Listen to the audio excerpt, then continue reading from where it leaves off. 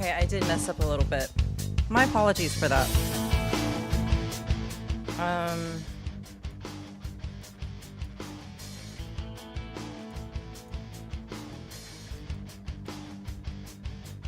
Nothing to worry about.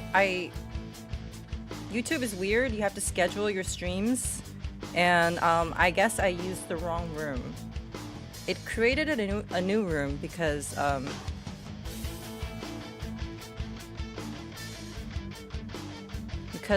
using Restream now, and it's new to me, and I mess up on it a lot.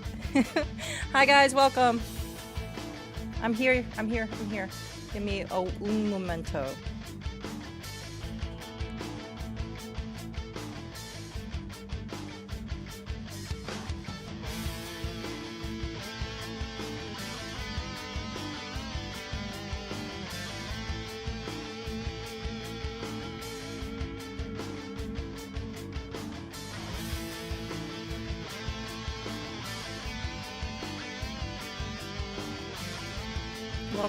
Welcome. Immortal you. Alright, here we go. Where am I? Do I still remember how to do this?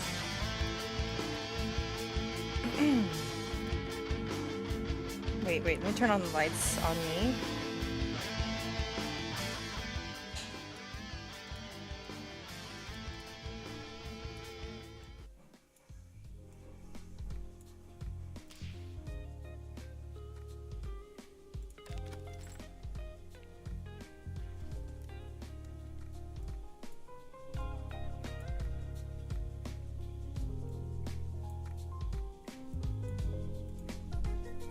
She stares back. I've been replaying Rogue Oh shit, I haven't been doing that at all. Sovereign Dark, hey, welcome. Look at us. Combined chat is working. Oh god, it took so much tinkering, you guys. It's not like so much tinkering, I just had to like redo everything, basically. And that's why I put it off for so long. I hope you all are doing well. Happy Friday. Oh shit, my filters aren't on. What? Are my filters on now? I must sound better now. Gotta love tech issues. Yeah, tech issues, makes the world go round. Shit, man. I get lazy when it comes to tech issues because I hate troubleshooting. Because, like, when you troubleshoot, it's like you have to try through so many solutions that leads to nowhere or dead ends that make you, and you have to start over. And like every time you have to just will yourself to get motivated that the next time that you go through the whole process that it will work. And rarely does it work out that well. Sounds fine on my end? Good. Remember to drink your waters.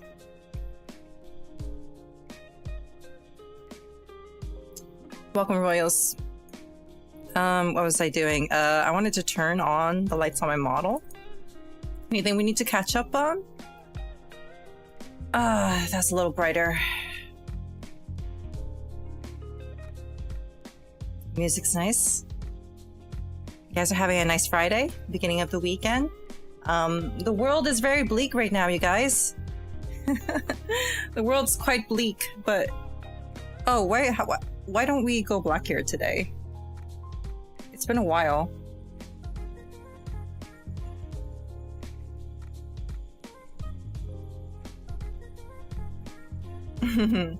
Black hair. It's been a while. Hope you guys are doing good. I probably should have more caffeine at some point. You managed to snag 3 Anju? Do you know how many I have? The world is bleak, but the skeets are fantastic. That should be my tagline, dude. Dark mode, Jupi. Yeah, it's dark mode.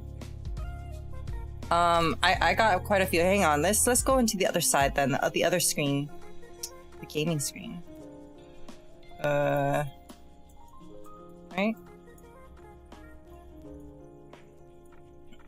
Oop, I'm so far away.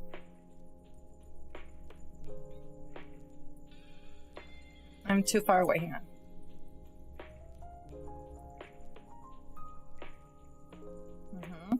Yeah.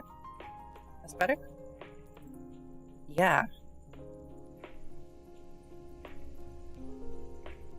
Payday, let's go. My payday is until next week. All right. I have, I think... Ugh. Yeah, I have P4. You said it yourself. I need one more. This is my room. And I may do with it as I please. I've been busy. I've been raising her. She's 60 and resonance is max. And I also did her resonance pattern too. I just need one more. I just need one more, but I'm broke. Like, no... I can't. I've got 90. So I'm here now. Welcome, Sovereign Dark. Free to play? I'm not free to play. But I'm not like I'm not a whale either. If that makes sense. Are you talking about a suitcase? I'm sponsored.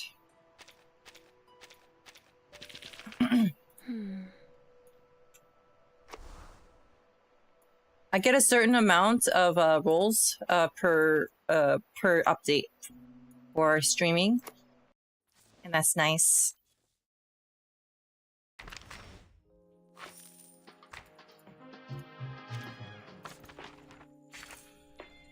But I would spend money in this game regardless, you know what I mean? I haven't done the- you haven't done the wilderness? I don't like it much.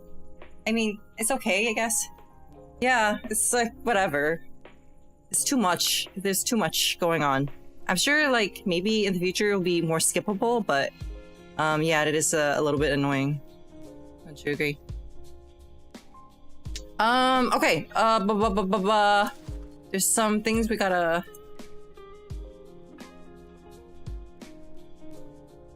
What up, Queen Jupy? Hey, welcome. Welcome. I have so much shit on mine, I can't upgrade to the new things? Yeah. I'm thinking I should raise Lilia next. What do you guys think? Or oh, who should I raise it? Lilia? Or Kalauna? Or Pickles? Or Spathodea? I don't know. Did you grab? Oh, of course. Where is she? There she is. There she is. Don't look at my portrayals. I lost my 50-50 so many times to eternity. I lost so many, and then I lost another one to Windsong. Lilia? If only we would level them all, if only. Yeah, we should do Lilia? I need to get her garment. Don't be in and out. You're bugging me. Nala P4, yeah. I'm gonna P5 her. I'm going to. Trust me. Trust me, I'm working on it.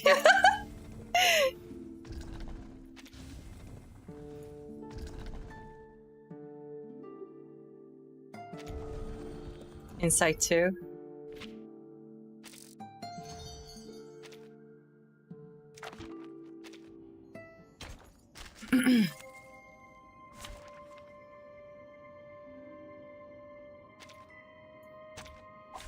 You should not make an enemy of the earth.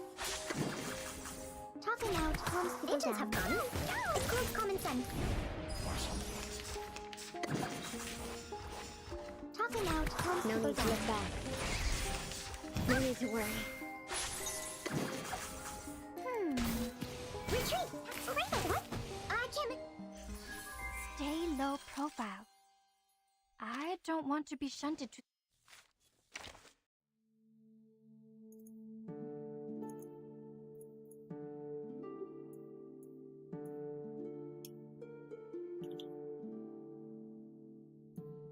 One more? Oh wait, I just need one more. Shit.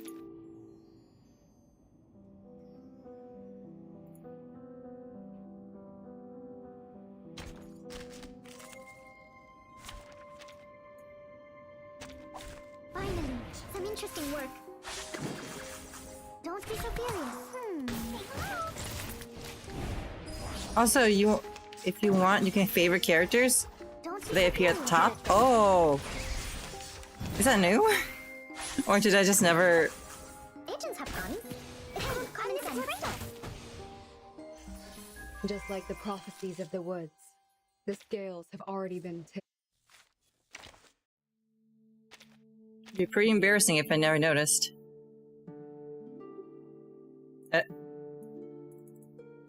My game has been doing this, guys. It's been crashing like suddenly, like that. Hang on. Let's redo. I gotta relaunch it.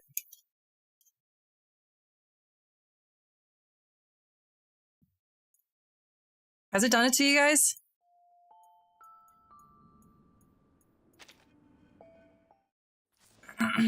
Is it new? Is the paperclip? I see. I see.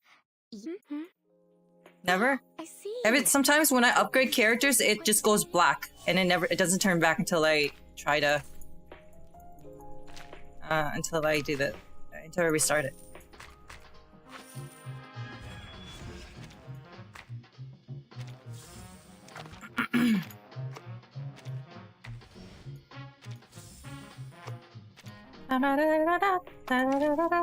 Okay, that did go through, right? Where is she? Oh, paperclip. Where's the paperclip? This one? No. What paperclip? Oh, is it on the character itself? No. Okay, I see. Where is she? Where is she? Oh, there she is. Don't be in and out. You're bugging me.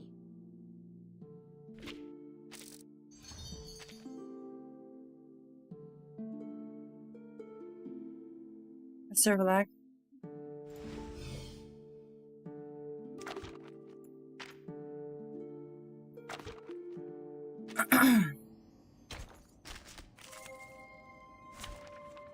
Seven rounds? Damn, I was...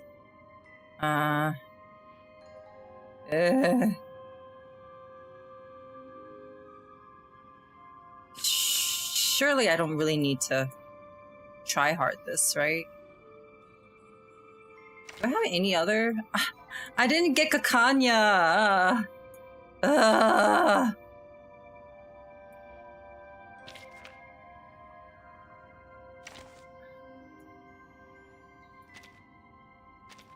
Shall I ask? Wait, no, not you.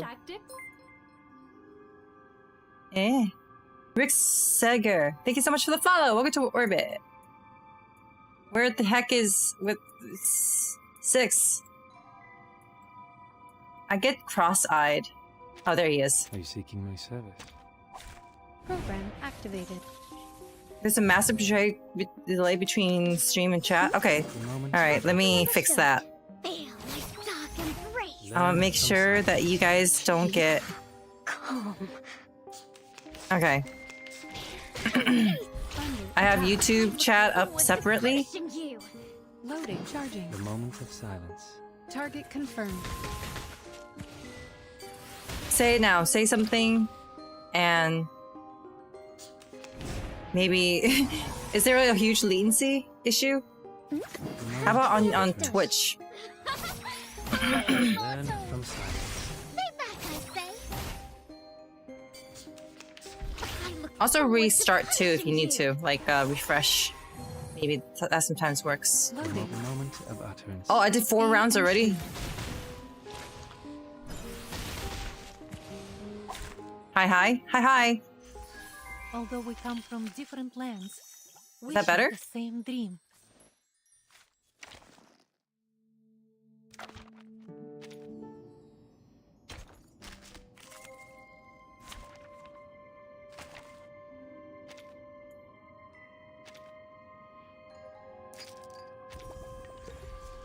Maybe still a lag?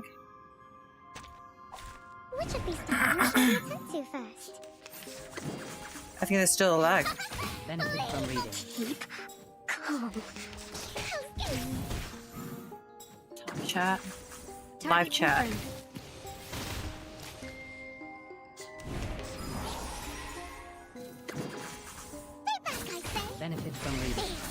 A minute delay? That's crazy. Why is my latency like that? Victory I'll have to look secured. into that. I should excuse myself. That's a huge delay.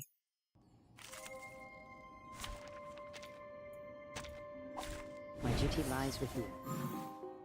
Stay back, I say. Learn from silence.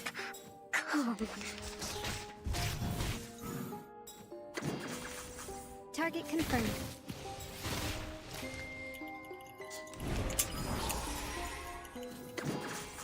There's my dark and Benefit bright. from reading. Stay back, I say.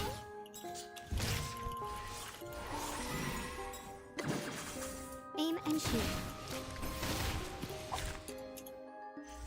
Finally, it's just you and me, Mom. 30 seconds. Okay. Okay.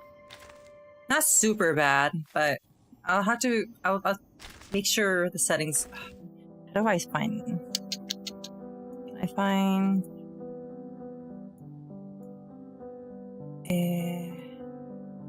I go live streaming...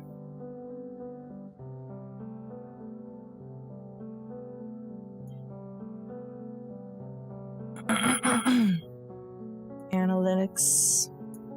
Stream health...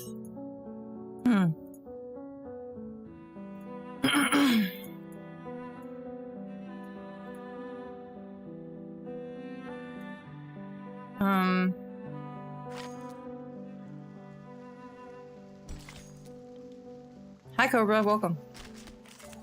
How are you doing? My duty lies with you. Learn from silence. Behold the phenomenal world. Aim and shoot.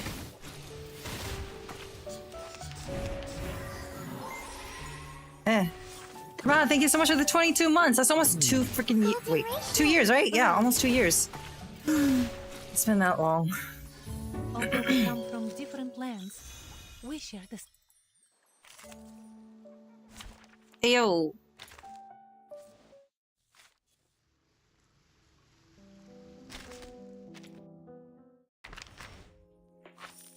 Sorry, I'm just doing quick dailies before we dive into the meat of the story.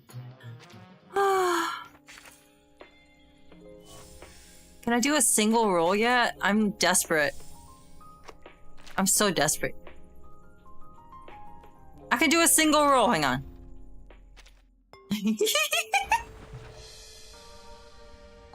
No, I did not get her yet. No! Mission Just one more. I just need one lucky roll. One lucky single roll. That's all I need. Okay, you can do the menu music? Yeah, because it's not even the special, it's like the sorry, it's not even like the main one, it's the special one that I got from the San Francisco event. All right. Sao Paulo, Bossa Nova. Let's continue. Last story happening, we were in Sao Paulo and our boat exploded. Nala was like suitcase, like she was trying to be like a stowaway, boat hopping, getting away from here as much as possible. You know, she's trying to get her freedom, but she always finds herself trapped and jailed again. And then this time, the boat exploded that she was about to leave, and it sent Verton and it sent them down the river, and they are discovered by the guy who looks like Sotheby's butler or something. Anyways, let's go with that. Oh wait, let's turn the music thing up too. There you go.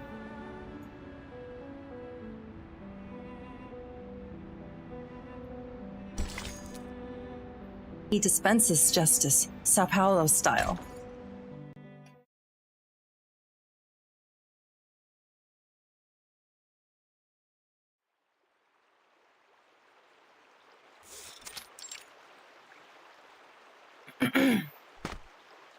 After instructing his men to take Dr. Doris to the chapel hideout, Mercando walks over to Duncan, who is watching over a group of hostages.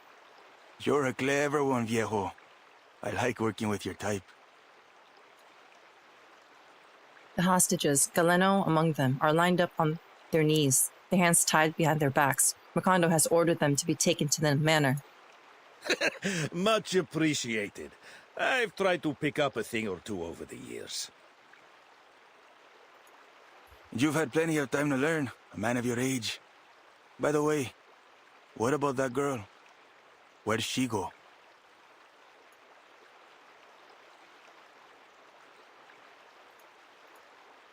So 3 is missing. Dunno. Maybe got scared away. You know how little rich girls are. I'm certain she's found her way back to her daddy's bodyguards. She'll be no cause for concern. Fine, fine. No need to worry about this spoiled little girl. Now this bastard, on the other hand. Mercando kicks Galeno hard in the stomach. Leave the boy be. He's not got much time left if he doesn't give up those names. His eyes dart around, keenly scanning his surroundings. Mercando had left with about a dozen men, but he only came back with 9. Hot enough out here? Luckily, I've got a bit of vino left. You a fan of wine, Senor Marcando? I'll fetch some for us, and all the brothers and sisters here. Let's drink to the Brotherhood and the opportunities that lie ahead. You old fox, I see your game. But why not? We could all use a drink. Eat him? You old fox, I see your game, but why not? We could all use a drink. You, over there! Keep a watch on this guy. Don't let him get away. He gives Galeno a kick in the backside as he leaves.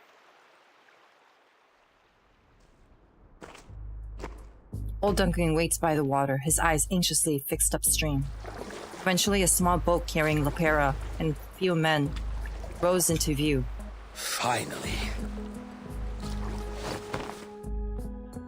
I'm just thinking about how many times Duncan has shown up in my quest for P5 Nala. So many times, y'all. So many freaking times. The boat docks, and they jump ashore one by one, carrying a spiked wine in their hands. Duncan, you nearly had me there. When did you plan all this? I've had it brewing for a while, but things have been changing fast lately. Honestly, I didn't expect to be doing this now. Counts the men, just 6 of them, fewer than expected, but enough. There's enough snoring syrup in the wine now to put them all in a dreamy, deep, deep sleep. So I heard of the name Reverse 99. This is Reverse 1999, but I have absolutely no clue what it is. It's a gacha game, and it's basically like wizards going through space-time, encountering a cosmic storm that reverses time and taking things back to archaic times. And it's really cool. It is complicated, but the intrigue is very fascinating, and it has a lot of beautiful characters, beautiful designs, beautiful storytelling, beautiful music, and beautiful art. Whole package, I'd say. Oh, but might it have had a stronger effect if I had included a dash of slumber belladonna in the recipe? This will be more than enough, little lady. We only need to get them to drink the wine. Then? Oh, then you must drink this. Just a drop.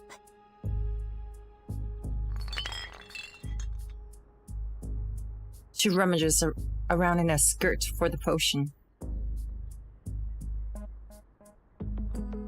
Eventually, she produces a bottle of thick pine green liquid. It will stay on your tongue and prickle around in your mouth. That way you won't drift off like the others. I've concocted much tastier potions before, but this one...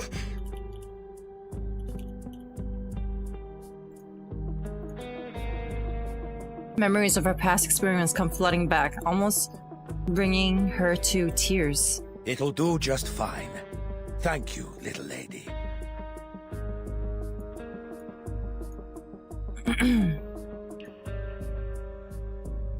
He smiles as he takes the bottle and downs its contents. He raises his flute, signaling the next step of the plan. Pass me the wine and wait for my signal.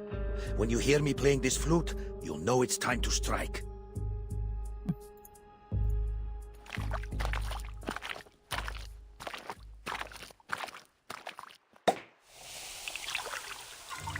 The wine's here! Courtesy of an old friend from Mexico. Take a glass, everyone. Here's to his reverence's good health. Psycho, welcome. Timey-wimey wizard BS with Coolio shit, exactly. Gonna get a comfy nap in this narration. Well, if I don't stutter all the steps of the way. That reminds me, do you remember I retweeted something that Mint made? Wait, I just realized that my dyslexia has never really, I've never really read her name out loud. But anyways, Minto, or I forget her name. I feel bad. She was talking about how she gets anxious with numbers, and reading numbers and shutting down, and that's how I used to be. Minto, is that? I'm such a fake fan, dude. I'm such a fake fan. Anyways, she was talking about how she has anxiety with numbers, and that's exactly how I used to be with reading out loud. And I remember kind of shutting down still, like in the beginning of streaming, my streaming journey. But it's only because I started facing my fears and reading more often and reading more frequently in front of people, and not just to myself, that I was able to get better.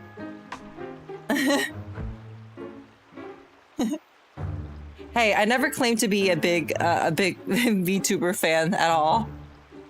I mean, I am, but I think I don't watch VTubers as much as I used to. Mostly because whatever I watch is on YouTube, not so much streaming anymore, right? As a big VTuber, I'm not a big VTuber. I watch clip roundups now. That's all I can afford all the time I can afford these days. But it makes me realize that I only see people based on what on Twitter what they say, instead of at their actual names. Duncan, that's your flute. Give it over. Mercado snatches Duncan's flute and looks it over. This is a fine flute. Bald men streamers, F1 for some reason. Duncan, did you said that you got a friend in Mexico? Huh? You know that old Mexican song, La Llorona? Can't blow the flute just yet. A few men are still awake. That I do! Oh, that's I his learned it from the best! In the cactus arcane back in skills. Tulum. From a fine young lady with silky hair and gentle eyes as dark as coffee. Ooh, coffee. An improvised lie, but there's a truth in it. The cactus bar in Tulum is real, at least. Claro. So, I'm gonna have some beer in a bit. Chica, huh? I guess it is noon now. I'm allowed a beer, no? It seems beautiful ladies are as much more interesting than music to him. Don't let me start spinning that yarn. It'll be no fun for you to watch an old man bursting into tears. Lies and fake tears. Duncan's acting wouldn't fool the sober, but with his audience under the influence of alcohol and potions, he might just get away with it. I'll only say I was heartbroken by the time I left. That love of mine. Anyway, Anyway. enough about the old flames of yesterday. Let's raise a glass to a better tomorrow. To poor old Duncan. To poor old Duncan. To poor old Duncan. Duncan adeptly retrieves his flute before pouring out more drinks.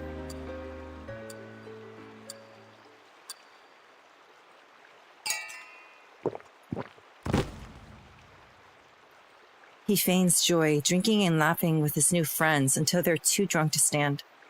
Every one of them is utterly inebriated.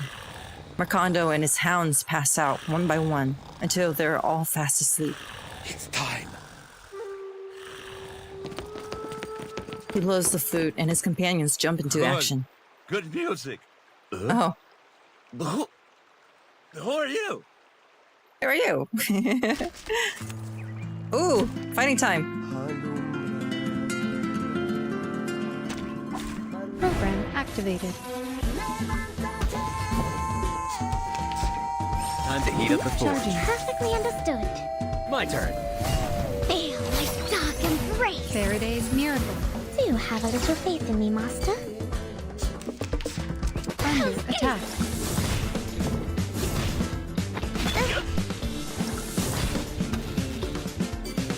Go! Loading. Ready? Flee, mortal!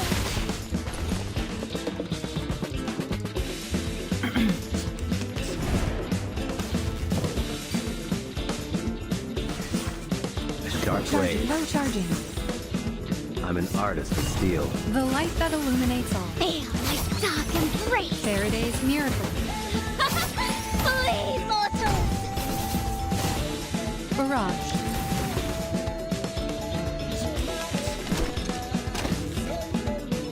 Perfectly understood. Hi, Master. You go, girls, do nothing. Aim and shoot. Nice. Now a big shadow to the champion! Lopera, Galeno, come on, give me a hand. Oh, pinche traidor. Time to cash you out. Hi.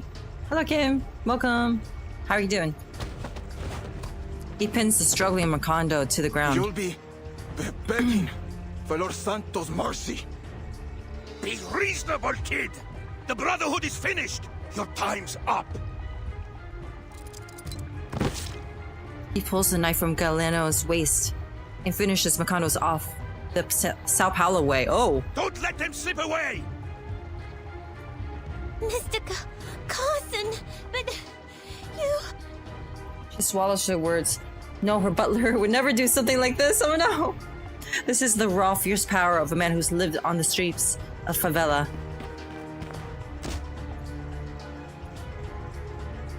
Meanwhile, Lopera catches up to a fleeing thug and cracks him over the head with the butt of her gun. Let me.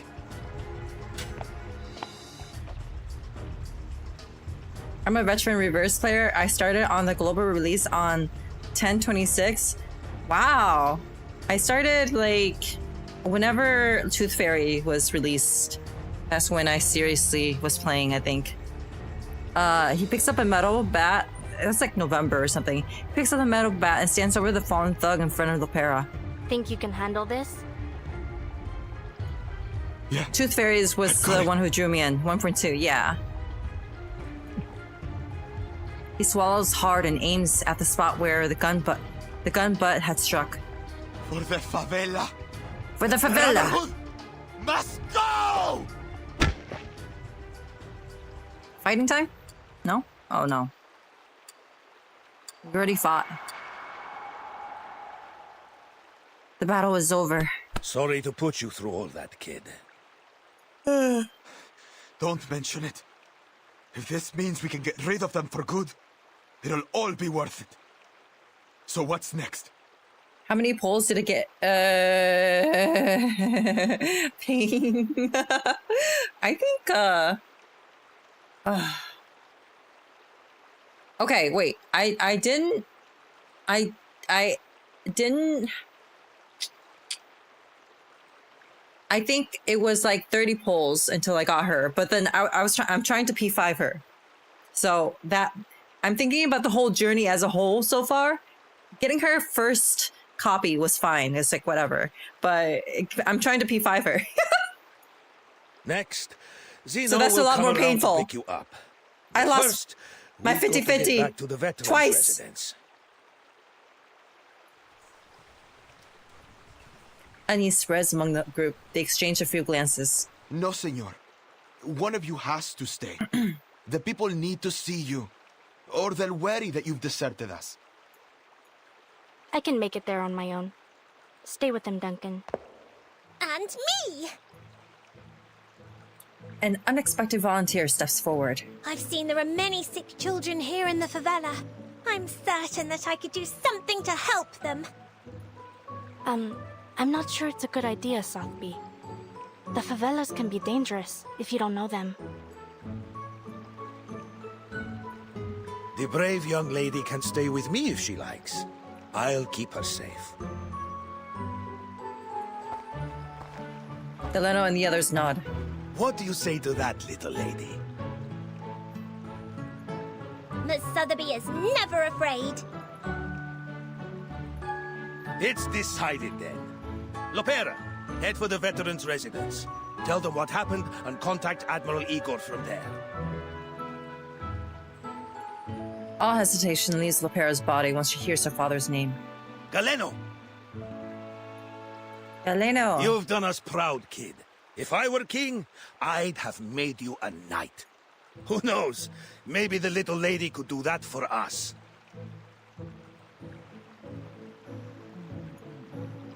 But first, young Galeno, we'll seek another deed worthy of knighthood. It's time we fight for our people.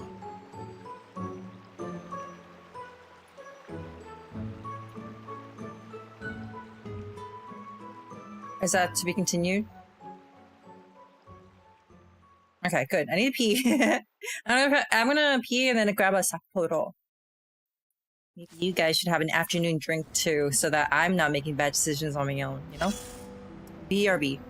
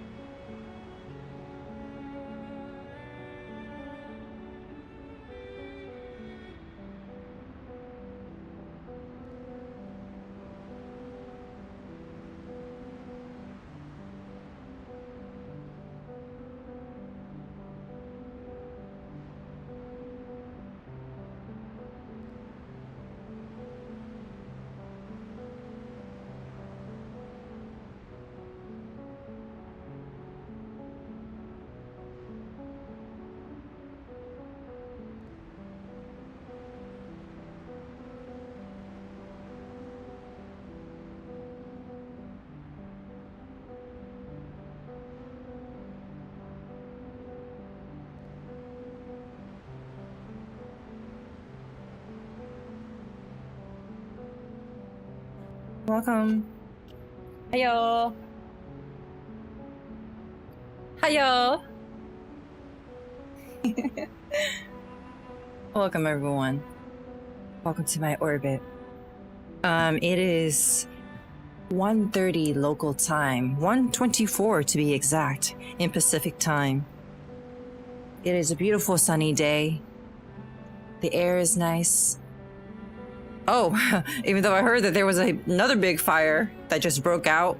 Ha ha ha ha. And I'm sure that lovely air will blow our way sooner or later. See the model come back to life? Come back to life? And I am cracking open and coldly. Sapporo! It's 4:25 where I'm at. Ah. You're in East Coast then. East Coast. How I miss the East Coast.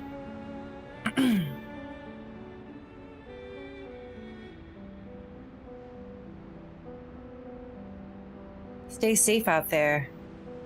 Stay safe out there. Oh my god. Another big one. No fires yet, but you guys do get hurricanes. It's not safe anywhere anymore. We got the earthquakes, we got the droughts. The droughts are very bad. Like, that's like an unknown killer there.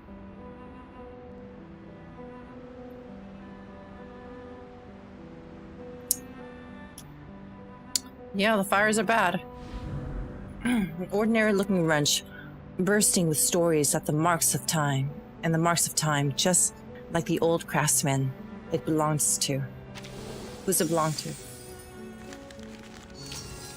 Silent night, holy night. Who's that belong to? Is it hers?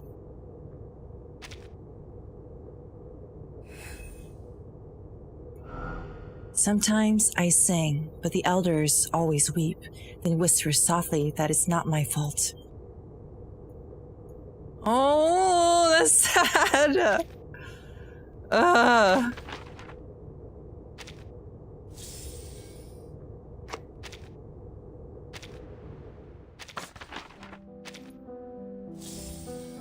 Alright.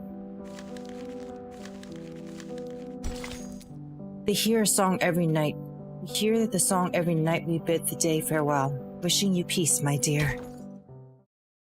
I'm one of the states by New York. Ah, haha. I'm from Connecticut. I'm very familiar with that area. The route from the favela and the veterans' residence is quite familiar to the White Rum. She has ferried the doctor back and forth countless times. You ever been to a veterans' residence? Not many young faces there, besides Lopera.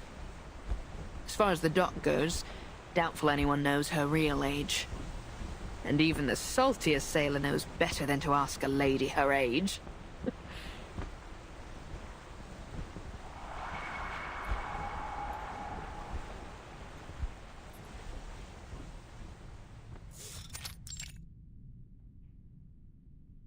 Ooh, I see that joke missed the bow, so to speak. No. It wasn't a bad joke at all. Really. A joke would usually warrant some kind of response. She's... Aye. Thanks for the kind words, lass. But best to leave old Flotsam where it lies.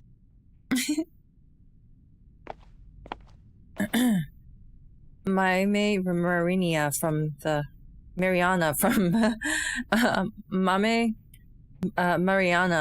the veterans residence brings out some snacks. There's plenty of sugar to go around in this neck of the woods.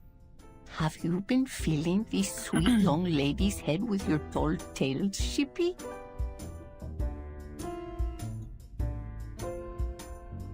The little ship used to live with the doctor in the veterans residence, but today she returns alone. Neither one of her two passengers is her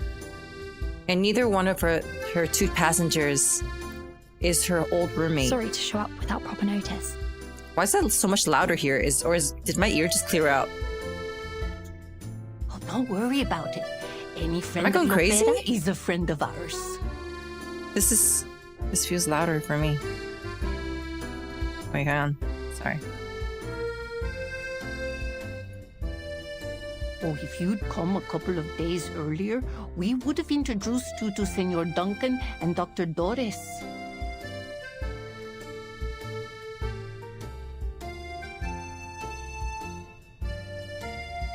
But they've not been around in a while. That's a shame. I was looking forward to meeting them. Hopefully we'll see them soon.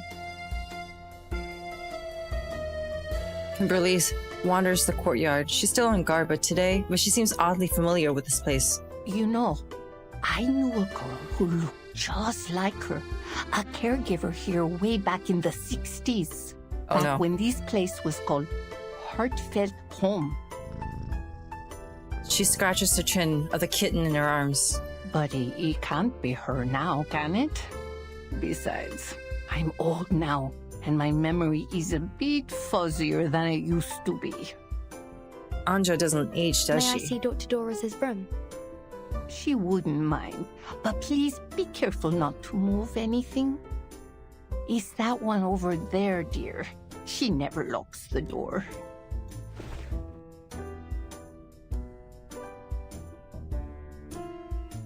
The place looks no different from the other rooms in the courtyard, but the door is slightly ajar. Green vines hang from the roof, and the weathered walls bear the passage of time. It's a simple little home. Kimberly stands by the door, a stray cat in her arms. She scratches his belly. How dare you scratch me! The cat leaps out of Kimberly's arms, grabs one of the vines, and clambers over the wall of the veteran's residence. Back here, you fluffy rapscallion! I'll have your tail, you hear me? Oh no. She's not as agile as she looks, or perhaps the kitten has made her soft. She fails to catch it, instead stumbling into the door, throwing it wide open, and hitting the floor with a Do be thud. careful, Miss Kimberly. Kimberly! How did that happen? And how long have you been standing there? Dang. My strongest character is Sonetto. My favorite character is Sonetto. Lucy is my Just a little favorite. while. Funny. I've never thought to open a door like that before. Come along. Let's take a peek inside.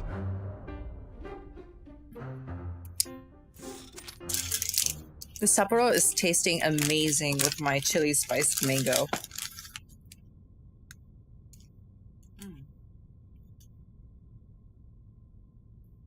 It's a rather ordinary guest room.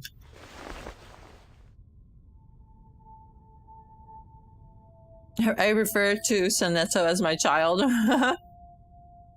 Daughter? Except there's a peculiar white marble chair sitting by the window. It has a red button on the armrest. What does that mean? The marble feels familiar, but no memories come to mind. How odd, they both have some kind of familiarity with this place. Huh? What's this red button on the chair? What is it? The button seems totally out of place, as if daring someone to press it. Kimberly takes a seat and curious. No, why would you do that? Oh my god. What if it electrocutes you?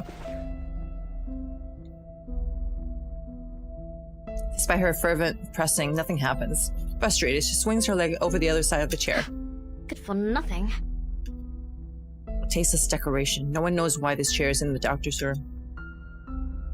Pressing the button didn't trigger an explosion or anything like the like. Why was she pressing the button if she even thinks that was going to happen? It's simply a functionless, harmless little contraption. On the other side of the room, the doctor's desk holds a stack of manuscripts. These must be articles that she hasn't sent out yet.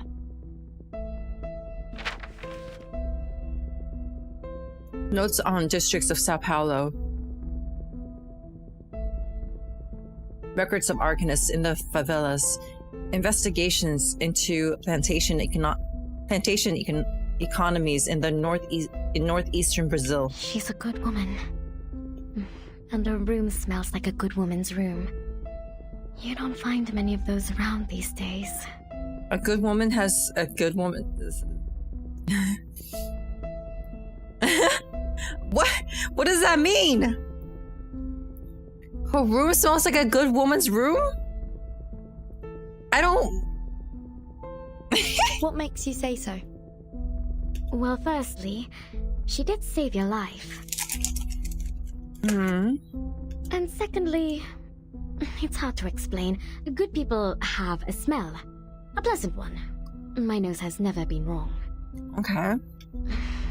Burton, we'll bring her home safely.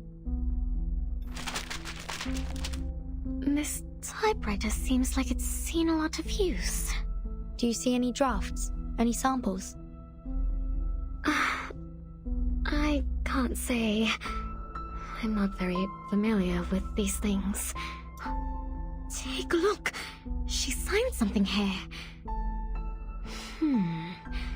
But I thought her name was Doris. The single word written in the bottom of the manuscript. Erd. She's also Erd? Mariana! A familiar voice echoes from outside. Feel free to remind me, I don't remember. Who's Erd? I mean, the name it sounds familiar. Is that also the blind woman? Or is that her too? Is that what they're trying to say? Ooh.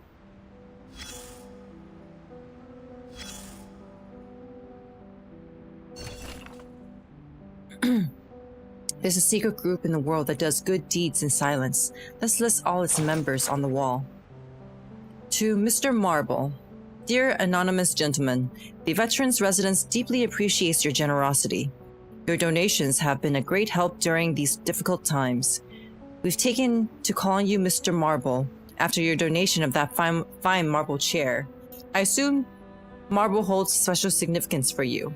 If you happen to see this letter, we hope that you will one day soon come through the door and accept our thanks and hospitality. I'm sure you'll be pleased and comforted by the heartwarming sights inside the home you've so long supported. And we'd love to hear your story behind the large red button you've placed on your gifted chair.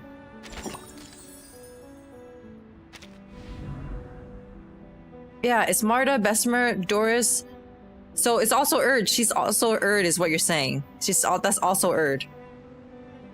Those pristine wings, however, could never, ever fly across the riverbank. For whomst?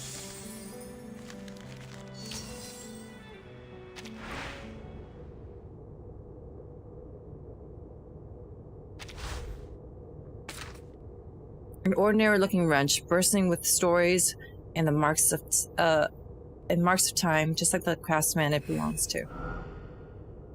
Don't be fooled by its plain appearance. This here is the foundation of all my work, just as much as my calloused old hands. Ugh.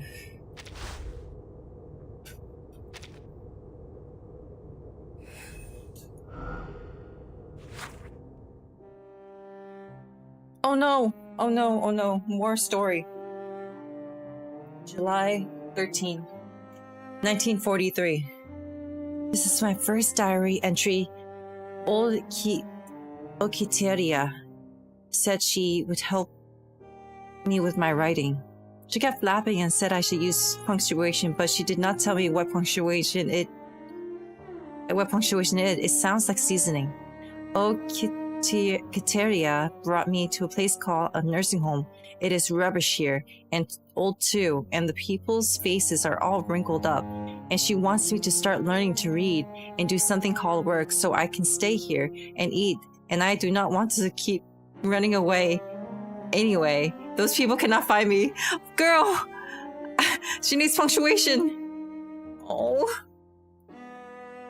These elderly people move so slowly. Where is the thrill? They all looked at my clothes and said that I must be a rich girl from somewhere far away. I told them about my past. They laughed so much. Oh, Kiteria didn't laugh, and another didn't laugh either. The one they called the soprano. She said I was a pampered little thing.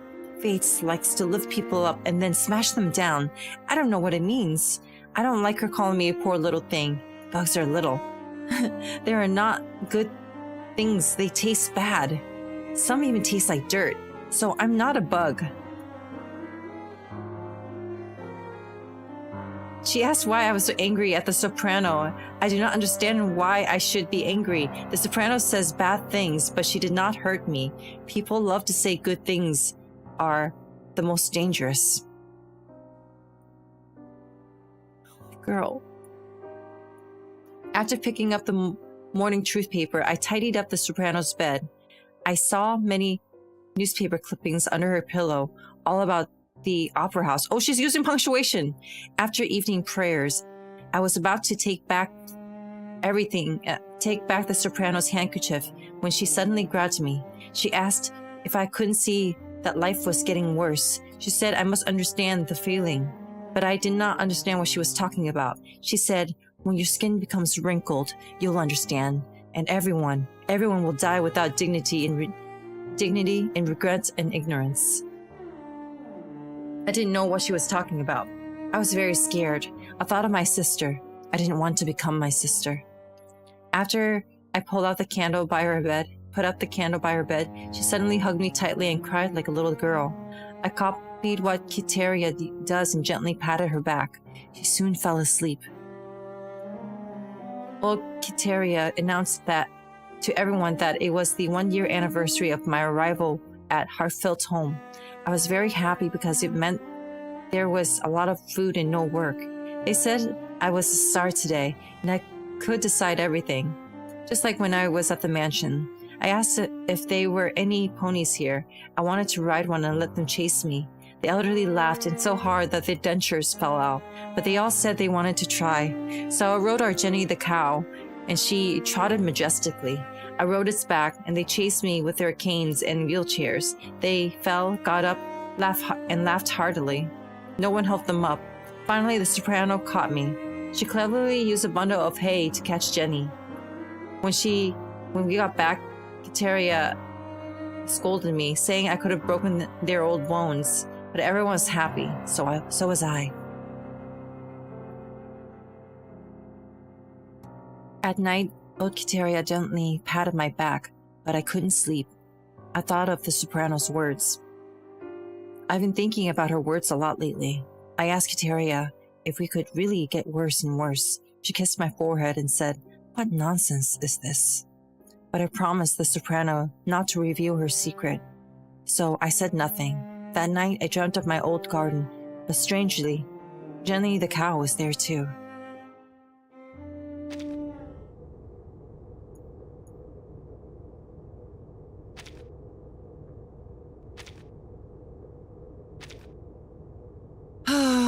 Why are these so depressing? Wait. Bessemer. Roll bandages, fighting back death's descent upon her patients and extinguishing the world's light from the eyes of a doctor.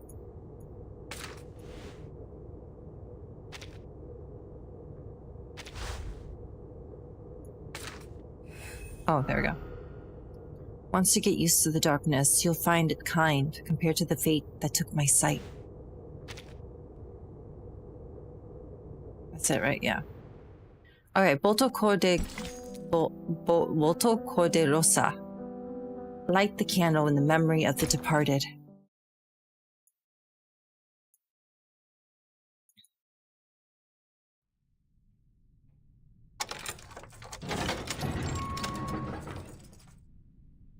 Oh, more visitors. It's Lopera. She's safe. But where's Sotheby? Thank goodness. You survived too. What about Sotheby? Oh, something happened in the favela earlier, so she decided to stay there. Don't worry, Duncan's with her. We've got bad news. Dr. Doras has been abducted by the Brotherhood. What? Idiotas! What's wrong with them? Ugh, guess I'll call the base. Mi viejo will figure something out. Sink me! Lepera! I thought you'd been sent to Davy Jones' locker. White rum soars through the air and lands squarely in Lopera's arms. The ferocity of the embrace is enough to knock a grown man to the ground. Why did you think that? I'm tougher than the stubble on the chins of the old geezers here. I'm like you, a ship that'll never sink. Timekeeper? Who's that over there? Kimberly is peeking through the doorway. Only a sliver of her face is showing. She's so cute! Kimberly? She's so Did pooky. Mi Viejo let you go? She's been released? Oh, Timekeeper, let me explain. When we were routing out the deserters, we found Kimberly hanging out with the Manus thugs. Pa took her off somewhere, and he always has a plan, so I didn't bother asking where she ended up. Hey, come over here and say hi. When did Pa let you go? Uh-oh, they don't know. Or did you sneak out somehow? Kimberly's eyes shift, her claws tensed, as if ready to spring into action at any moment. Miss Kimberly, didn't you pull me out of the water? How did you know? Shortly after my fever subsided, I started to remember what happened just before I lost consciousness. There was a voice ringing in my head. It was you calling out to me. Vertin, I can't have you dying here. You mustn't give up. She's getting called out. What? I did not say that. I just took you to the doctor and left. Her protestation is almost a scream. Aye, 'tis true what Vertin says. Though Kimberly denies it, she chose to save her. Even when she had plenty of chances to blow the lass down. She's a good lass at heart. Not an enemy, Lepera.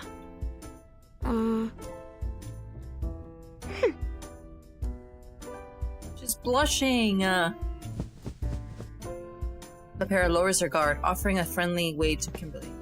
Kimberly cautiously steps out of the doorway. She's like a kitty! To maintain some distance between the two of them. Lepera looks at her new friend. Her attire has given her a new... has given her a totally different appearance. Kim, thanks so much for the follow! Welcome to Orbit! After a brief pause, Lepera smiles at her. You have to understand, it's pretty hard not to suspect someone who hangs around with the Manus. Anyway, I guess there must have been some kind of misunderstanding. Back then, I didn't have time to... In any case, I'm sorry, Kimberly. Lepera extends a hand in gesture of peace, but Kimberly hesitates, her claws tensing once again. It's fine, but don't think I'll forgive you so easily. Speaking of the Manus and the Brotherhood, I never quite understood what they were trying to do. I don't blame you. I still don't really get it either. So you're really not in the same boat as them? A sudden yet perfectly reasonable question. Of course not! I don't have a boat! No, I mean, I'm not in any boat with anyone! If only I'd found my... She looks around as if she's forgotten something, but she finds nothing. Listen, I don't know who it is you're looking for, but it's not me. I've already told you everything I know. If I'm not welcome here, now get out of your way. Just... please, don't take me back to the place. I don't want to see that thing ever again. She refuses to look at the weapon around Lepera's waist, perhaps in a restrained sense of rejection or fear, or something hidden deep within her heart. All right, girls. If you want to have a chat, at least take a seat first. It simply won't do to have you all standing around the entrance like this.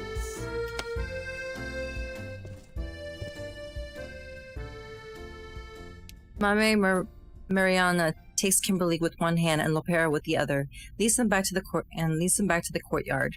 When they arrive, she lays out some pacoca for them to snack on. Eating candy is bad for your teeth, Bobo.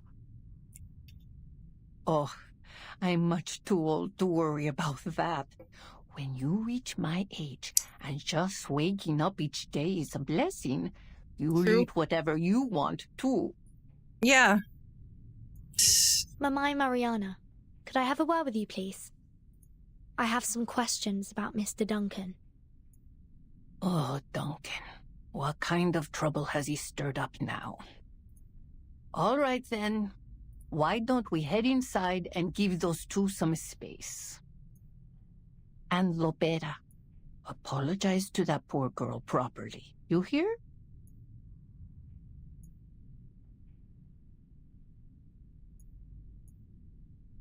Every lost friend is worth remembering.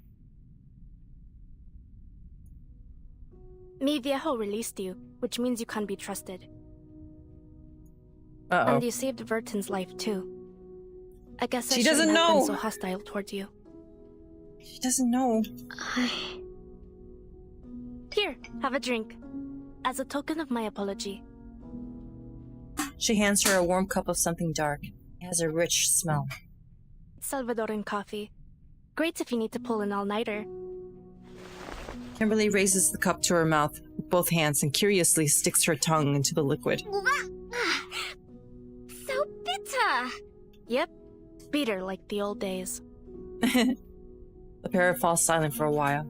Kimberly glances at the gun around her Lepera's waist. You know, back in Colombia, my father did horrible things to his plantation workers. Oh, wow.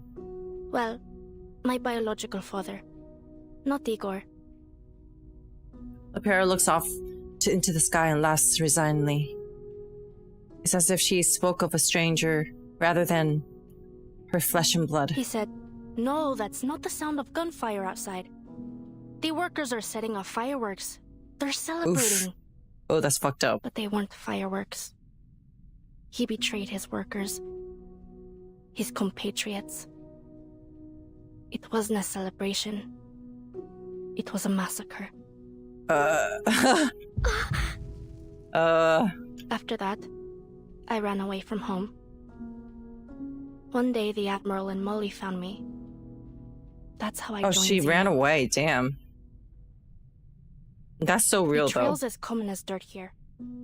Comrades, friends, family, anyone could sell you out. And for cheap, too. I hope you can find your boat soon. You know, a place where people have your back. Can I not drink this? Of course. Don't force yourself. I know the taste isn't for everyone. Hi, Peen. Welcome. She clings her cups with her new friend. Carlota Lopez Rivera. That's my full name. Bit of a mouthful, huh?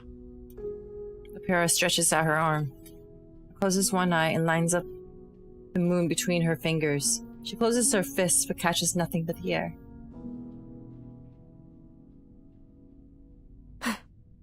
I wanted to erase it from my profile. From everywhere, to be honest. But mi viejo disapproved. She fiddles with her fingers, her eyes lingering on that unattainable celestial body. Molly agreed with him. She said, "You mustn't forget your past, Beta." But, like, that's her dad. That's not So her. I She let ran it go. away. But Lopera sounds so much nicer. So I preferred to go by that. And you, Kimberly? What's your real name? Kimberly hesitates. Nalahari. The residents of Heartfelt Home called me Anjonala. Oh, she did say her real name. Real names are very important.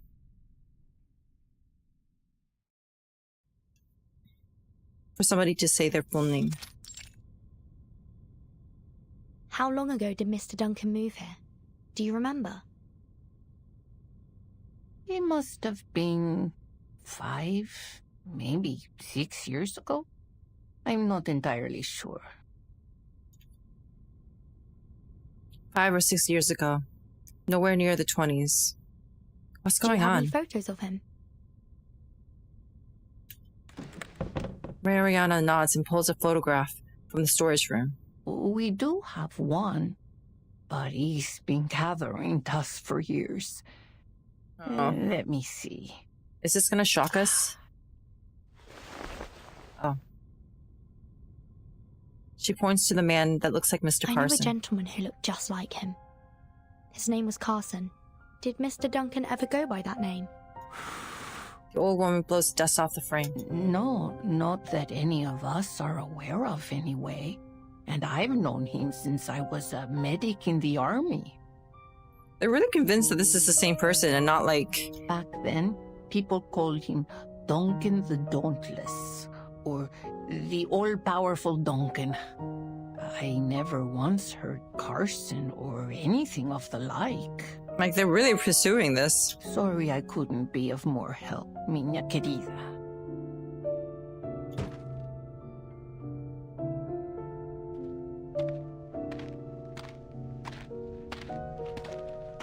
It seems like an in-person meeting with Mr. Duncan is in order. As they head outside, black flashes across their vision, and a crow swoops down from above. It releases a letter clutched in his claws. A crow? The crow perches nearby as the letter flutters down and lands at their feet. The old woman picks it up and breaks the seal. Oh dear, this looks like bad news. Uh-oh. Santos. It's a clearly written ransom note. Dr. Santos. Doris is being held captive in the Colonel's manor. He's given us 3 days.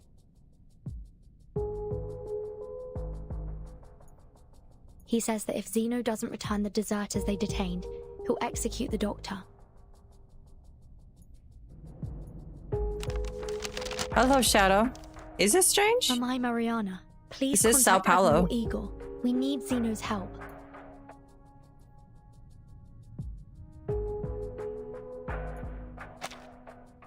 Am I Mariana? Please contact Admiral Eagle.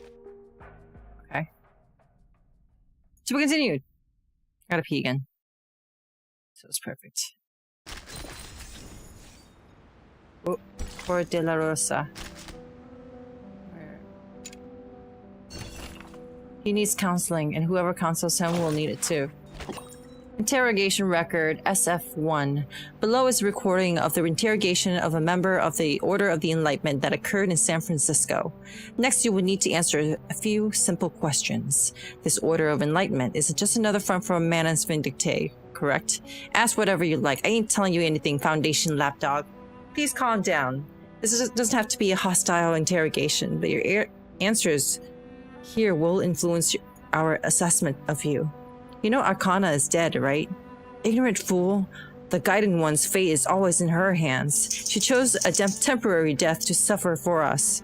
One day she will return like an angel, and we will be reunited. We will once again become one, returning to that glorious age. I have no intention of arguing with you. You're sweating profusely. Do you need some water? I won't drink anything you give me. Alright, let's finish this quickly, so you can return to your room and rest. Can you tell me about who your current leader is? Is it Forget-Me-Not? Or the former school of Apiron Arcanist Sophia? Or someone else? How dare you call the preacher by her name? You may go now. Please notify the next person. Never mind. I'll call them myself.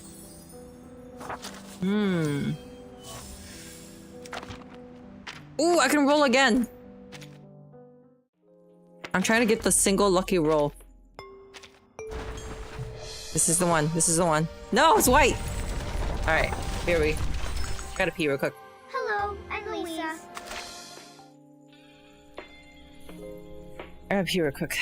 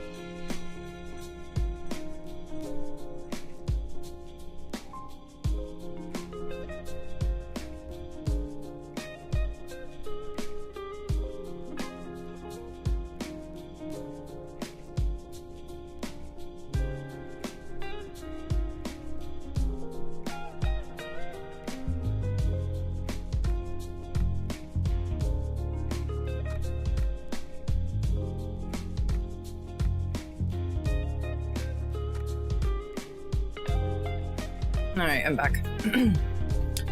Next tons of Brazilians lashing out. This update is not a good representation of Brazil. We usually use a nickname for our mothers or fathers. Using the word from the mother language is not the place for living. I did hear that. Yeah. They probably should have used a like a consultant? Is that what they call a culture consultant? Probably.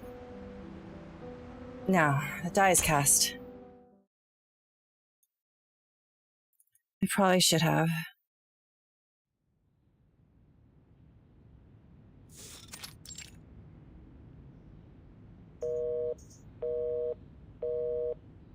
Admiral Igor rarely makes calls to Xeno headquarters, but the situation has become desperate. Ah, Igor. How are things in San Paulo? Worse than expected. Worse than expected. I have a small number of troops with me, but not enough to deal with the situation. Things have gotten out of hand. At least one of the Apostles' Brotherhood leaders has pledged allegiance to the Menace. Brotherhood. These new gangs just keep popping up, don't they? It's like cutting down sugarcane. Before you know it, another one's grown in its place. Carlos has been murdered by his own subordinates. Even now, some of the deserters are with the Brotherhood.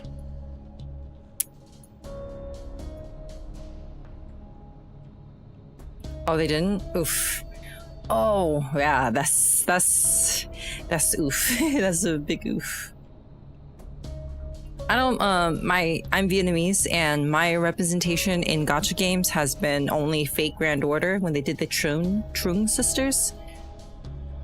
And I didn't really look into it. I don't know.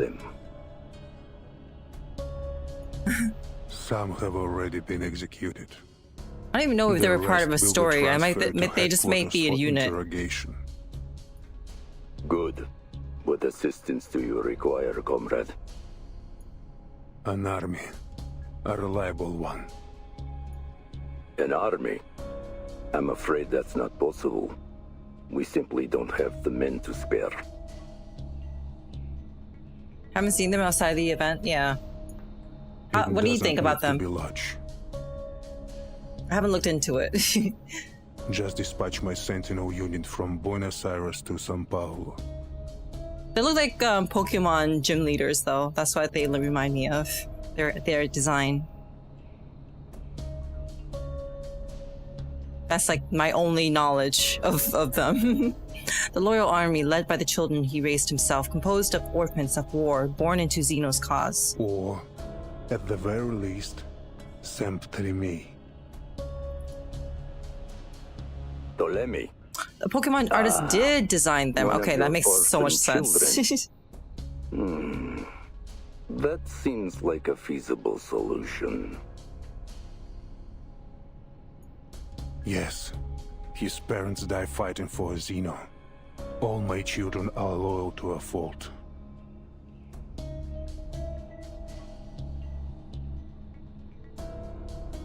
Officer Carlos was shot in the head by one of his own men in this very office. I need soldiers I can trust. Ah, so the fearless Igor is afraid of death after all. An officer was killed by his own soldiers at his own base. This is an immense stain on Xeno's honor. How little honor they have left. Igor clings to it like a leaf to a tree in winter. Indeed. If everything goes according to plan, you'll see your unit shortly. Now it's just a matter of time. The Admiral tosses the dice in his hand. Up and down, up and down. He receives the same oracle, the same answer. Like the inscription on the Behistun monument. It is eternal, unchanging. His heart is a hanging lyre, gently plucked. An ancient verse rises out of the Admiral's memory. Dark omens, ill prophecies. It is all whispered from his lips.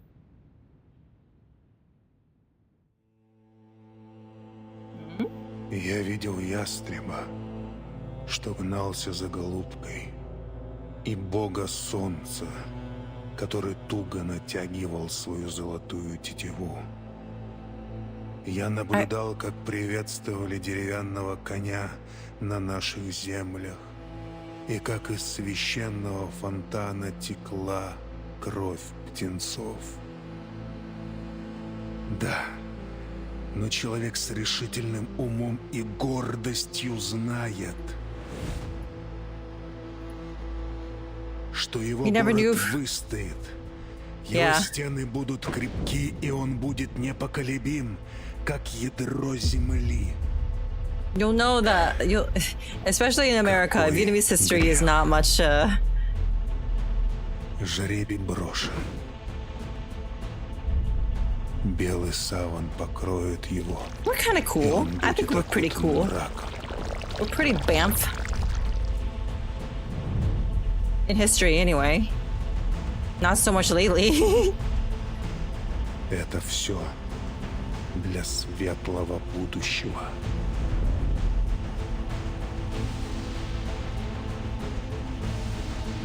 Лучшее будущее для всех. What is this? What is this reveal? What am I finding out? Huh. Something, I feel like I don't think I missed something, but the implications on this rain-soaked night, this is the only answer. Admiral.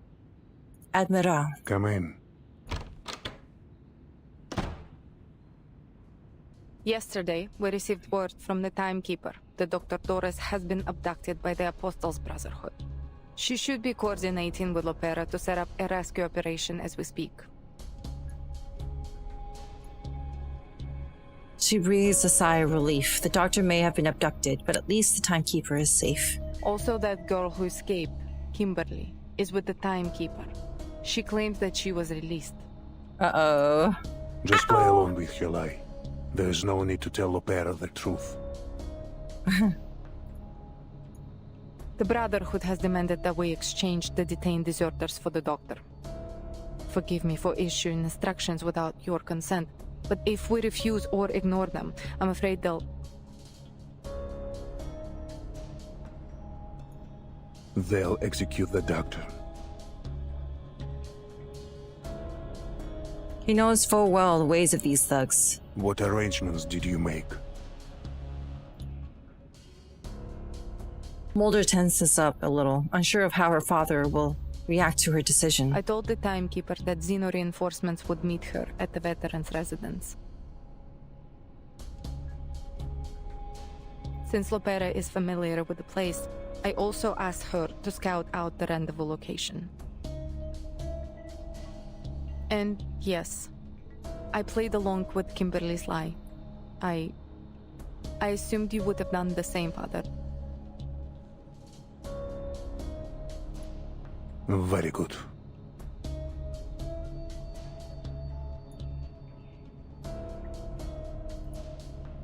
While the Admiral refused to talk to anyone last night, his daughter had been modeling her actions after him. Your squad will soon arrive. Take them to Lopera at the rendezvous point and bring the doctor back. A squad? The Admiral gazes out the window. He scans the barren fort, the weathered stone, and the vines slowly wearing away at the walls. How did this come to be? I've spoken with headquarters. All going well. Teleme and the unit will arrive soon.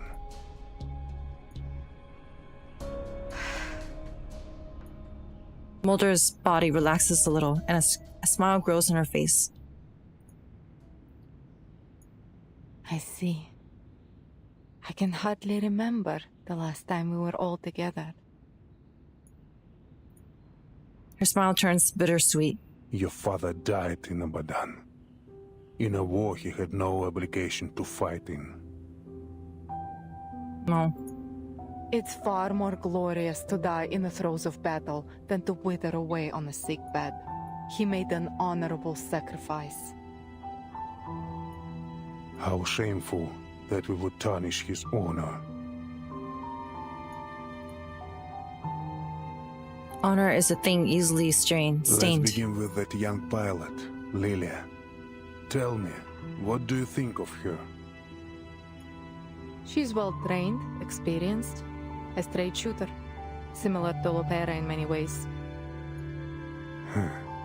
She's a true Slav, just like my brothers and sisters back home. Stubborn, loyal, brave, and as unshakable as the frozen Siberian earth. I suppose she's luckier than Lopera, not destined to become a traitor like her. Lopera is still a child, really. The Admiral closes his eyes as he remembers those who fought beside him. So many lives have been lost. In wars, in the storm. They have all been enshrined with the Hall of Merit at the headquarters. What do you think Lopera will do? She's your child, just like me. I think she will stand with us.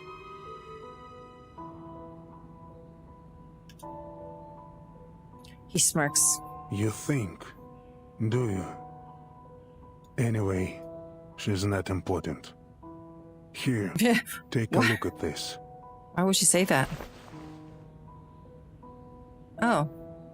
An invitation. I will not wear it, nor will you. I promise you, not one of us will wear this thing. I feel like this is foreshadowing. This feels like, oh, I will not wear it. One scene later, he's gonna be wearing it. Oh, they're gonna be led to wear it. The preacher has given us a gift and shared with us an oracle. We will bring her something in return.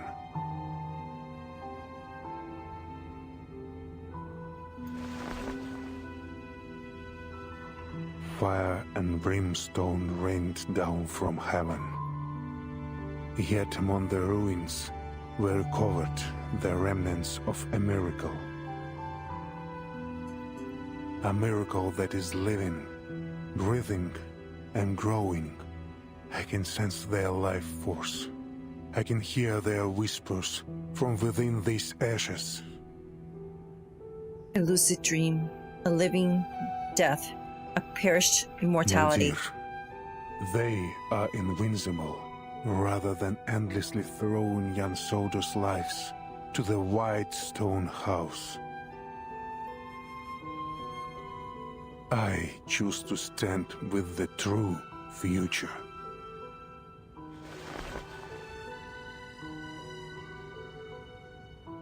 I will always stand with you, Father.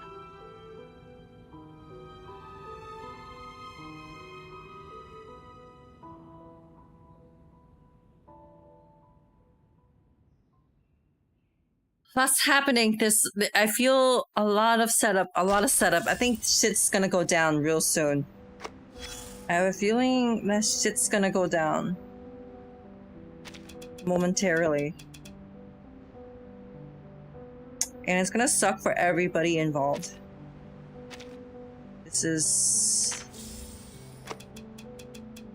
I think this is inevitable. Alright, what's he gotta say? The gambling game's been set up in a place unfamiliar to you. Soon, you'll be invited to join the table as well. Give me more details. Huh. You seem to have grown quite assertive. But remember this. As a newcomer to the table, you have no privilege to make demands or probe for information unless you're looking to be targeted and isolated. You have to lose a few rounds. Pay your entry fee. Only then can you start to learn the secrets of those at the table. The players' backgrounds, the dealers' habits, and the truth behind the highest stakes gambler. It's baffling to me. Why would anyone travel halfway across the world just to throw away their money?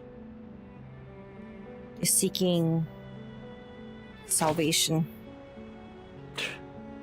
Disappointing indeed. To think you're entangled in such empty words. Some are so captivated by these grandiose phrases that they feel empowered when using them. Despite their vapidity, It makes them feel important. Huh. Hypocritical. Delusional, even. Nonetheless, it's a fair game. Oh, quite the opposite. The odds are rarely equal. Your opponents could have any number of advantages stuffed up their sleeves. A larger stack of chips, easier winning conditions, or even the power to change the rules. Want a fair game? You gotta fight for it. By any means necessary. The white suits always play it safe, carefully hedging their bets, while the black robes plot to overturn the table. Clever countermeasures. Clever? More like cretinous and atrocious. Cretinous. Once the table's flipped, there'll be nothing but chaos. Who would bother to set it right again? No one.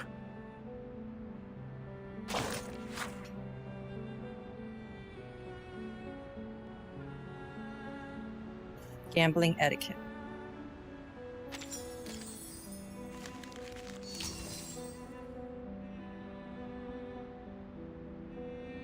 I need to crack my neck.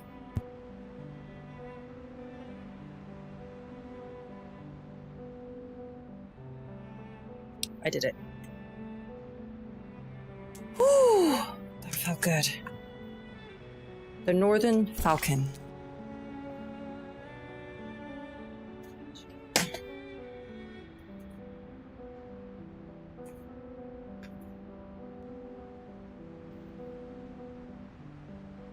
A long awaited a reunion, a shocking betrayal.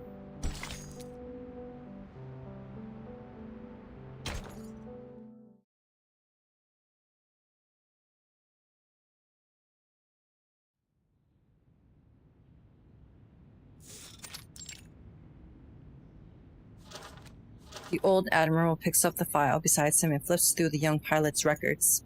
Arcanist. Abuses alcohol and loves to fight. Messenger. Call Lieutenant Lilia. Tell her to meet me at the training ground. He raises from his chair and heads to the training ground, where the blood of the traitors still stains the grass.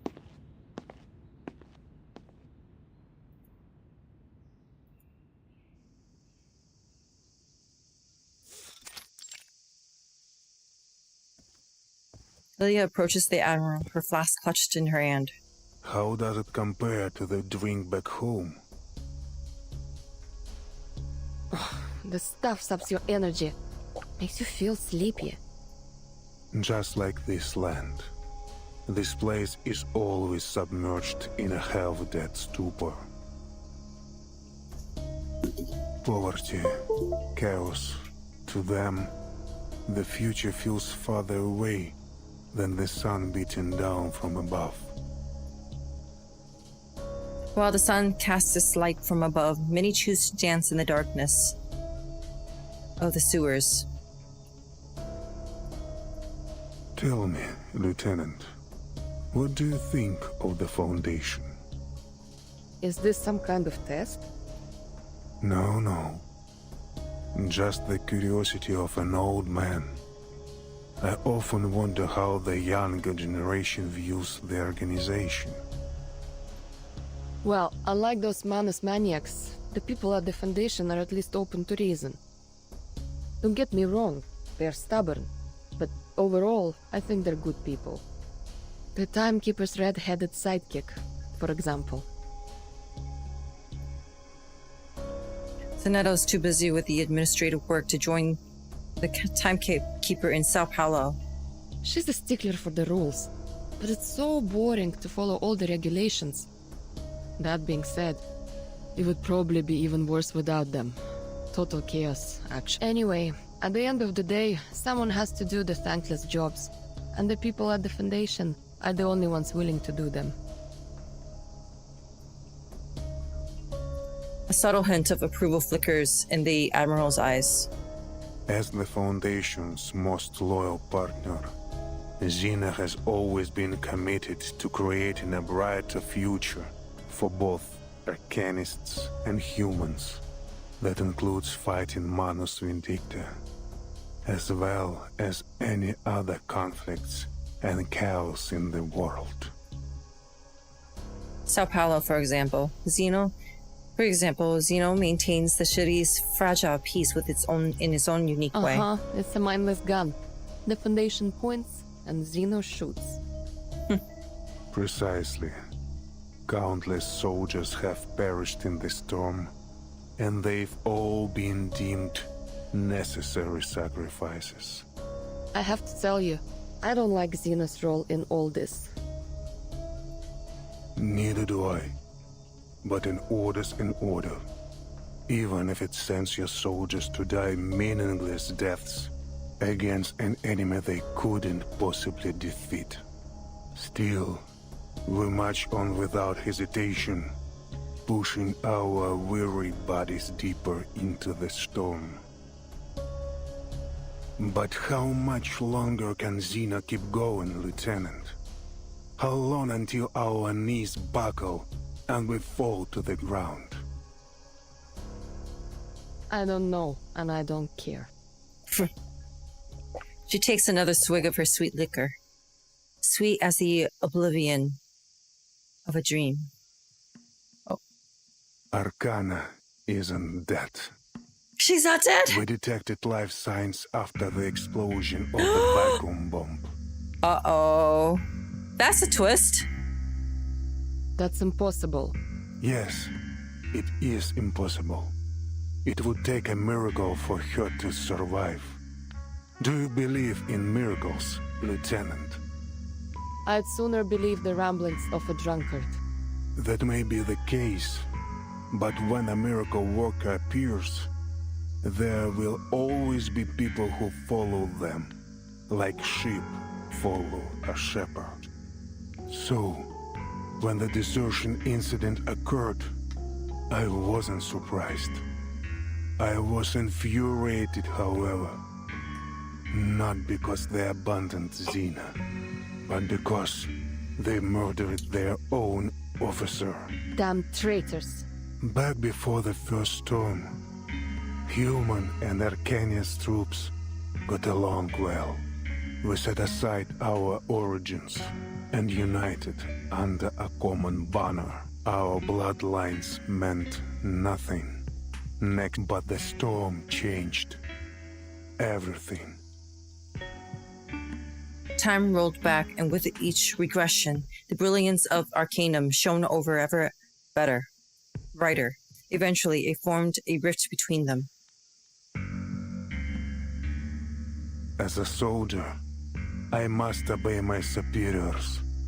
I sent my men as ordered, no question asked. But... Igor looks hesitant. Does it really make no difference if the place they die a martyr's death isn't a battlefield? Like war, these things are never simply a matter of black and white. Lieutenant, what do you think of the Timekeeper? I trust her completely. Her statement is short and powerful. Sounds like you'd gladly sacrifice yourself for her. We need more leaders like the Timekeeper. Manus Vindicta, the Foundation. They are just two sides of the same coin, aren't they? Yeah. He sighs again, then extends Lilia an invitation. The Foundation, the Pack Security Council, Manus Vindicta. Which path do you think the Timekeeper will eventually take, Lieutenant? I trust in Vertzen's decision. Ты уверен, что Зина не тестирует меня? Нет. К Зине это не имеет никакого отношения. Я сейчас говорю с тобой как Игорь, а не адмирал. With a wave of his hand, he takes his leave.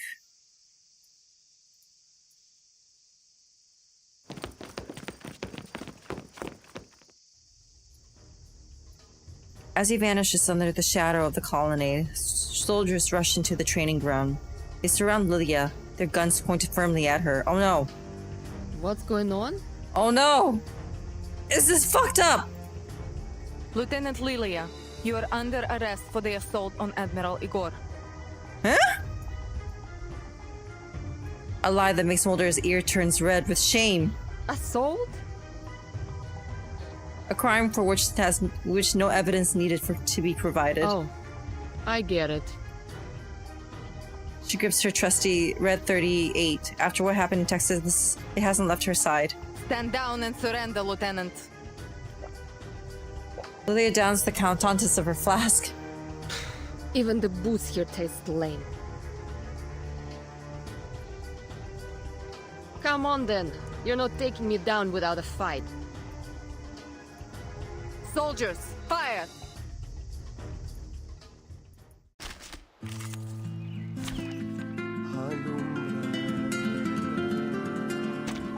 Which of these darlings shall we attend to first?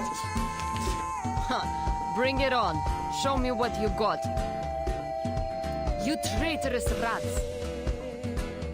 I never intended things to turn out this way. Surrender now, Lieutenant, or I'll be forced to hurt you.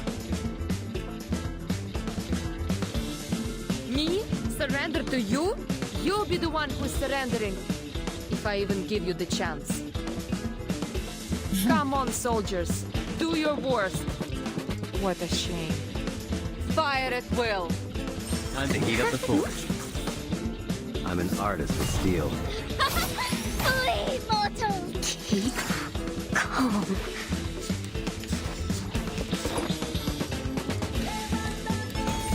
Hell's Gate!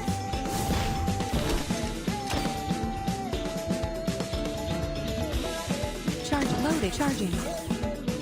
Faraday's miracle. Feel like dark embrace! Target confirmed. Flee, The light that illuminates all. Feel like dark embrace! This sucks! So many attacks! Loading. No! Stay back, I say! And now to return to my long-term mission. Rest.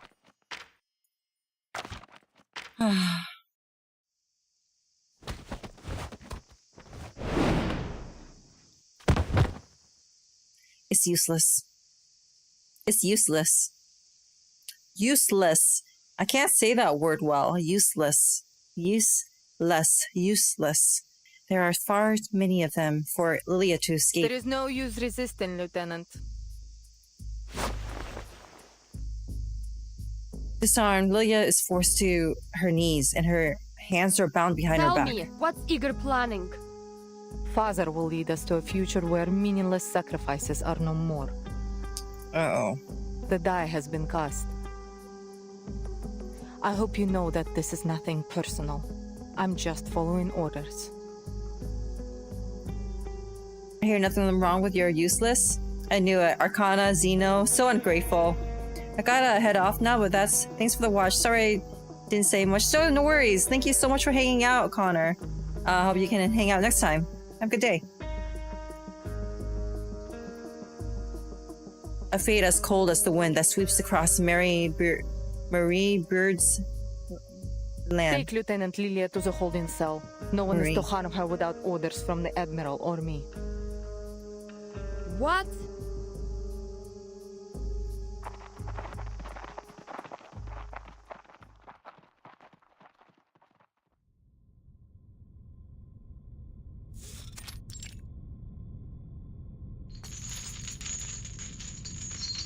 We are traitors to Zeno now, Lieutenant. Though these words disgust her, she forces them out. I am loyal only to my father. It's a pity, really. I would have liked to work with you in the future.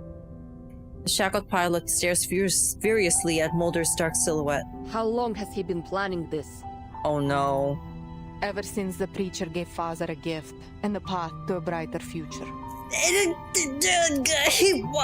Live or die, Lieutenant. I will never betray my family. It actually happened!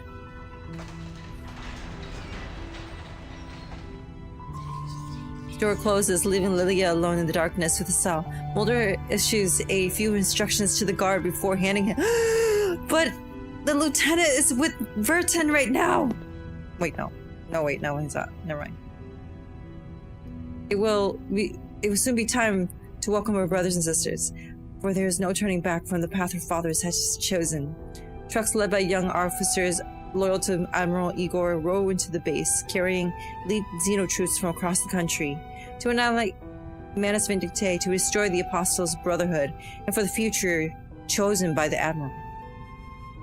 In a world of lies, the traitor's blade has been raised. Don't worry, young comrade. Just hang in a little longer. Huh?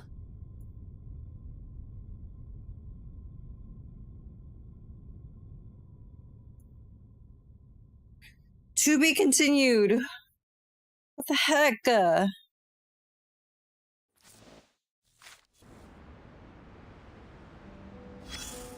Oh, another one. All it takes is one lie to set off a chain reaction, and I'm afraid the butterfly effect has reached you. I cannot believe I have it. bad news. You've been betrayed. That's what I'm getting. But there's good news, too.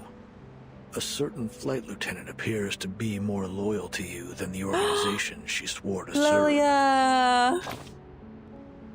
You know him. The Admiral who was pitted against an enemy he couldn't possibly defeat. This conflict has left an incurable ulcer in his once lofty heart. Yet, as a leader, he must remain unyielding in both body and mind. Despite his continued victories on the front lines, he made a decision so counterintuitive that even his loyal adjutant found it questionable. The top brass always sees things differently, I suppose. Things never end well for traitors. You must have heard the story of the Trojan horse, right? Greek soldiers sneaked past the walls of Troy inside a wooden horse. One Trojan priest tried to warn his people, but was executed by the gods themselves for doing so. Soon after, all the leaders of Troy were killed by the hidden invaders.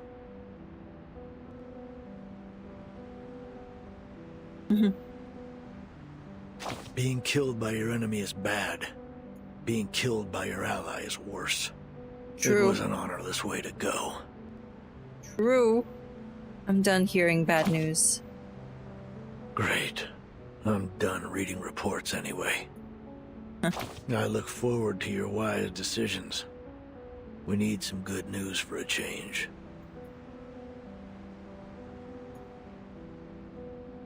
Complete.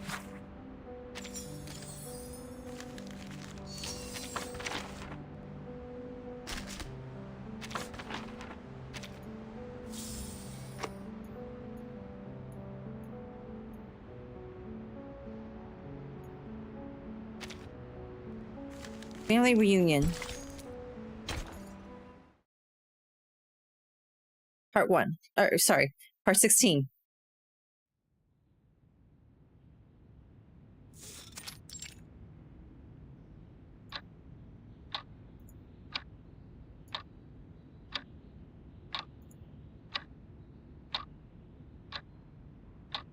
After a long wait, father and daughter reconvene. Father, Ptolemy and the unit have arrived. So here they are.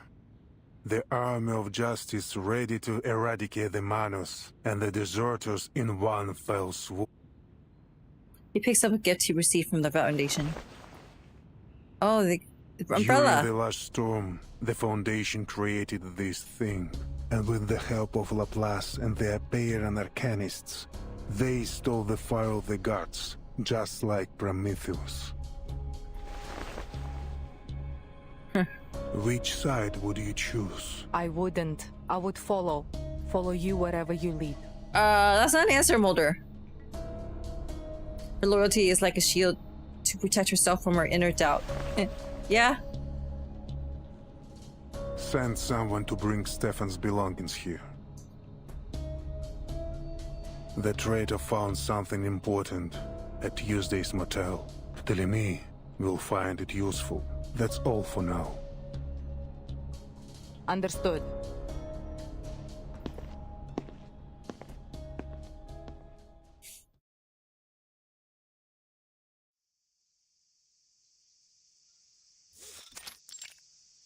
Xenobase. Muldir, long time no see.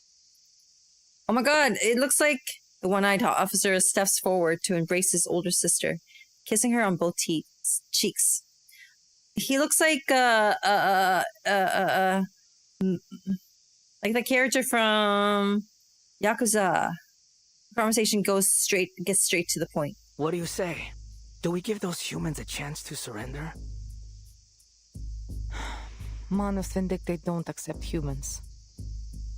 But I doubt Father would blame you if you men allowed them to escape the base.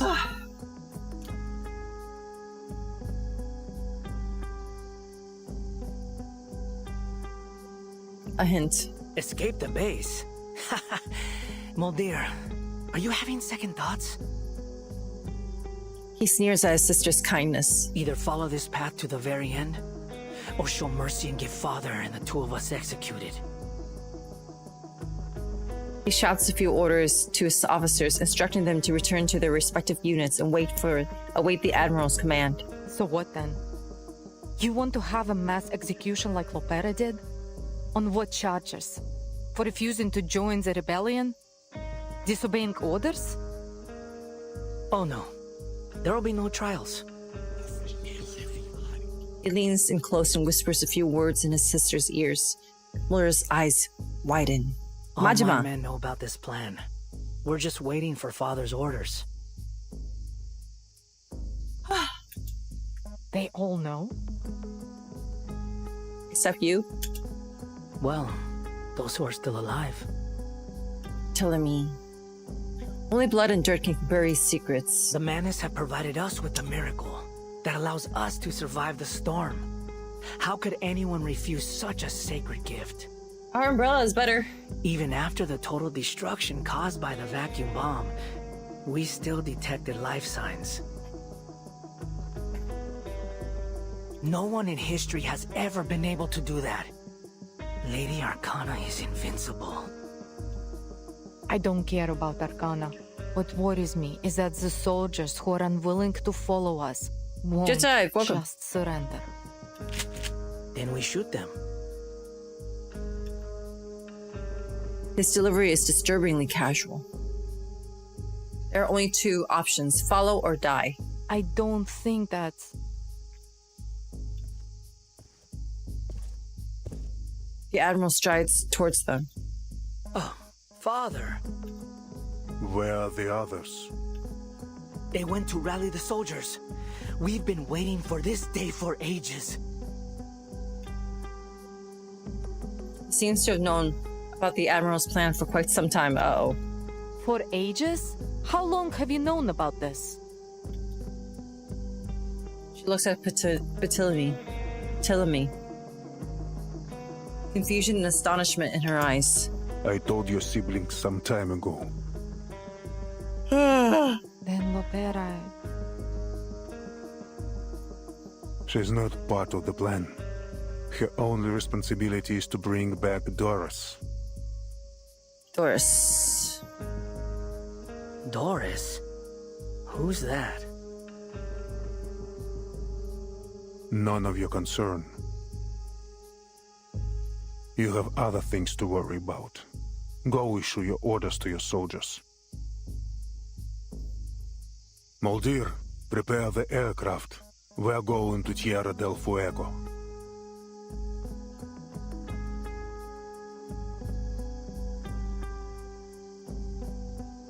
All the way to the southernmost tip of the continent, to a place where he can gaze upon the snow-capped land.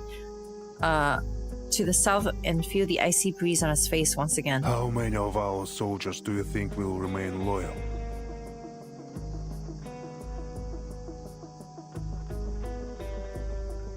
How many of your soldiers do you think will remain loyal, okay? I'd say about 80%.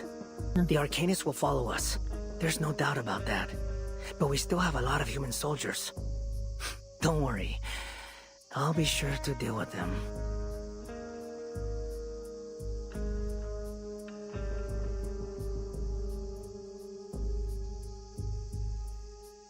A necessary sacrifice. The spilling of blood will only unite us further.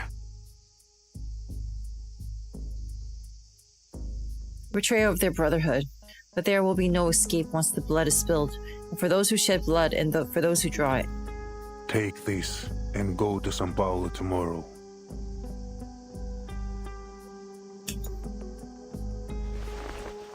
Oh. It's the little robot guy. He gestures to the wind-up doll that once belonged to the traitorous officer who stayed at Tuesday's motel. His face beside G33 syringe and a flying arrow M190 1903 pistol. Oh, me too? So, if Mulder fails, you want me to use this little toy to get Lopera back? No. You will bring Kimberly back from the veterans' residence. This is Kimberly's seal. As long as it's in your possession, she cannot disobey you. Succubus cannot resist the will of whoever took her contract item. Bring her back peacefully. Why is her contract item a robot? Of course. I will do as you wish. Instructions given, the Admiral leaves. Right then, Mulder. Let's get started. He whistles, signaling for the guards to begin their massacre. Oh. Oh shit. Actual massacre again. Sound of gunshots echoes throughout the holding cell. What's going on out there? No one answers. Guard has already left. Leah frowns. Under attack? By whom? The Manus has no reason. The Apostles' Brotherhood? She immediately dismisses the idea.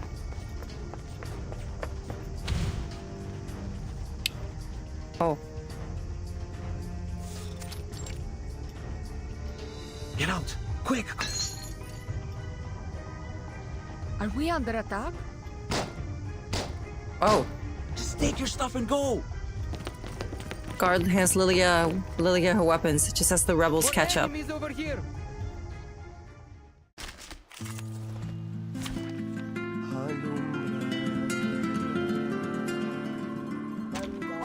Which of these darlings shall we attend to first?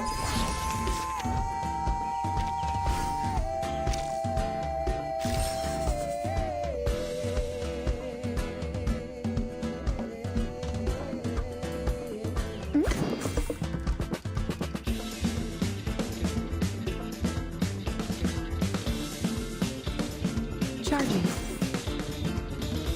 Perfectly understood. Please, allow me. Barrage. Flee, mortal! My dark embrace! Okay. Finally, it's just you and me, Master. Can I roll yet? No.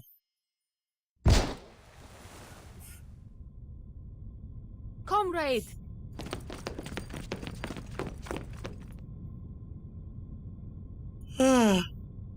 Amidst the chaos, the guard has been shot in the leg. Lilia goes to help, but the rebels are closing in fast. There's no time. Brilliant. Another damnable choice, but this time there's no time to hesitate. Mulder asked me to help you. Take care. Oh, he's dead. With a running start, Lilia leaps onto her red 38 and takes off into the air, bursting through the rebels and leaving them choking on her exhaust. First, the bright light of the door outside hits her. Second, the stench of gunpowder and death.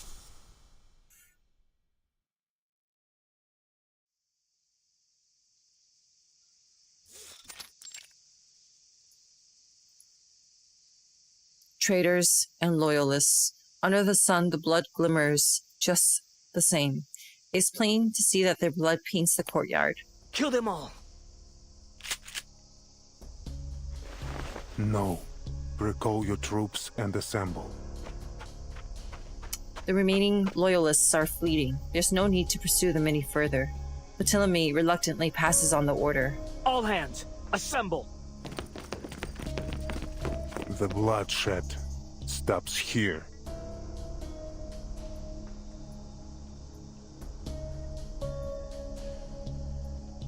An unceremonious end to the battle. The rebels have formed a new kind of blood brotherhood now. Moldir, time to head to São Paulo. Forgive me for asking, Father, but what if Lopera refuses to come back?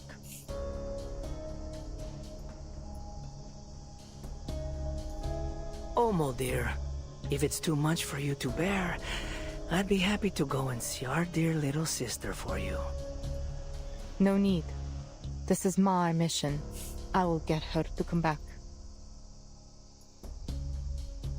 The two of them are still linked via the tracker button. There will be no alteration of the mission. Telemi, retrieve Kimberly. The order is non-negotiable. Telemi and Woodard board their boats and head to their respective destinations. Continued?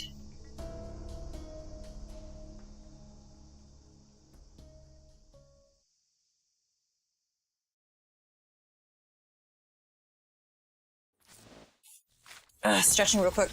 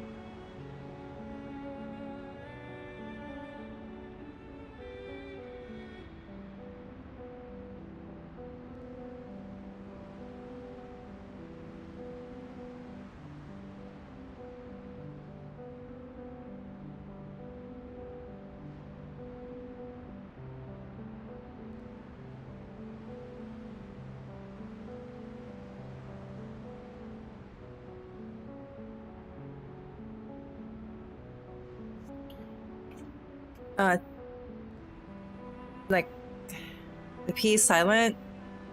So is Ptolemy.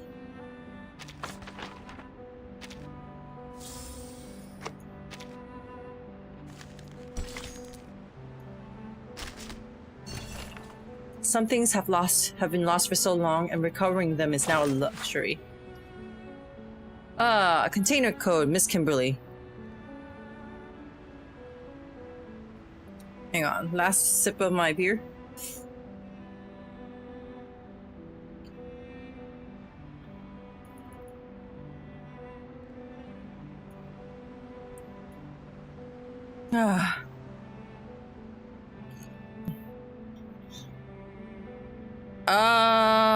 Well, I watched.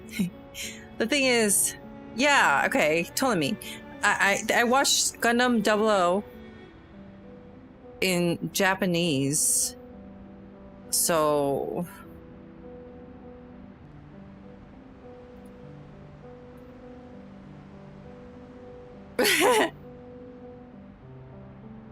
confirmed that Hatahari still has a sister on the run. Oh, but her whereabouts remain unknown. The bounty has been issued through the Hunters Guild. Confirmed that the fugitive Hatahari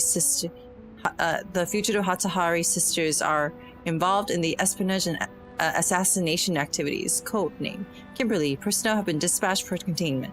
Miss Kimberly's contract item has been recovered without any expected conflict. The original contractor has been handed over to the local government authorities, and the contract item will be sent to the headquarters for permanent storage.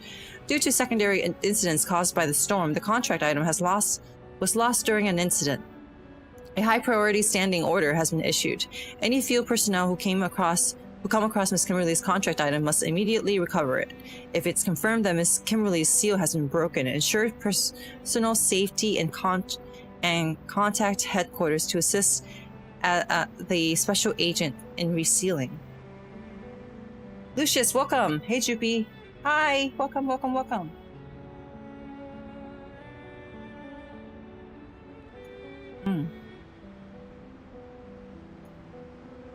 Miss Kimberly was found in San Francisco. Zeno has been tasked with searching for and sealing her. Admiral Igor reported back that the contract item has been recovered and preparations for containment are underway. We're almost done. The black man. It's better to flee into the wilderness than to return to a cold flock.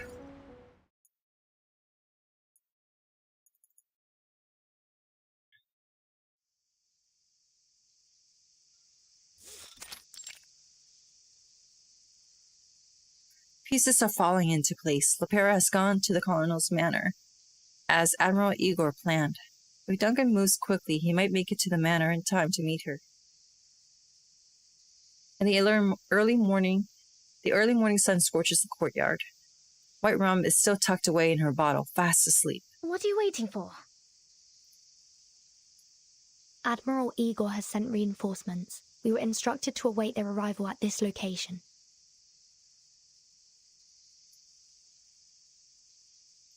Some time has passed. The sun now has risen well into the sky, and reinforcements are yet to arrive. Igor?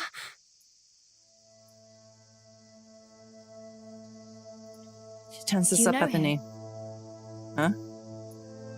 No, I don't. Oh no. I don't want to know him either. I want nothing to do with those Xeno madmen. Oh no, what happened when she was contained at Xeno? She knows him, she's hiding something. Stay away from them, Burton. Trust me, They're here.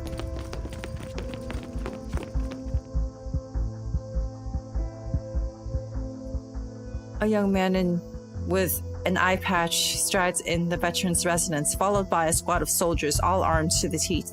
Greetings, timekeeper of St. Pavlov Foundation. I'm Ptolemy, the commander of Igor's Sentinel unit. Oh.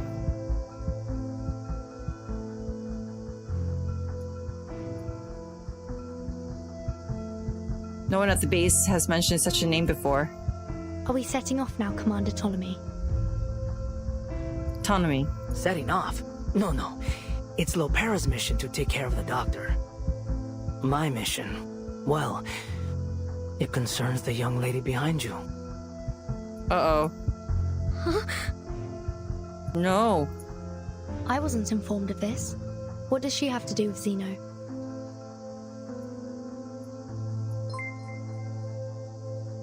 Warframe Master, thanks so much for the follow. Won't you worry about it? As far as I'm aware, the Xeno officer at Tuesday's motel committed suicide.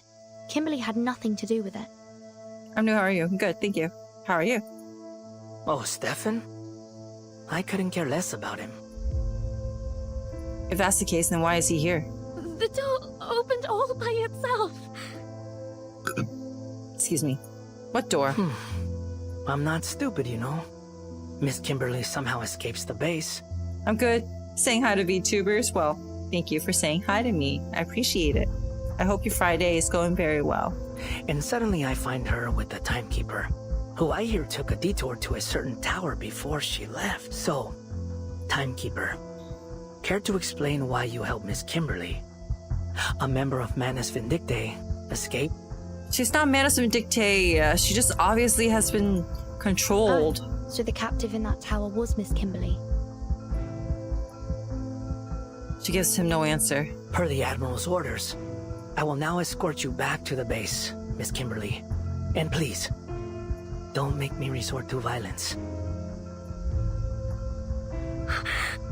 No! I'm not going back there!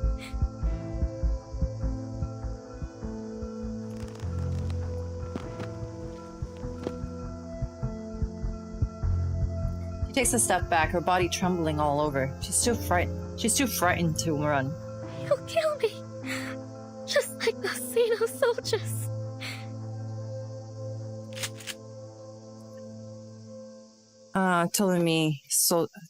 Ptolemy's soldiers raised their guns just as the others did when they executed the deserters.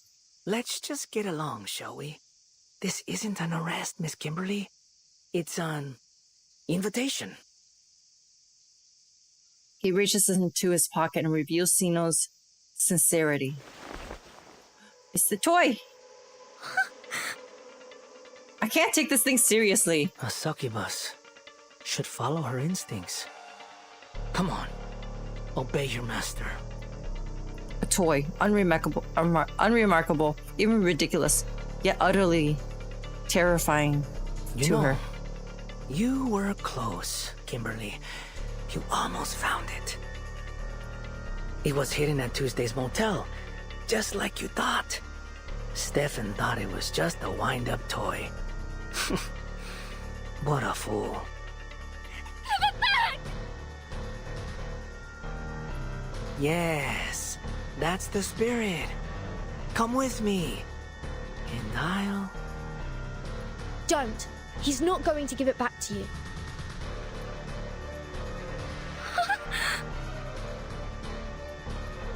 Oh, so you'd rather stay with the timekeeper? Yeah? I guess you need a little reminder of who your real master is. No. Soldiers, prepare to fire!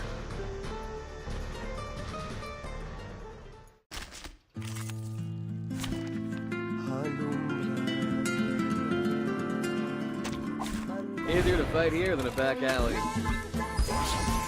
Time to heat up the forge. My turn. Stay back, I say. Please, allow me.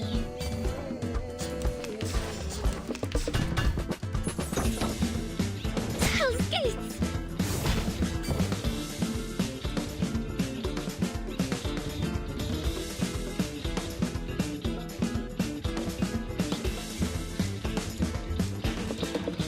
Perfectly understood.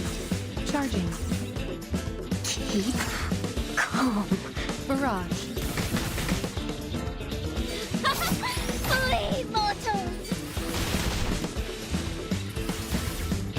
Aim and shoot. And now to return to my long-term mission. Rest.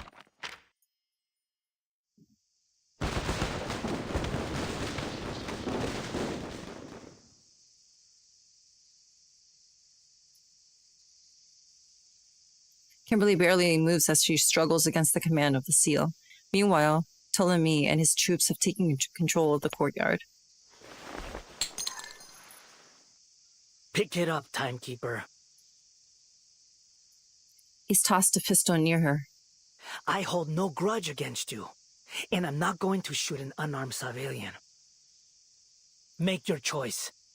Take the weapon and continue to fight, or surrender. If you do surrender, I'll guarantee your freedom. But Kimberly has to come with us. She picks up the pistol. I see. So you've chosen to fight. On your feet.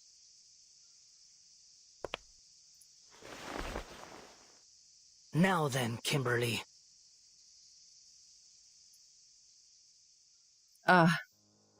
The officer gives a malicious grin. Kill her. You No. want me to kill What? Burton? No.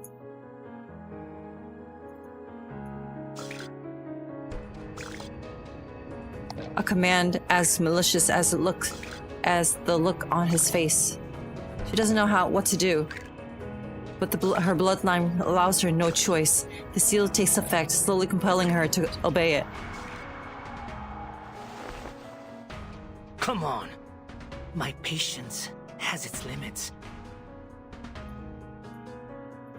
Ptolemy raises the wind-up doll like a lighthouse beacon in a storm. You will obey me.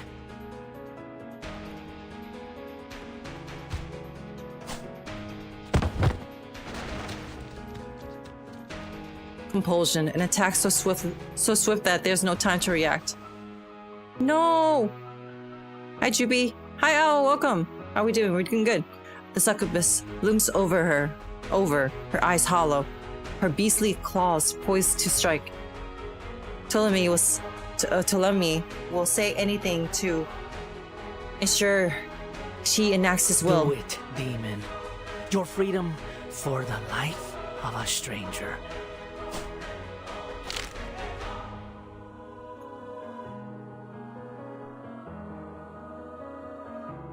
Yes, Vertin! Kill her. Prove your loyalty. Then I'll give you back your toy. I promise.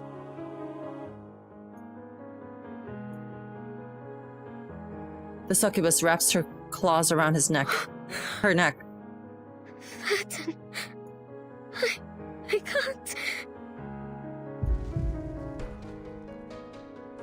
The command has taken hold of her, but still she's wavering. Meanwhile, Ptolemy, like a sadistic spectator in a coliseum, wills their struggle to go on. Raise your gun, timekeeper.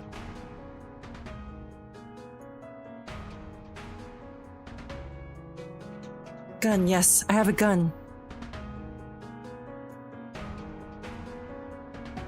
But breathing, strength is all. Aim at her and pull the trigger.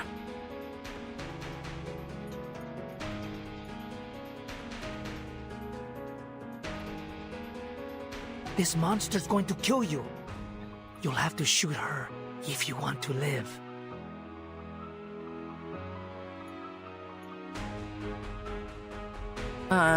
Ptolemy presses further, eager to get a show.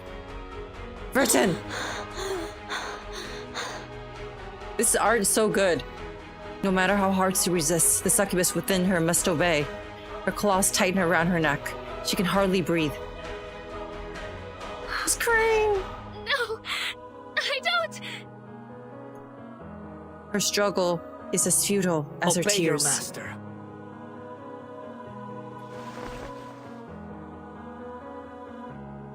Her claws start to sink to her neck.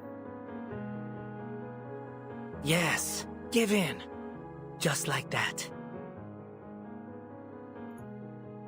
Look, Kimberly. She picked up the gun. Shouldn't you kill her before she kills you? She obviously values her own life over yours. And she won't hesitate to fire a bullet through your heart. To her, you're just a horrifying beast. I mean, look at you. You're a succubus. A demon born to be bound to a master. Born to be controlled. His contempt is palpable. Oh. No! I don't want to! Nala! She's pleading. Tears pour down her cheeks. Please. No more orders. No more I don't want to be like my sister. Hiding away for all those years, living no kind of life at all, only to be captured and executed. If that's what you want, then kill her. Break her now. Heed my order and kill Vertin. She does everything she can to resist the command, yet her body is compelled to follow. She raises the claw, it hangs in the air like a butcher's knife ready to slice this meat. End your suffering with her death. Don't think. Just obey. Her grip tightens. Like a pistol. Get it. There's still a chance. Go. Let go of her.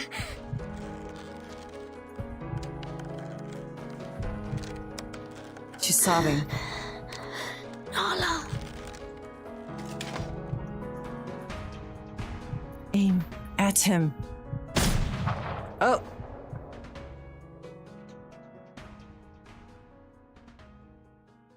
To be continued.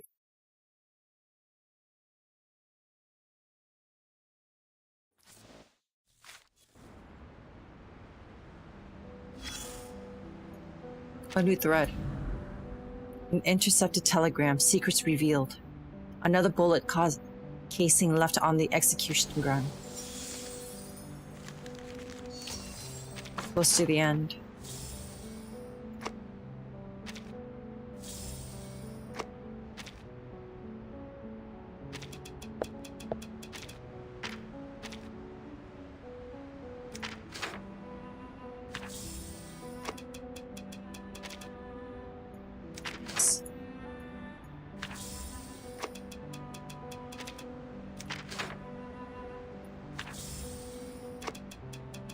Noise.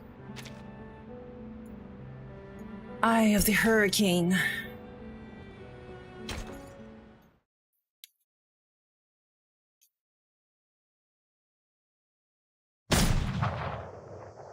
Written.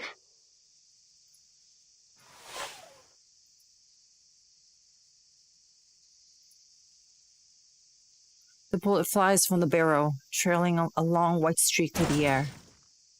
Oh! Oh! It pierces through the wind-up doll in Telemi's hand.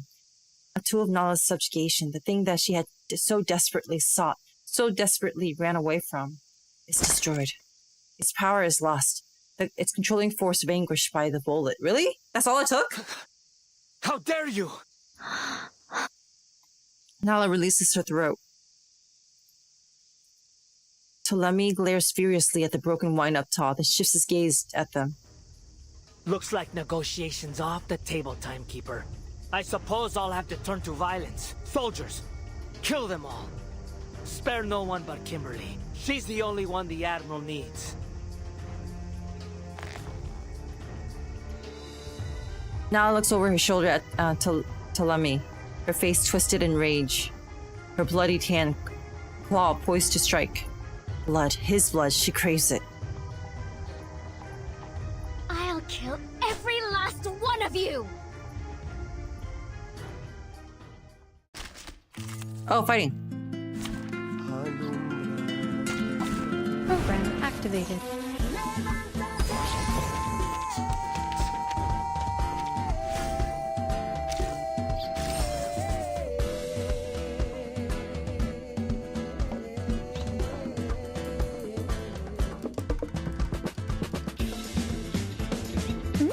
Sharp blade.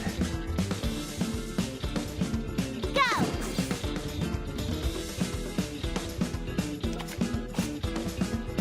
Ready? Time to heat up the forge. A sharp blade. Perfectly understood. My turn.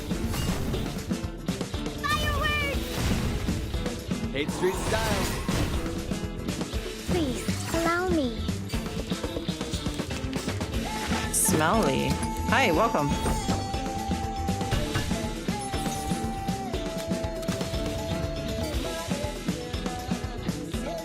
Oh, we're gonna seal shit now?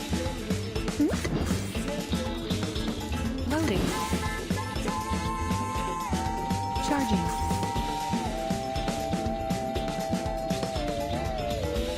Ready? Stay back, I say. Barrage.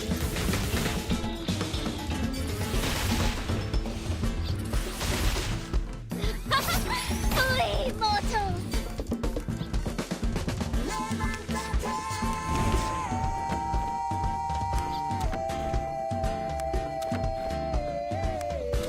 Sealed? Okay. Perfectly understood. Go! Loading. Charging. Do you have a little faith in me, Master? Shower of sparks! Target confirmed.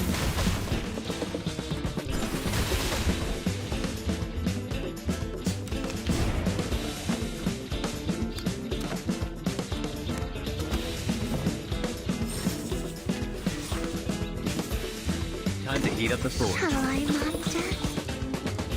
Shall I, Master? A sharp blade. Ready? Loading. Shall I, Master? My forge, my rules. Yeah! Aim and shoot.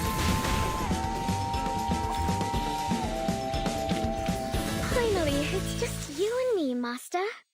Do-do.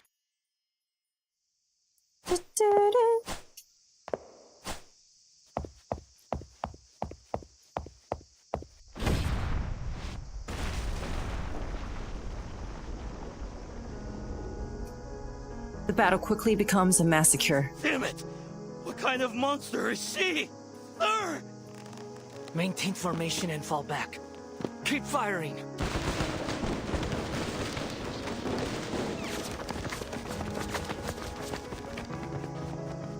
Ptolemy's troops are only equipped with standard military gear. No devices to capture Arcanus, no heavy firepower. Go to hell!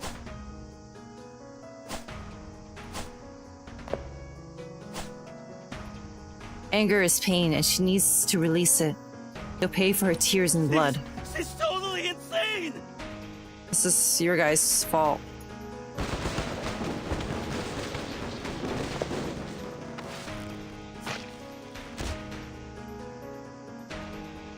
Kimberly grabs her rifle and smashes the stock into a fallen soldier's face. Why? Why? Oh. First claws, then teeth. Tearing, biting. Slashing stomachs, ripping out throats. Oh no! Like a wildcat pouncing on a sparrow. The Xeno soldiers fought bravely. Had they not been enemies, they might have made excellent allies. Their loyalty to each other outweighed their fear of the enemy. Retreat!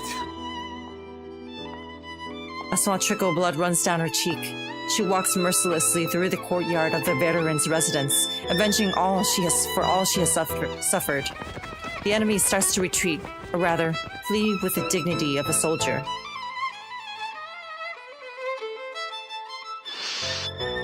The air is filled with a bitter scent. I am not a lamb for the slaughter! She suffered enough! Oh, Rain? Rain? The rain comes suddenly, washing away the blood spilled in the courtyard. It's over. They're gone. She collapses.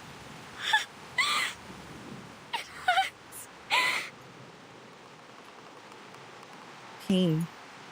Like the thorns in her heart. Everything will be fine, Kimberly. Burton, after after Nala kills everybody, everything will be okay. Everything will work out somehow. She's crying. The wind-up doll lies nearby, scattered like her spirit.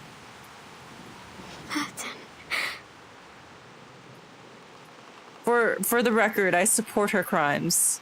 She spreads her hands and gazes blankly at I'm the here. sky. It's okay. You're going to be all right. The marigolds in the courtyard are stained with blood. The cost of blind loyalty. The place is a mess. Mame Mariana Castan has been blown into pieces. Perhaps she'll make a new one.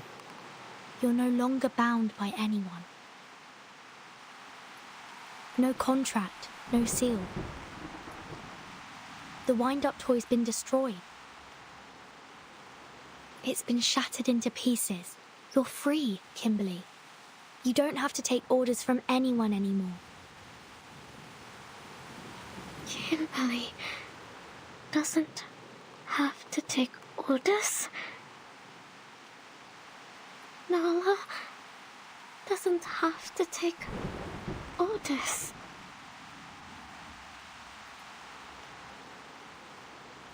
She repeats her words as if she's drowning, and there are only pieces of driftwood to cling to. I missed everything. Hello, sneaky fat cat. The rain subsides, and the sun shines again. If you've got nowhere else to go, you can Is come she the to one causing the Foundation with rain? me if you like. When she cries, it rains? Like Nouvelette? I'll let them know you risked your life to protect me from the Xeno rebels. Anyway, the choice is yours.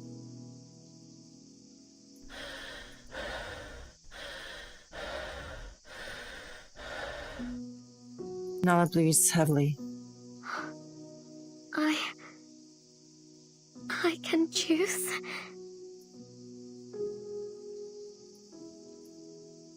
Her confusion matches her pain. Yes, whatever you want. No one can control you anymore. You belong to no master, only yourself. Belong to myself. She looks down. She's covered in blood, like a newborn baby. Like when my sister died? The first time I left home? Like when I fled to Sao Paulo during the war? Oh, she just got captured again. Like the old days. That heartfelt home. Real, yes, distant memories. To her, it's as if those times have been rolled into a sweet nectar of happiness. For a moment, she almost forgets why she's been running all this time. Yes. No longer reliant on or under the control of anyone. Just think about who you are, what you want. And enjoy your new life, Nala, starting today.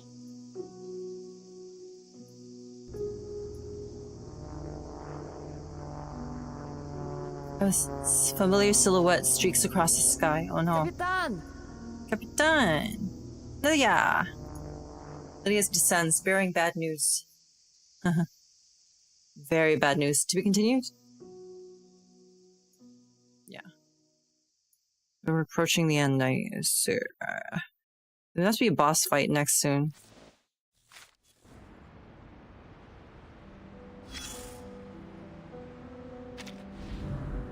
An ugly little wind-up figure and nothing more. The gamble. Oh, she's got two now.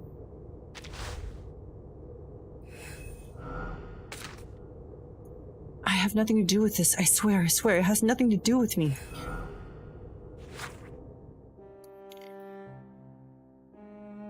Alright, ready to read this?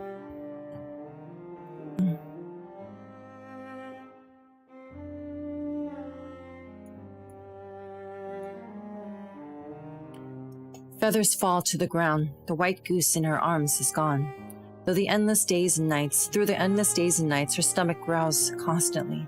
Sometimes she mistakes ochre or stones for chunks of meat, nearly breaking her teeth on them. She licks the cuts in her mouth from the stone's sharp edges, the warm blood flowing into her stomach. Occasionally, she dreams of the mansion, but that was so long ago that she starts to doubt whether if it's real. Any of it was real or just a long dream. In the dream, she runs and jumps at her sister's banquet, tapping guests on the shoulder. They drink and toast to a bright future, but no one pays attention to her. Confused, she leaps onto the table. Still, no one notices her. She's lost the ability to distinguish her memories from fantasy, and the nameless grievances ignite sparks of anger within her. She raises a torch in the mansion in her dream, and the mansion in her dreams burns away like dry leaves until ashes fill every corner of the dream world. Her memories have become a collapsed ruin, past faces shattered, experiences peeling away like old paint, impossible to piece together. Everything returns to dead silence. When she awakens from the dream, she's in a strange and empty place. It's terribly dull, nowhere near as interesting as the banquet. She once tried to scratch the words into the walls with her claws, like writing a diary.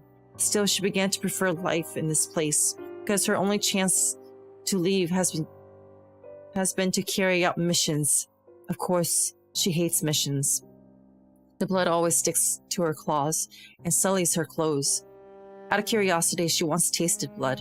It was bitter as lettuce, and she hates lettuce more than anything. This is where she learned to sing, a song her sister taught her. She's forgotten too many of the words and has no idea what dragons and zippers have to do with each other. But she still sings it often. Every time she does, she pictures wrinkled faces. She doesn't know why she thinks of them. Every time she does, water flows from her eyes. She's tasted that water too, and it was even more bitter than lettuce. Her eyes, looking up at the goose feathers, are as empty as a deep well.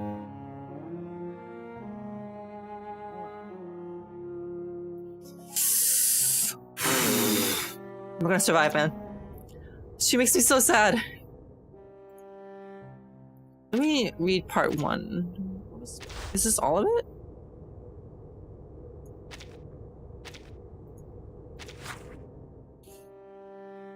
Okay, here we go.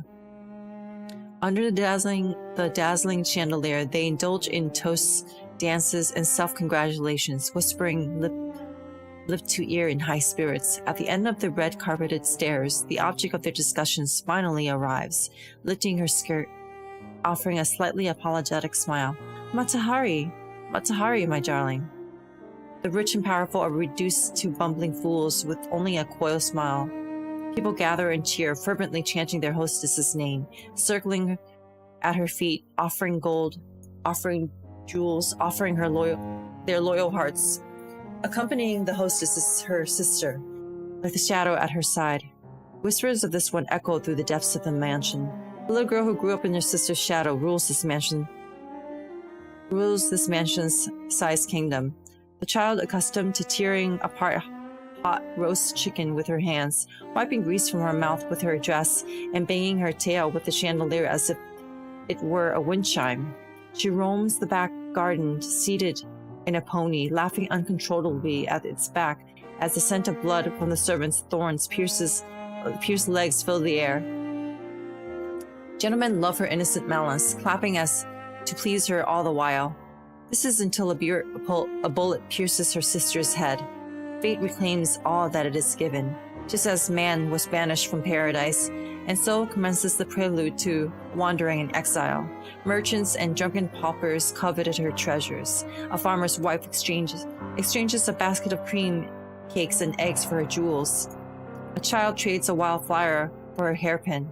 Finally, her dress is covered in dust, and the ornaments on her neck and wrists are all gone, like Iana's encounter with the queen of the underworld. Matahari? Yeah, Matahari. Matahari, I think, is her sister. And she was this other girl. And Anjo Nala is the sister who was very, like, she was more crazier than her sister, I think. I'm not sure if there's anybody in chat who can correct me.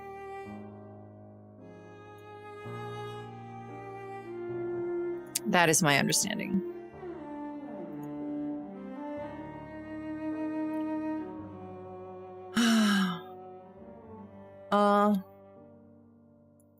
That is...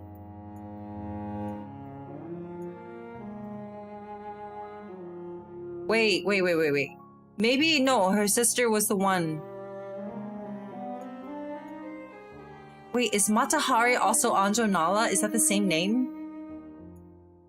Is Matahari also Anjo Nala, or is that the sister?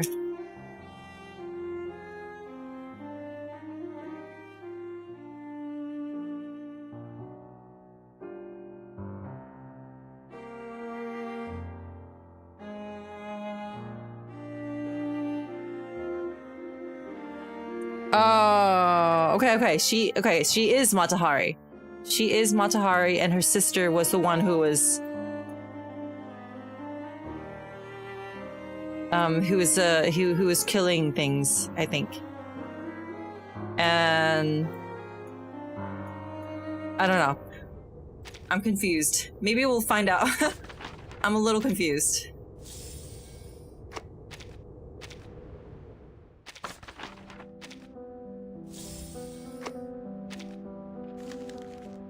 It's like Google is not really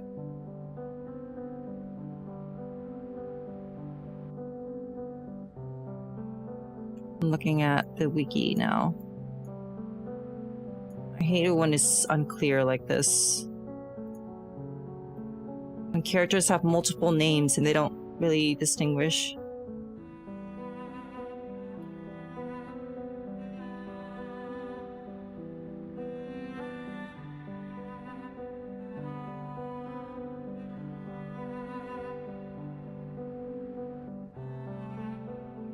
Oh, wait. Mata Hari.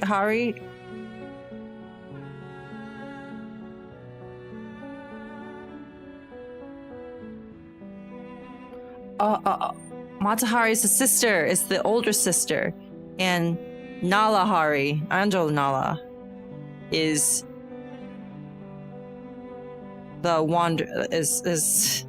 is the crazy sister.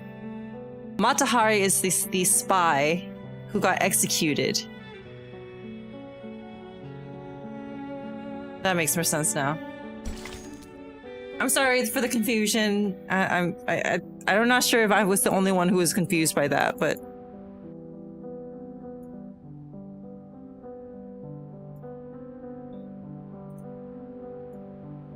almost to the end. Almost. The gamble. The loser is left with nothing. The winner takes us all.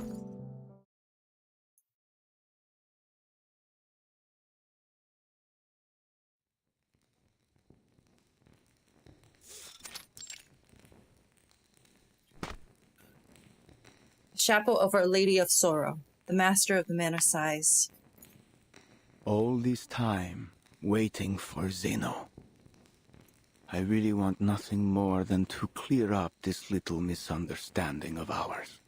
There's no benefit to me hurting you. I hope only to peacefully return you to your friends, and in return, receive mine.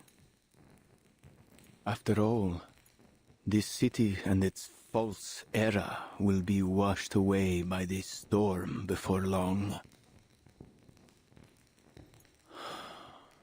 Those poor unbelievers. We were all once like them. Yet to realize that we are children bathed in the light of the divine. One day, they will turn from darkness to light. Just like our Xeno friends did not long ago. The apostates, however, they who have abandoned our faith, they must die.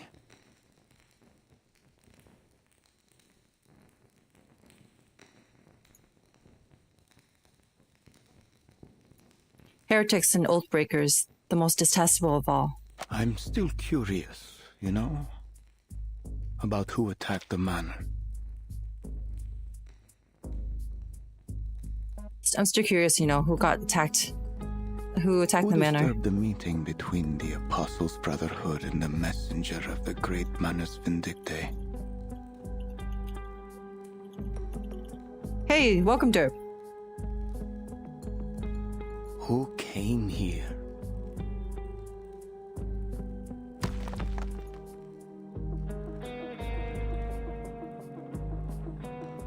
He kicks a small stone at his feet. And took away my people.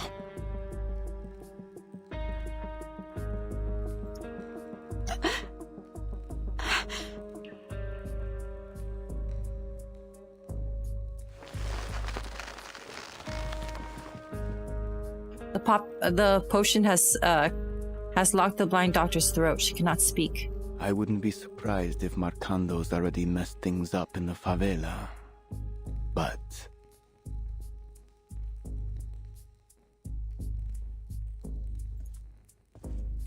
still playing, of course. He turns his back to the doctor. As long as he continues to recruit the young arcanists, it doesn't matter. People like him are useful. Tools to be used to our benefit until they're lost to this storm.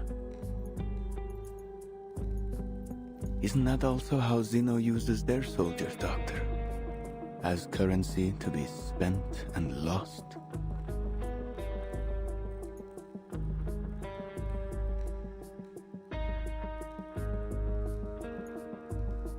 All the world's a casino, and all the men and women are merely chips. We have no choice but to take our place on the table. Oh! He looks at the doctor. At least Manus Vindictae promises these soldiers a future. A future worth looking forward to. The sufferer will be reborn. and the Apostles' Brotherhood will sail south with me. We will become followers of the Sufferer, undertake their trials, and their grace will be bestowed upon us.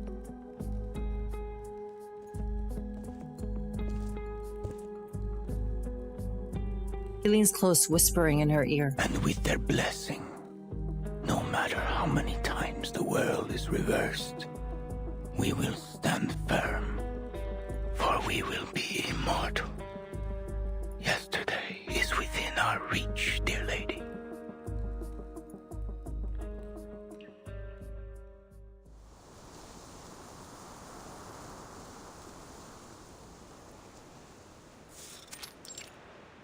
The colonel's manor. Lepera crouches in the bushes by the manor, observing the guards' movement. The place is surprisingly light on security. 7, maybe 8 guards? No, wait. Cautious footsteps approach from behind. Who's there? Oh, sweet Mary. I finally found you. I bet you didn't expect to see me here, did you?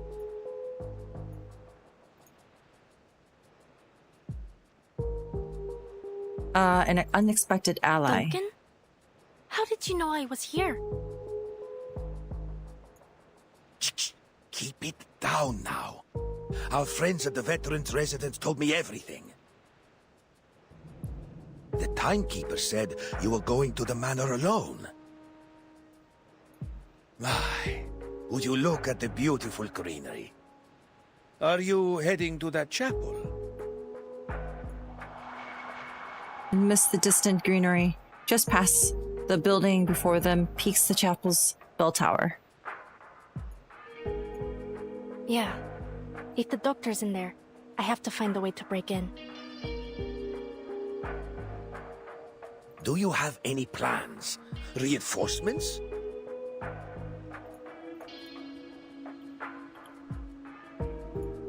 Reinforcements?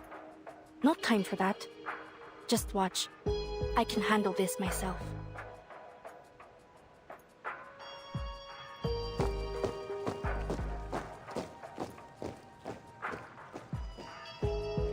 The path to the chapel is well within the sights of the patrolling guards. Unless you dare to join me, old-timer.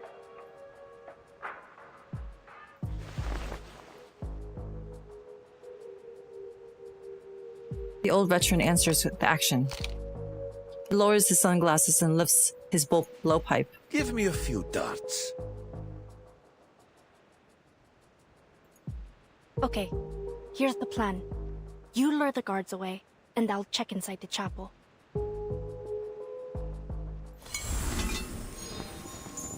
She tilts her crucible, and the flames of an arcane skill produces a few poison darts. She hands them to the old man. All right. When I take my shot, I'll head that way. You stay hidden in the woods and make your way to the other side.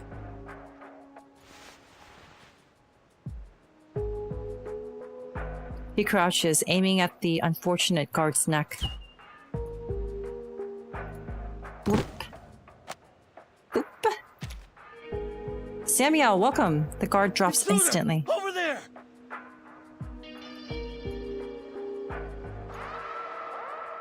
Alarm sirens blare. Ow! Lead them toward the river. Ow. You ever scratch your head and like it just breaks skin or something and it hurts? And that's just what happened when I scratched my head. Duncan catches the smoke bomb tossed by Lepera. I hate these alarm bells that they just... It's the worst thing that they do. I hate it. He lobs the bomb and aims the blowpipe and pierces the bomb in mid-air. Nice shot. With the guards distracted, Lepera raises her guns and makes her way to the chapel. Like, I hate the sound. I don't care if it's immersive. I hate it. I hate it when they play it over and over. It should just play like 3 times. Someone has come to your rescue, dear lady. Yeah, it's still in the background, but you can barely hear it now. They should be like that. I'm not surprised. Santos gazes at the doctor. He holds a small control button in his hand. He has no qualms about reducing this place to a pile of rubble.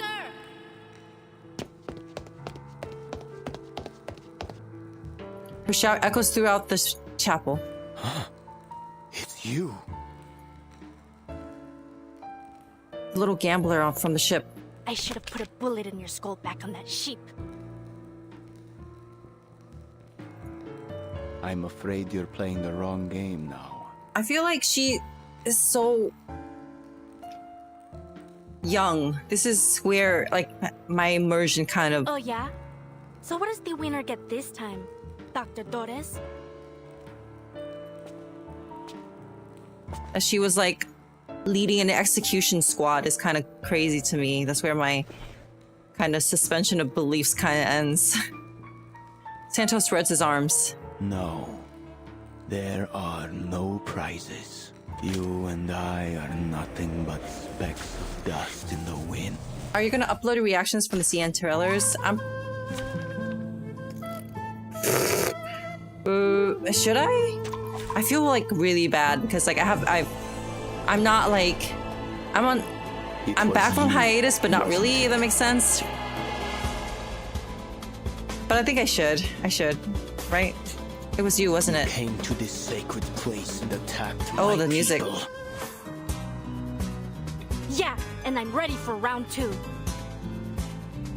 And this time, you won't be leaving with your life.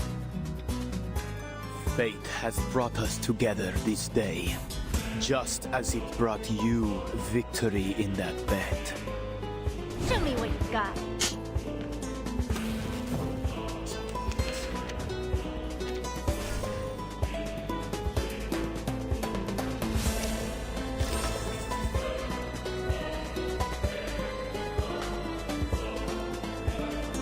Sharp blade.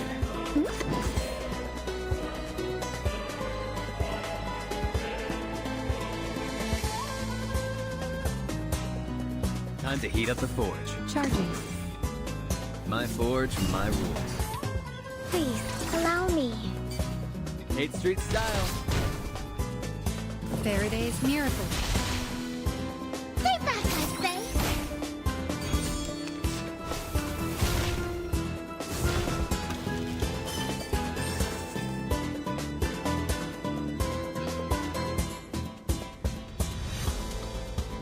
Sharp blade. Perfectly understood. Loading. My turn. Feel my dark embrace. Very well. Barrage. Flee, mortals! Full form? What is that? Blood can only be paid Wait, 5 people? in blood.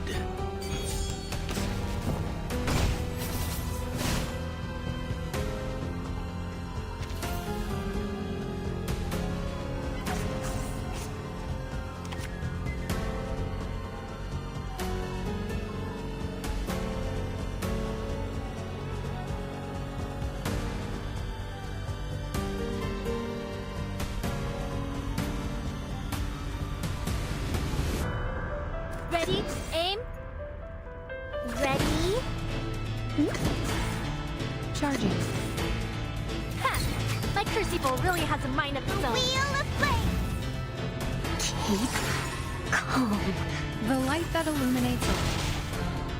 Feel my dark embrace.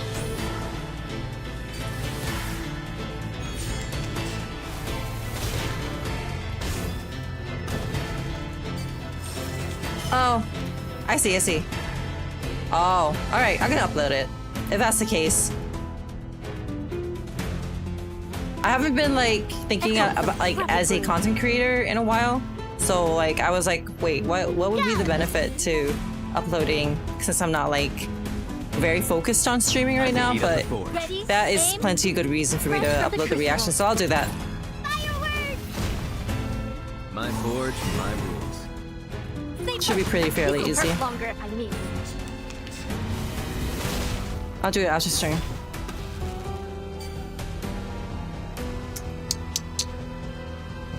Ready? Get ready, go! This is going to be a crowd pleaser. A blade. Wait for the pop.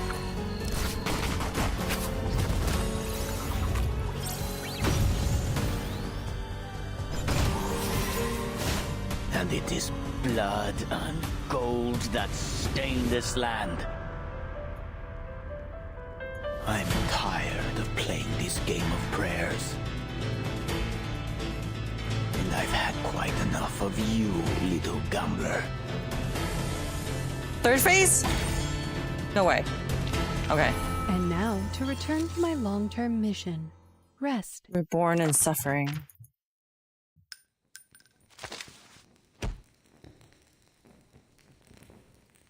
Jay's gonna be nuts with Miss Babel. Oh my god, yeah.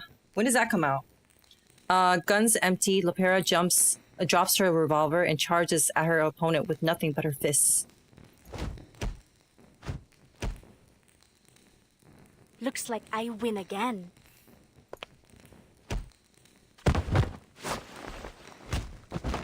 She kicks to the weakened Santos to the ground, pinning him by the throat, her fists poised. Yes. Yes. Hmm. You What does he mean by won that? this round. What does he mean by that? What, this round? He lies in the rubble, blood trickling from his mouth, smiling as Lepera's fist hovers But above him. I'm afraid there won't be a table left to play the next. Huh? So long, little gambler. What? Perhaps it's time you paid a little more attention to your friend. Oh. He presses the button in his hand. After a loud bang, the chapel starts to crumble. In Lepera's moment of distraction, Santos kicks her away. He vanishes amid the chaos of the explosion. Now there's no one but Lepera, the doctor, and the building that's about to crush them both. Mierda!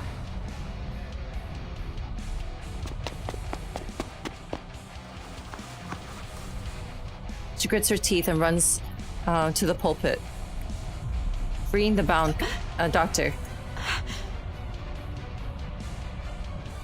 She tries to speak, but the effects of the potion still hold her throat in a tight grip. We can talk after we get out of here.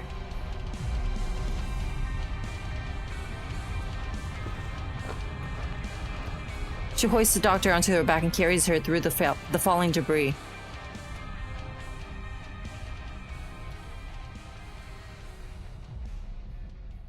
We're so close!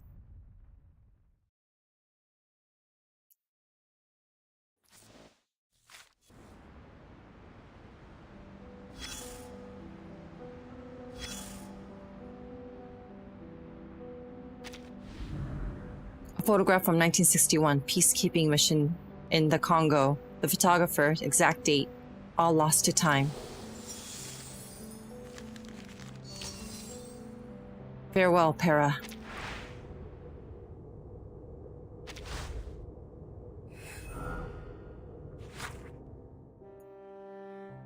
Mr. Duncan's path. The night at the veteran's residence is alive with laughter as the farewell party for Mr. Duncan unfolds as planned. Empty wine bottles on the table pile up like fortifications as Galeno spurs the crowd on, urging Mr. Duncan to share some tales from his younger days. That's a fine idea. Don't worry, old Duncan might have a few drinks, but he's not about to spin yarns just to fool you all. Mr. Duncan chuckles, rubbing the white stubble on his chin. Whether it's pink dolphins, headless mules, or treasure maps inside giant snakes, it all happened exactly as I told you. A barrage of adventurous stories hit the listeners like a volley of cannonballs, until late into the night when Mr. Duncan signals for everyone to settle down. He pauses for a moment, then begins to speak slowly. The next story is not a cheerful one. One that I saved for last. Ooh, this is gonna be interesting. Is this gonna be like why he looks like Mr. Carson? Why everybody keeps saying that?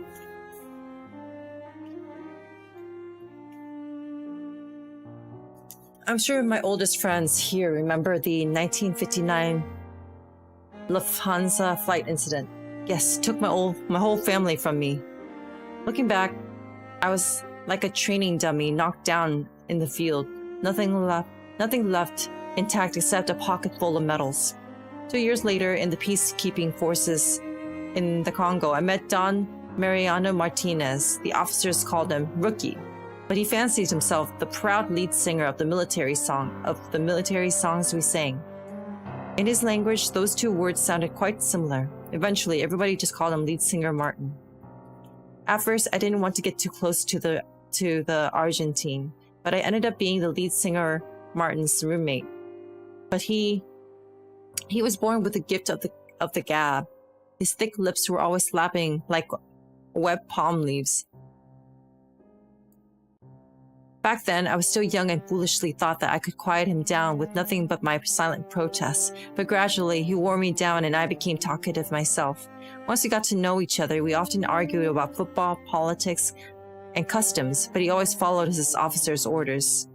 Then our lead singer's voice was forever silenced. He sacrificed himself to protect the entire unit. That's another story. As I was sorting through his belongings, I learned that he came from a wealthy family and left home in pursuit of a sense of honor. 2 years later, I discovered in an investigation that the daughter, Martin, entrusted to me was a victim of the Lufthansa Flight 502. Good heavens. Good heavens, that was a devil's joke.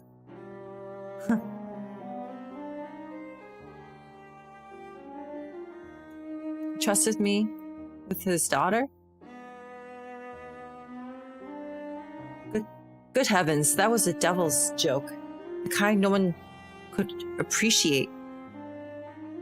Many years passed and the decorated scout retired and replaced by an old man wandering the favelas. Now, I look back on the word honor. It seemed more valuable than gold. For it,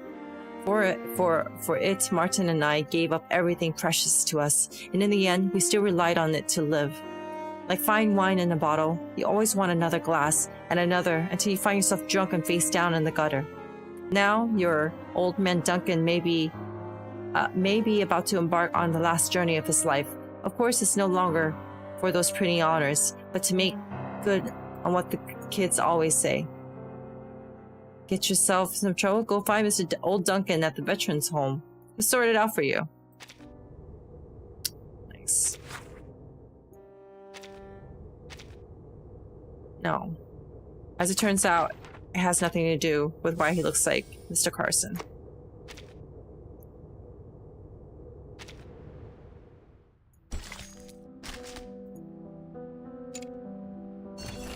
This book isn't a history text, but the change in writing style suggests that there was a change in authors. Religious in root form. 5. They are greedy, they are cruel, they want us to slaughter our own people, so we stand up. 6. We aspire to kindness and mercy. For this we must sit at the round table with kings and cardinals. 65. When sufferers sent by heaven come, they will, under the guidance of angels, suffer for the people, and springs will cleanse them of their sins.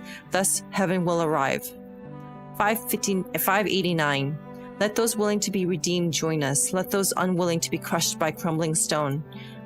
590. Be loyal to your kin, protect your interests of your kin, and say nothing to mankind. 591. Respect your elders, for whom far exceeds yours.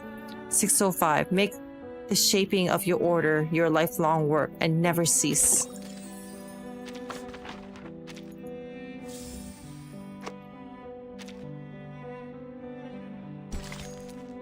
Don't forget to bid the day for farewell to honor yesterday.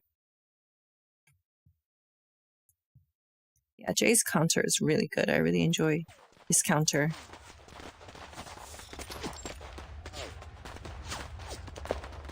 Eliminate all hostiles.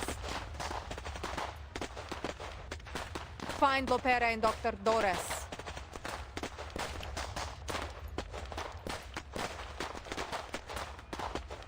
Following the Admiral's orders, Mulder has followed the tracker button's signals to the manor, but she has arrived too late.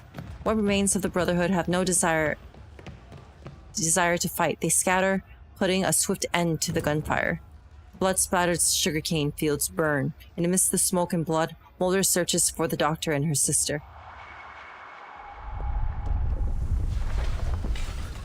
Just as the chapel collapses, Lopera makes it through the front door. Huh? Where have the Brotherhood guards gone? Neither Duncan nor the Brotherhood guards greet her. Molly! Tara, thank goodness this tracker button still works. What happened in the chapel? had to fight with Santos, but he got away. Weren't you supposed to go to the veterans' residence? She flashes a brief, bittersweet smile. This is still a victory, albeit an Rescuing the imperfect one. doctor is our top priority now. Uh-oh. Dr. Doris sits on the muddy ground, cratering her typewriter. I'm so glad to see you safe, Doctor. Oh no. I don't think she's helping us. Isn't she with the Brotherhood now? Great job, Pera. Let's head back to the base with Dr. Doris. What about the timekeeper? Oh yeah. She's on a new mission assigned by the Foundation. It's got nothing to do with us. Father wants me to bring you and the doctor back to the base as soon as possible. What do you mean? Why the sudden change of plan? What's going on here? No one told her about this. Just come already. We're evacuating Sao Paulo. Evacuating? Since when was this the plan? Evacuating? To where? Just follow your orders, Lopera. The Admiral sent me to pick you up. Then why didn't he tell me any of this? I don't know. I'm sure he has his reasons. In her hurry, she presents a reason her sister cannot argue with. Recognizing her hastiness, Mulder sighs. Fine. We're heading south. To Tierra del Fuego. They've made preparations for us. Come on, Pera. Come with us. You, me, Father, Telimay, everyone. We'll all be there. Everyone? Why didn't anyone tell me about this? Because... Pera, you can ask questions later. We don't have much Hulijing, time. no, welcome. Lopera kicks away her sister's extended hand, taking 2 steps back. No. Why are we going to Tierra del Fuego? And why are we running out of time? What are you planning to do? Who's waiting for you in Tierra del Fuego? She grips her revolver on her side. She hesitates, fear and confusion flashing across her face. Her gun is safe. Her gun is reliable. As long as she holds it, she won't be hurt. She pulls it from its holster and slowly raises its barrel to her sister. In a final crash of thunder, rain starts to pour. Oh my god. Who's behind all this? That jerk Ptolemy? No. Father gave these orders. Mulder unbuckles her holster, reaching for her own gun. Sisters pointing guns to each other! Come on, Lopera. Lower your gun. The handgun slips from his holster and falls to the ground. Mulder spreads her hands to show friendship of his Father sisterhood. needs the doctor. We need her. Bring her back to the base and come with us to Tierra del Fuego. Why? What are you going to do in Tierra del Fuego? Seize the future. A future for all Arcanists. Father has embraced the preacher's promise. Manus Vindicte. A betrayal that she had never imagined. No. My family are not traitors. Not in the past, not now, not ever. A hunter never willingly becomes the prey once she is once You pursued. don't have to do anything for them if you don't want to. She tries to explain, but she can't even look at her sister in the Just eye. come with us.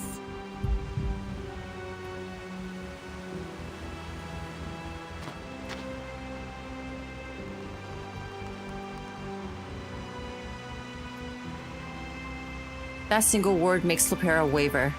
Forgive me, Pera.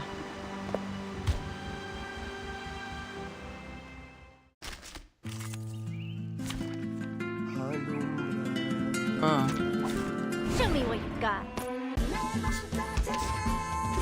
What's going on? What's Pop planning to do? What about you?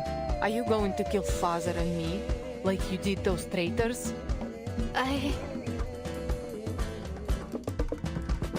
Ready, aim, fresh from the crucible.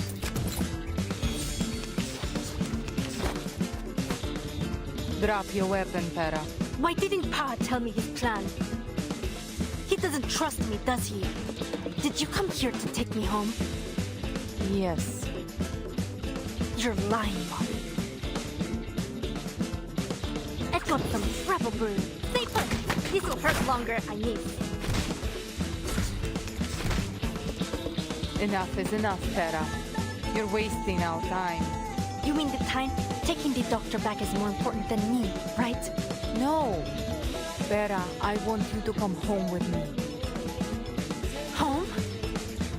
Get ready. This is going to be wait for the pub.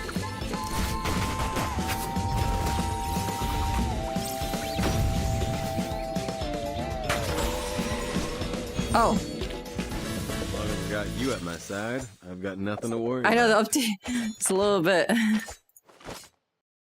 It's a little bit out of place. Taking advantage of Lopera's moment of hesitation, Mulder launches an attack. As they wrestle, Lopera pulls the trigger, the bullet shooting into the sky and startling the flock of birds. Finally, Mulder wrestles the gun from Lopera's hand and knocks her to the ground. She lies there, wounded and in pain. Why is he doing this? The pain is the least of her problems. She simply can't understand why things have ended this way. For the good of us all, Terra. Consider your mission complete. I'll take over from here. Thank you for your service, Comrade Lopera. Several Xeno officers returning from their sweep of the manor arrive at the lieutenant's side. What's going on? I'll handle this. Take the blind lady and retreat.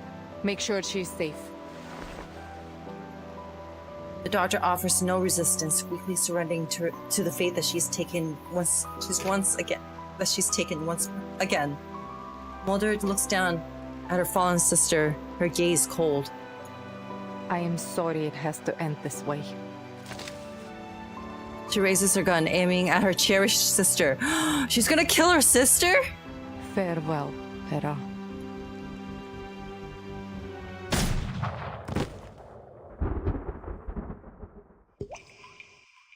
The rain grows heavier. Lopera's soaked body lies in the mud. There's no way. Crap. Has something gone wrong? There's no way.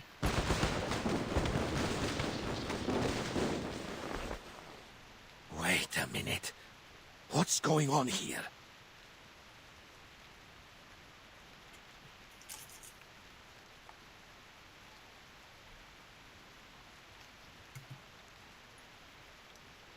He pauses at the echoing of the gunshots and scans the surroundings. Xeno soldiers. What are they doing here?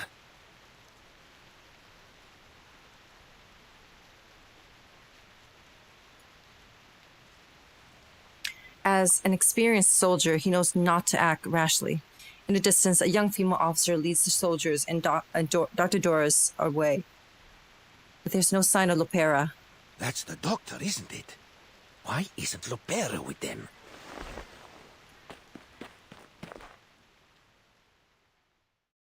Duncan cautiously makes his way to the chapel to search for her. The rain continues and goes. Tranquilizer bullet. Oh. Ugh, I see. As the effects of tranquilizers wear off, Lopera can feel her soaked clothes sticking to her. He sees the tracker button, but it's been destroyed. Mulder's bullet must have smashed it. Shattered. Mulder's aim is as sharp as hers. They truly are sisters. She grips the fragments in her palm, trying in vain to piece them back together, but the rain washes them away. Her first biological father, now her adopted one. Oh, right! Betrayal, rejection. How long have you been planning this? There's no answer save for a crash of thunder. She has no one but herself. Am I really the only one who knew nothing about it? Did her siblings know? Did everyone else in her family know? Was I ever actually accepted into this family? You guys are military, so no. Bitter thought burns in her chest like fire.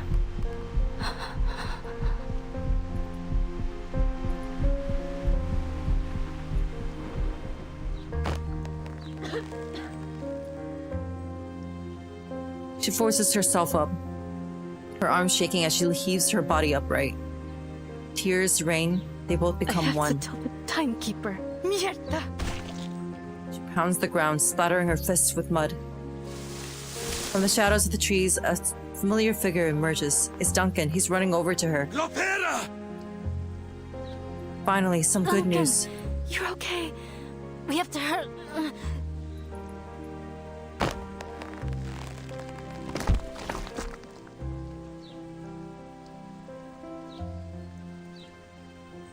She tries to stand, but her legs give way. What happened? Why did your men leave you here all alone?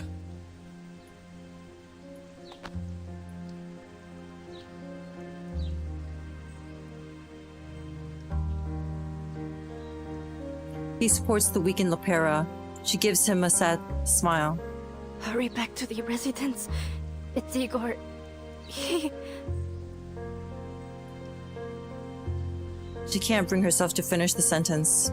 The sky clears and the heat of the blazing sun washes over them once more. Howdy, hey John Doe, welcome.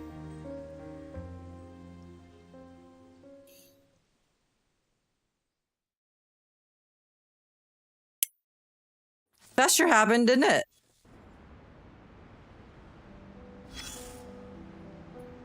Barrel Opera. A pair of long barrel revolvers that once accompanied sisters through countless afternoons at the shooting range. Or rather, former sisters. So much dramatic rain. Yeah.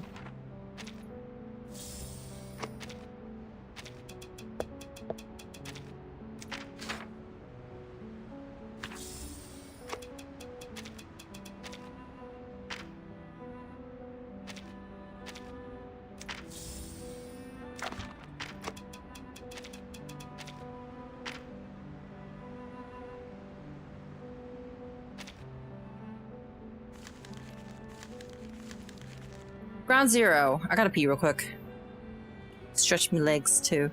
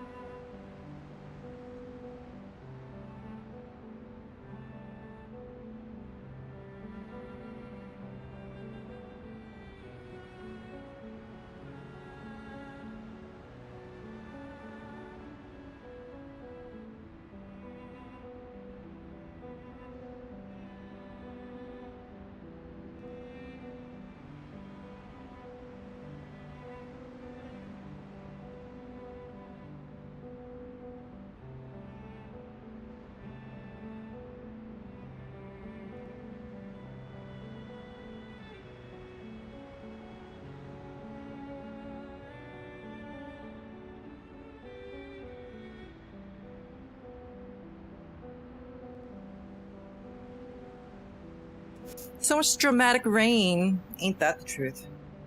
Alright, we're back. I think we only have 3 more parts left. Let's go. I finished my beer. Beer makes me kind of sleepy, so I had to like slap myself awake again. I'm here, sorry. I missed the previous streams. Hey, no worries. You didn't miss much. Not a whole lot. I'm still kind of getting acclimated, you know? I'm still kind of getting acclimated.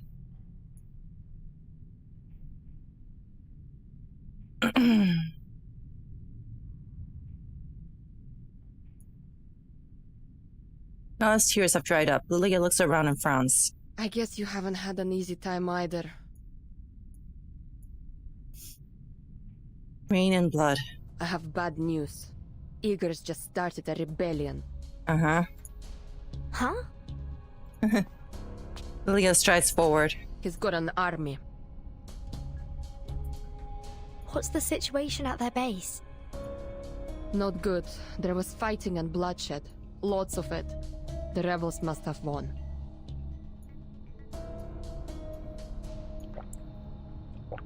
She takes a long swig of her liquor in an attempt to steady her emotions.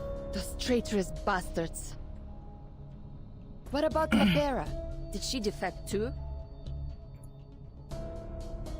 All I know is that she was sent to the Colonel's manor earlier.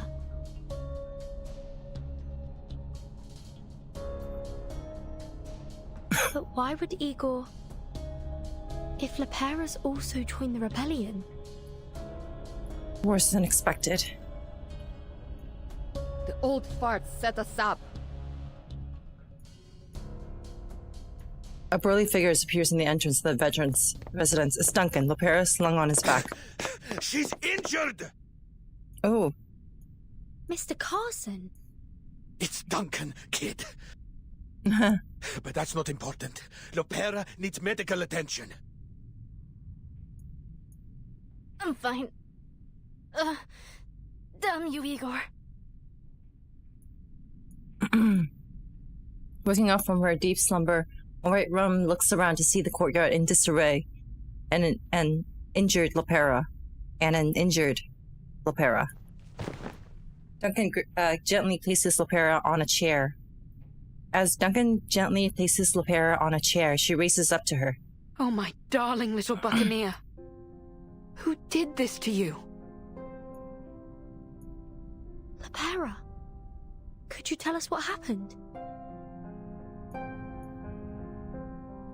Bloody and dirty, yes, but her injuries aren't serious. She only has a few scrapes and bruises. However, her eyes are swollen as if she's been crying. Igor. He took Doris.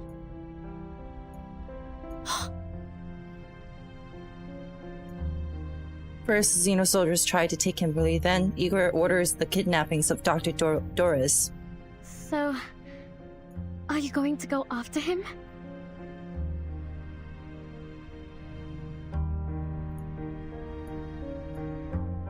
Yes, but you should stay here.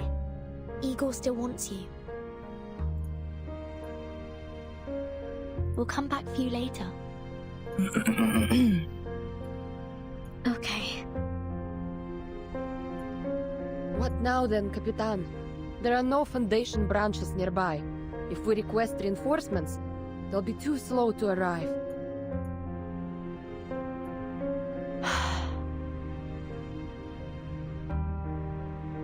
Being a family member, yeah.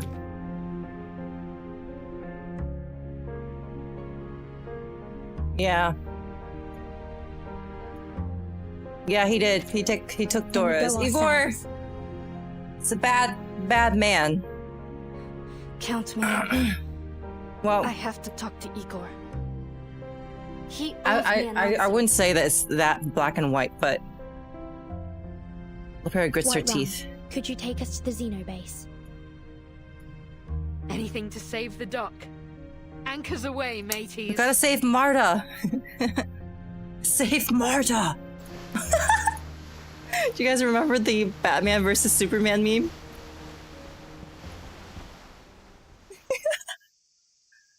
gotta save Marta. Back at the Xeno base, the rebels are organizing the final stages of their retreat. You screwed up. It's just a minor setback. Oh, he's alive. Father isn't happy. Look, I'll deal with her, okay? Next time, I'll...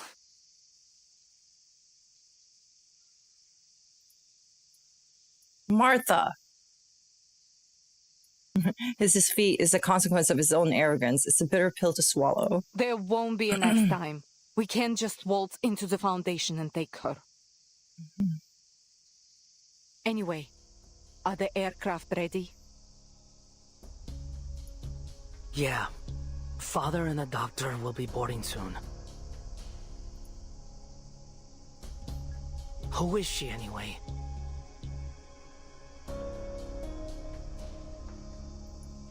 I don't know.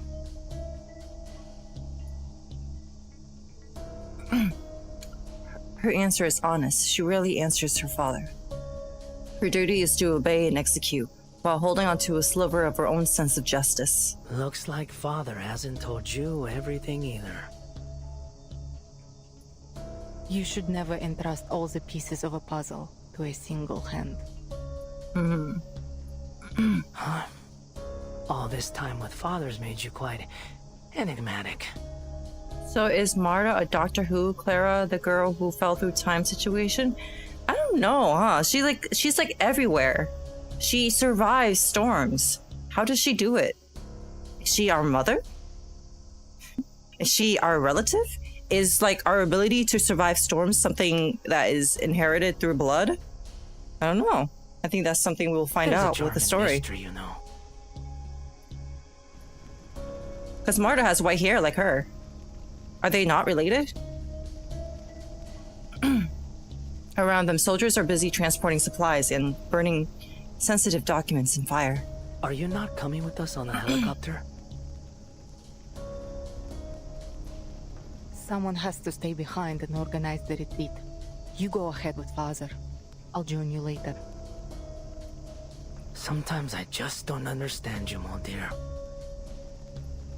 Oftentimes, I don't understand myself either. Perhaps that's why Father always keeps me close. Just get going. I'll take up the rear. The sound of gunfire echoes from outside the courtyard, but she pays it no mind. Whether it's an internal conflict or a counterattack from the Foundation, it doesn't matter. We're under attack! I really like the world building of this so far, though. Don't get entangled with the enemy. The factions. Focus on the evacuation. I love the world is very rich. I mean, there's wizards, but there's also like vampires. You know, there are changelings. I almost said chandeliers. You know, there's just very interesting character types here.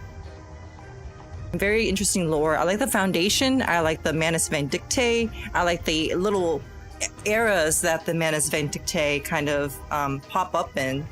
Like they manifest in different forms, but still Manus Vindictae, right? Fairies, yeah, fairies. Yes, there's a lot of species and races in this game. How many hostiles are there? The wildest theory I've had is clone divergence is the Foundation lost. Oh, chandelier is the best choice. And the sailboat.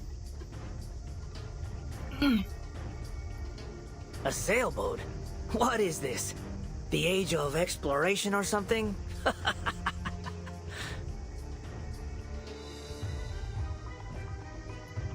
One of them is flying some kind of aircraft. Oh, she's fast. 2 squads are currently engaged with her in Courtyard A2. So, you're just going to leave me here in San Paulo, huh? 2 rebels break through the defense line and rush over to her. Where's Igor? Her hands are bloody. The muzzle of her gun singed red from the repeated use of her arcane skill. No sign of the Admiral, only the unwelcome sight of her older brother. You've grown taller since we last met, dear little sister.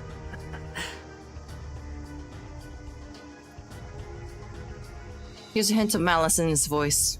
Whoa, whoa. Don't look at me like that. I don't care what you do. Come home or stay with the timekeeper. I won't stop you. Oh. Get out of my face. She raises her rifle. The scene is all too familiar. Time to execute another traitor. But someone steps in front of her. Molly. Miss Moldia, it's unfortunate that we have to meet again under these circumstances. We've simply chosen different paths, Timekeeper. I suppose the next time I see you will be in Antarctica. Telemi, go join Father. I can handle this. What's going on in Antarctica?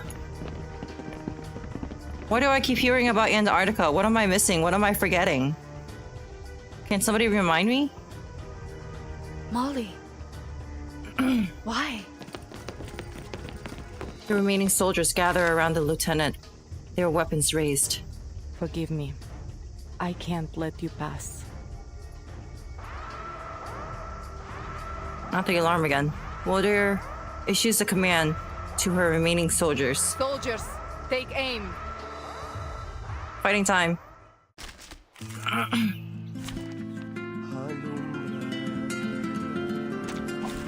Fair game. I love her design too. I mean, like, it's not so much design, it's more like I think this game has really good fashion sense. We are soldiers. It's our duty to follow orders, not... Molly. Hold the entrance at all costs. They must not reach the Admiral. I too forgot what's going on in Antarctica. They keep mentioning it. And I'm like, well, maybe it's just a coincidence that maybe they're just saying a random place. But no, Antarctica is there's something happening in Antarctica. Time to heat up the forge. Perfectly understood. Charging. Loading.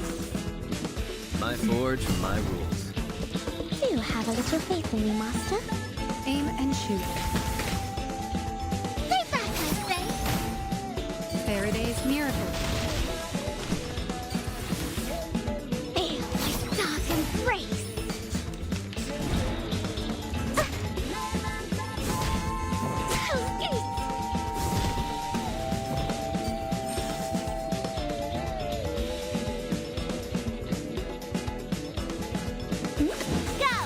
Sharp blade. Charging. Stay back, I say.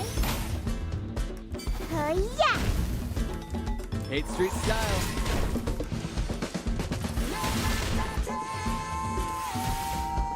The light that illuminates all. Flee, mortals! Look at her go! Ready? Perfectly understood. Loading. Time to heat up the forge. Ablaze! Please, allow me. Faraday's miracle. Cthulhu was in Antarctica with his penguin and cultists. I don't know, maybe? Oh my god, I almost fell for that. I almost fell for that.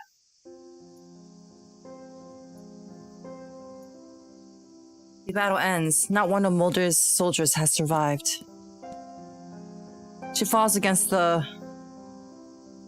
wall, blood oozing from her forehead and shoulder. Faced with her sister's gun, she cannot, or perhaps doesn't want, to move. There's sorrow in her eyes as her gaze meets her sister's. I don't ever want to see you again.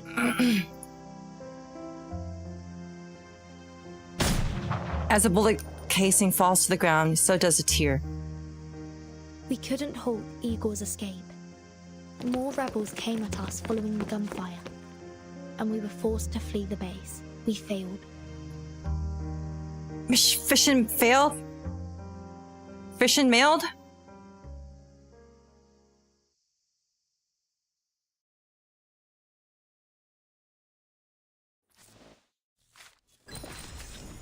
Damn.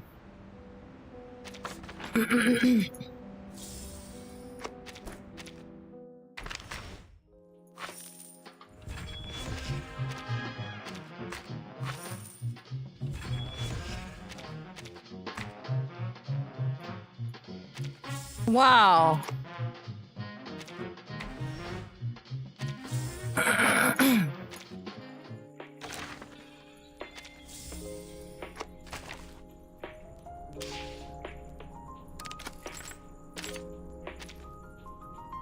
We'll get him next time. Hang on, guys. I got a single pole Nala here. Surely one of these. Surely I'll get my. Yenisei's skin is beautiful. Welcome to Sail. I'm desperate here. I'm looking for my lucky break. Ah! Welcome to Sail. I'm back. Welcome back. Ah! I don't have any more. Ah!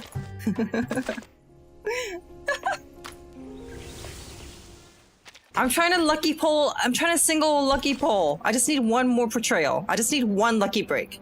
That's all I need. I already lost my 50-50. I just need that one lucky break. I already lost my 50-50. What else can I lose? You made the right choice. We simply followed their guidance, Preacher. I pulled Anja only to find I don't like her playstyle. Yeah. She's... Oh my god. She's kind of nice. Your sanity. Unfortunately, we failed to bring the succubus. But I did bring you this, and Miss Earth as well. My sanity is what I lose.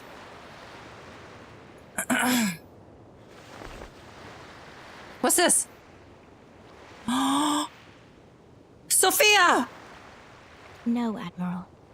Not you. She's back! She's here! Whoa. Us. Look at this beautiful sight. Oh my god. The penguins, too.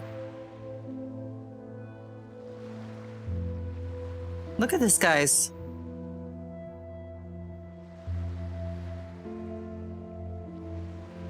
I want to take a screen cap of this, actually.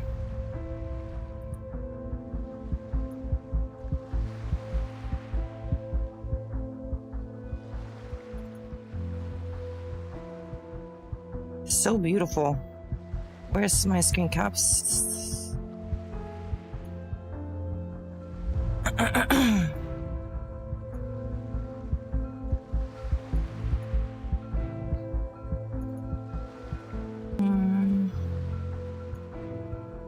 Oh, here.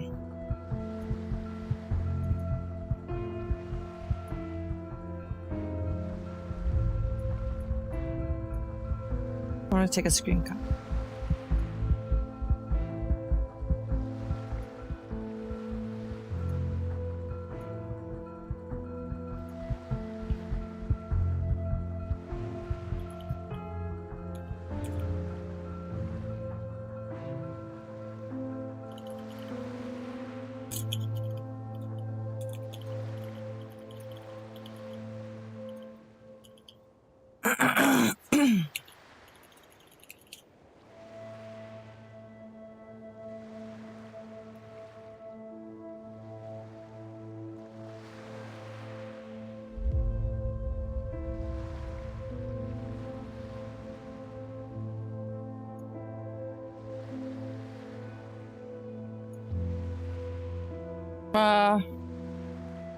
Basically a spiral. Hi.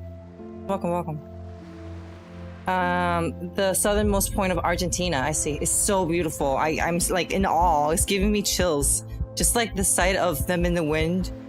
And like her hair contrasting the water. This is a masterpiece. Like it just kind of brings tears to my eyes how beautiful this game is. Us. We all need the miracle they bestow. My men will not wear the masks, nor will they take the trials. We need no trials to test the loyalty of my children, Preacher.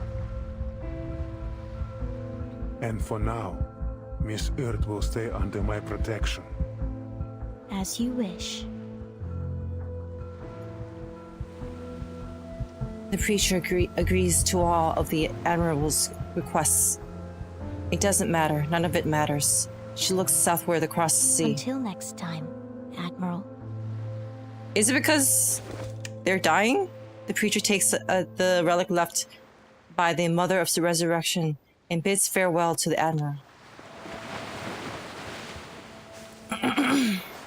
Father, I shot at Lopera. Shooting is one thing. Whether the bullet hits the heart or the ground is another. To the Admiral, however, it is unimportant. I have to be honest, Father. At least she's not gonna die, agree but with your decision. At least wow, not on a personal level. I mean, isn't it a little bit too late to express this, Mudir? You are entitled to your opinion, Lieutenant. But I don't need your approval. I understand. You only need my obedience. Precisely. Had you anticipated that Lopera wouldn't come with us? She is inconsequential. She helped us retrieve Earth from that Brotherhood farce. That's all I needed from her. It was a farce. All along. But the Brotherhood. With all due respect, Admiral. I've heard they have connections with our friends at Manus Vindictae.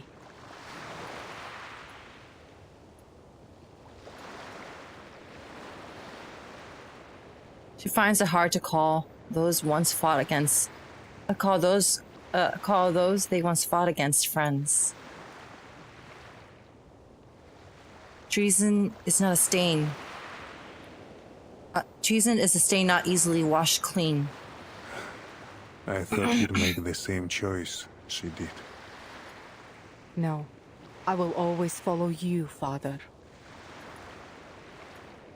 Just let her be. A lone seagull glides across the sky, calling out as it flies to the warm north. He pats his daughter on the shoulder. Now, bring me Dr. Doris.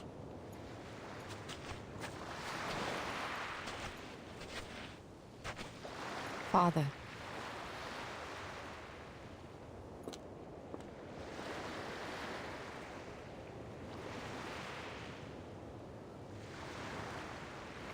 She dutifully leads the doctor to her father and leaves the two alone. I don't know you, sir. You must have mistaken me for someone else. No, I couldn't possibly mistake you. It was never betrayal. It's only deception. Old friend, in the last days before the millennium, we fought side by side. Huh? Memory flood the weathered walls of the old Admiral's mind. In hindsight, that battle may have been a mistake.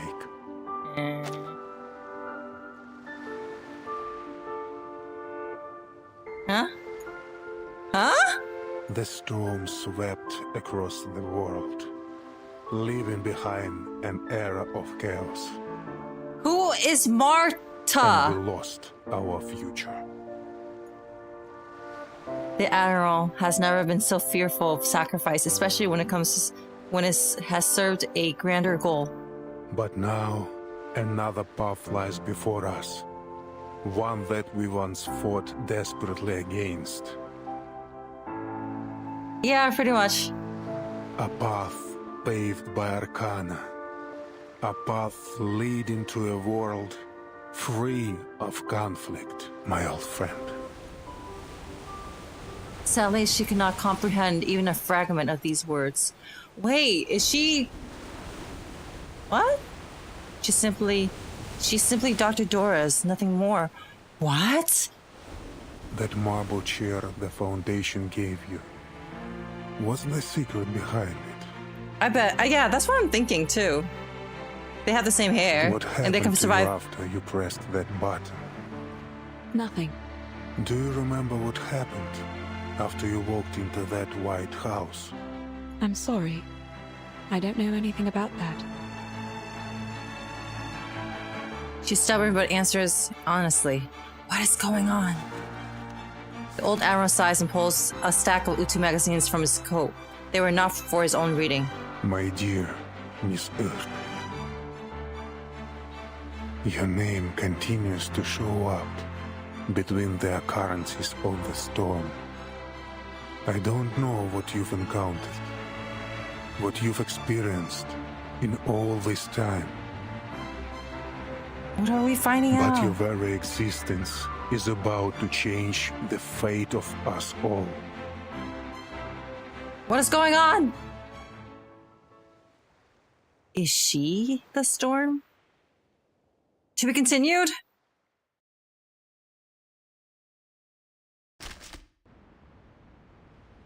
The Roaring 40s.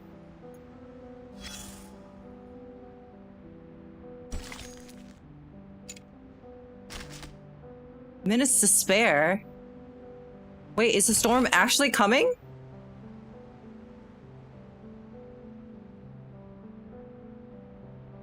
It is a girl who fell through a time situation.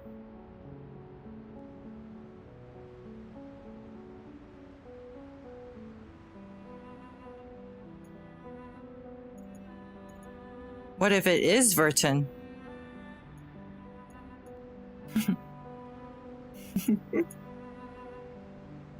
Footsteps resound, red lights flash, and everyone's called to the square. Listen to the broadcast. Special emergency notice. The headquarters has informed all branches that the Brazilian branch has experienced another mutiny. The specific details remain unclear.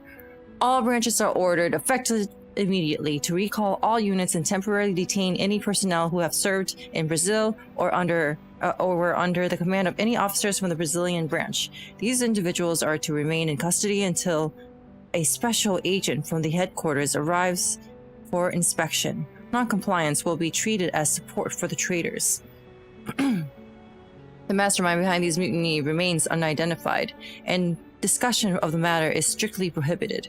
These successive mutinies in the Brazilian branch in such a short time are a great dishonor for us and represent the most severe loss Zeno has suffered in recent years. However, we stand resilient in the face of this loss. All is still under control. No sacrifice will stop us from moving forward, and all traitors will pay the price for their actions. We did a Luigi raid. Hi, Kaiser, welcome. Thank you so much for the raid. Can I do a shout out? I don't think I can from this window. Maybe I have to. I don't think there are mods present right now. It is, after all, a work day. I'm not really sorry. Shout out. Imagine if I accidentally did a raid right now. Alright, there you are. Thank you so much for the raid, Kaiser. We know that what Igor has done, but now may not be the most opportune time to confront our former war comrade with anger and vengeance. Okay. What is this? Strangely shaped typewriter. The only weapon this doctor had in her battle with fate. Basically, in Doctor Who, Clara was shunted into a time stream living multiple lives in different times simultaneously. Fragments of the same person that have known. Oh, that's interesting. That's interesting. Okay, I'm not familiar with Doctor Who. That's so cool. Dr. Doris' path. Cholera, malaria, and countless other maladies, some yet to be named by the medical community, weave their way through these streets, touching everyone, human and Arcanists alike. The rampant spread of disease served as a stark reminder. In the face of death, we are all the same. In the labyrinth of alleys and favelas, life is a tapestry of shared hardship. Here, poverty and desituation knows no boundaries, affecting all both maternally and materially and spiritually. Root disease may not lie here, but the sorrow that fuels the bloodshed in the streets certainly does. People are divided by wealth and poverty, not by the extreme claims that all Arcanist suffering is caused by humans. Illnesses strike both Arcanists and humans, just as hunger, violence, and the ignominy of enslavement are indiscriminately imposed on everyone. The authorities turn a blind eye to the spreading racial hatred, while, dang, ain't this reflective of real life? Jesus, this is getting way too real, guys. The authorities turn a blind eye to the spreading racial hatred, while the Apostles' Brotherhood fans the flames under the noses of the sleeping watchdogs, deepening the tragic divide to recruit followers. Gangs like parasitic vines thrive on the misfortunes of the favelas, waging endless turf wars, where crime is as common as breathing. Yet despite all of this, the favelas are not the inferno people imagine. The residents of the favelas are both passionate and frugal, poor yet generous. They will share their meager food with you. Thank you with crumpled cruzerios and genuine tears for saving their child, and yet they will draw a knife over the unsatisfactory price of feyoa. I guess true. A person's death merely adds another silent corpse to the river. And sometimes even the deceased's family remains indifferent. Retired Xeno soldiers conduct charity work here, seeking alternatives to gang life for the youth, sports fields, the military, labor cooperatives. No matter what, this is a land full of vitality. Despite the spread of crime, like the ever-flowing river beside them, their lives continue.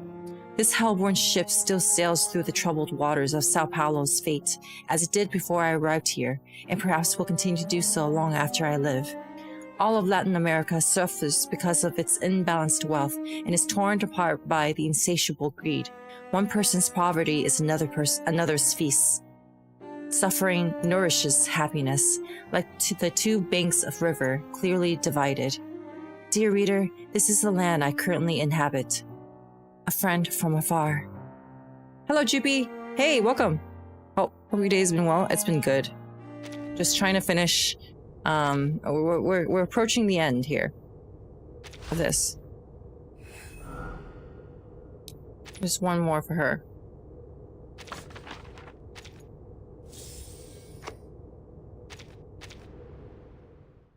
I have some news you'll be happy to hear. Will I be happy, though? I'll spare you a minute. Trust me, you'll wish you had more than a minute for this. It involves a mutual friend of ours, a long-lost acquaintance you've been searching for. Doctor, writer, she goes by many titles, just like you and I. Sadly, in her current state, her brain capacity is limited. The fuck you mean limited? It's just like after that fateful battle ended.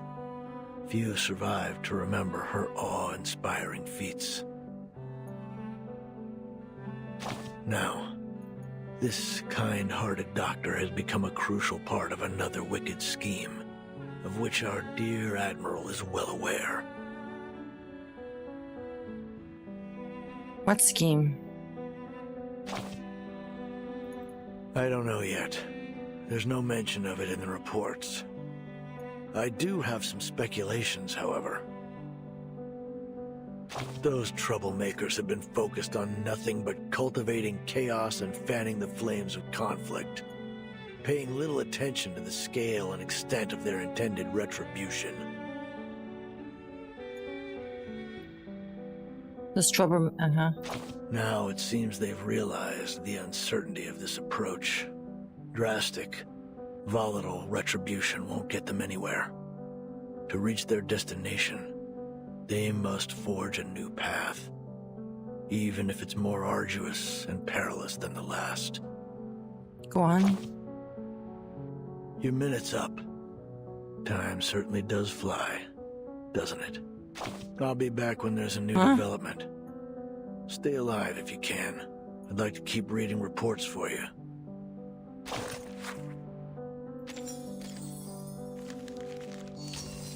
The final curtain? What's gonna happen here? Everything is a mess. Everything has come to an end. Perhaps there's still a chance. What is happening, you guys? I have such a bad feeling. I have a really, really, really bad feeling about this. So many people lived on the river. I saw them tie plastic bottles to planks to make a bridge. And then they crossed the river as if they were walking on a row of puff-puff fish. Sotheby's sheltered life has given her a few chances to witness the struggles of those on the verge of hunger. But ever since she came to consciousness on the water's edge, the same question has lingered in her heart. Do you guys all know what happens? Don't spoil it for me. But do you guys know? She restrains herself from voicing it. Duncan's well known in the favela, and everyone keeps telling her, yes, that old man Duncan's from the veterans' residence. It's like she's trapped in some kind of dream. I know what you're thinking. Drive by. Hi, Ember. Now you don't? But I am Duncan. My ID card, my military record, my medals. They all prove Wait! Does this mean that he's also, like, living in another life? As for your friend, Mr. Carson, listen, I know it's hard, but at some point we have to move on. Thank you for the advice. It's just... Pardon me.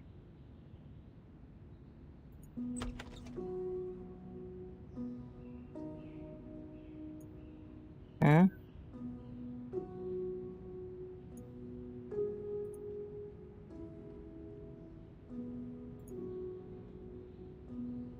Okay. Why is there an error?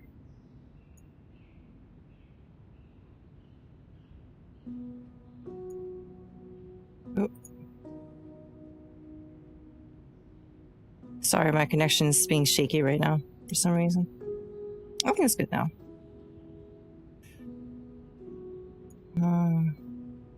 Okay. The Foundation staff member gently pushes open the door. Brain not braining? Okay. My apologies for interrupting. Miss Sotheby, I heard about what happened in the favela. Thanks to your efforts, Zeno has been able to recruit a new group of spirited youths. Hopefully you do? Okay, okay. Okay, there we go. Sorry, my chat, my combined chat wasn't working for a second. Now it's working again. The staff member turns to Mr. Duncan. Sotheby gives a proud nod. She's more than just a pretty dress. She did her very best to help her friends in the favela while the others were busy with their missions.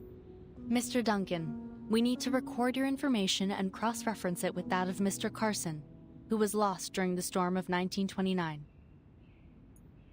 It's bewildering, isn't it? How could there be another Mr. Carson? I can't believe this is not just a, like a... It is, they all look alike. He does look exactly like... A fervent era filled with ambition, dreams, and madness. Please come with me, Mr. Duncan. It won't take long. After that, you'll need to initiate the procedures for your re-enlistment in the Zeno Arms Academy.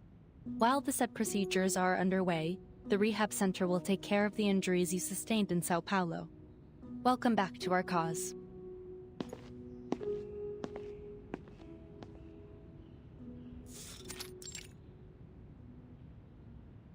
There have been many cases like yours. Politicians, singers, the list goes on. The Foundation compared them to photos from the 90s. While their appearances had changed, they were undoubtedly the same person.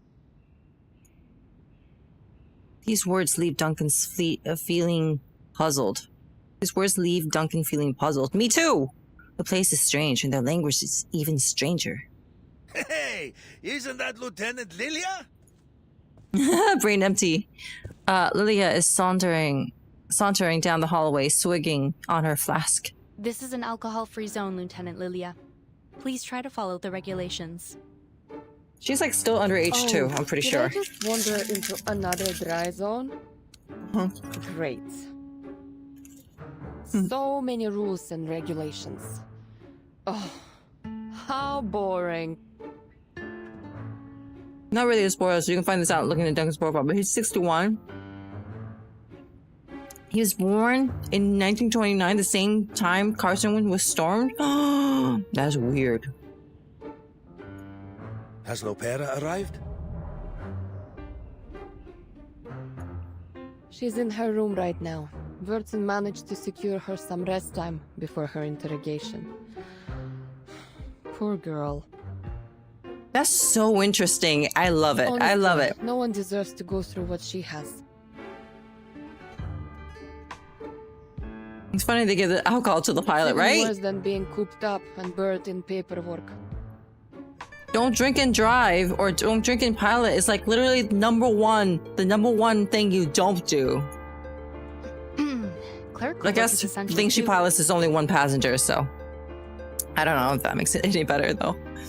She's still liable to hurt everybody else. She gets an awkward smile at this mockery of her work. Lydia cheerfully pats her on the shoulder and turns back to Duncan. Well, good luck, Comrade Duncan. Don't forget to stretch your hand between signing papers. She'd rather ride her Red 38 until her legs went numb than be stuck in the office all day. You also need to write a report, Lieutenant Lilia. Our executives are quite curious to know how you managed to escape the rebels' custody. Moldir, the woman in charge of the base, had one of her guards release me.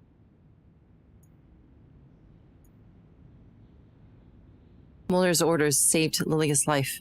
You mean to say that Moldir, the lieutenant who's joined the rebellion, set you free? No police in the sky, true. I think so. At least that's what the guard told me. Lieutenant Moldir asked me to help you. Take care. I'll be sure to make note of that. And of course, please specify this in your written report as well. This is very important, Lieutenant. If she's having doubts, then we may still have a chance to win back Igor's rebels. Or at least some of them. I love Lilia, me too. I love her garment. I haven't gotten it yet, but I will. Vice President Constantine makes a long overdue call with the Pax House. Igor fooled us all with his rebellion. It's been confirmed that the Dr. Doras he took is none other than Ms. Erd. The motives behind his actions, however, are still unclear. Constantine. While only a small number of the Xeno soldiers chose to join his rebellion, I believe it is necessary to urge the Xeno Arms Academy to strengthen the discipline of their members. She removes the white chess piece from a board in front of her. No need to worry about that. Xeno will handle it themselves. If that's your judgment, then I have no objections. On a separate note, Moth, our mole planted within Manus Vindictae, has sent us some new information. Moth? Who's Moth? Do we know who Moth is? The Manus are sending supplies, personnel, and weapons in huge numbers to the south. It appears our suspicions were correct. Manus Vindictae is preparing a ritual to draw forth another storm.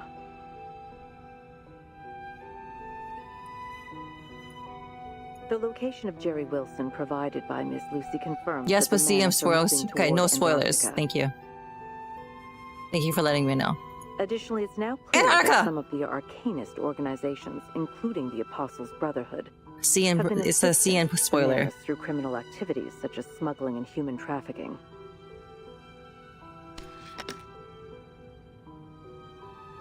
Does air traffic control count as sky cops? Yeah. She advances the black pawn on the chessboard. All very valuable information. How's the timekeeper doing? She's stable. It's worth noting, however, that she brought back a succubus from the Manus. She requested that we revoke the arrest warrant for the succubus and grant her all the rights enjoyed by Team Timekeeper, in accordance with the Storm Reformation Manpower and Discipline Act. I've consented to her request. Excellent. She's the ideal person to keep watch over the succubus. Very good, sir. About Igor, the late Admiral Igor of the Xeno Arms Academy, will be duly honored in the headquarters Hall of Merit. Oh, yeah? His great achievements and remarkable service deserve to be remembered. That's all for now.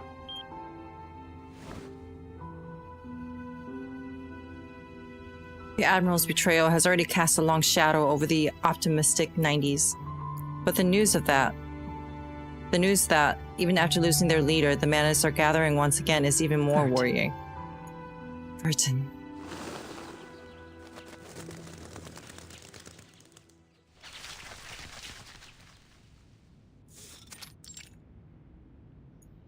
London, Lima, Ushuaia. Basically saying the Foundation considers Igor dead. Yeah, that's what I'm saying and thinking. I'm seeing too. The Foundation reports detail many cases, like Duncan's. One familiar face after another turned into someone else. The storm has brought everyone within it to a brighter and hopeful 90s. Report from Colombia. The mugshots of Pablo Emilio Escobar Gaviria do not match those archived. Similar anomalies have appeared for other notable figures. Weird? Y'all like Pop-Tarts? I sure do. There are many such cases.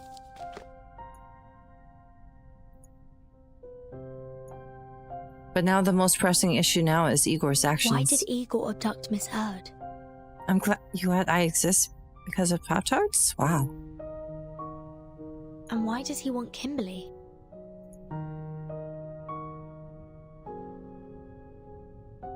I see. Yeah, that makes sense. So they're covering it up, basically. And where are Igor and his army going? Why did they defect? It's a maze of questions and clues.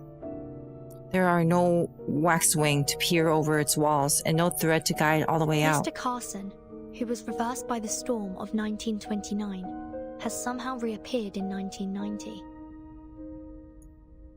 If only there was some way to look beyond the towering walls of this maze and see for what they truly are. Maybe there's more to it.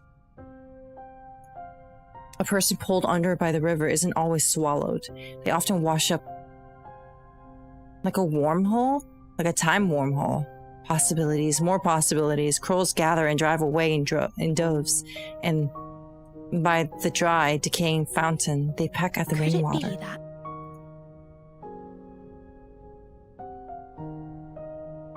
She makes a bold guess. Does this mean that Schneider can come back? The storm doesn't kill people. At least, not physically. Schneider can come back, guys. Schneider Nation!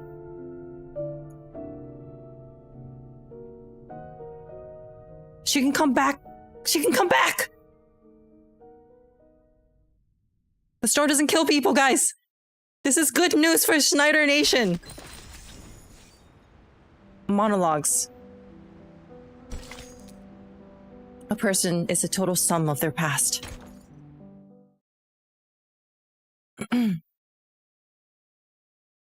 Come back as a different person, but like Vertin would recognize her, you know?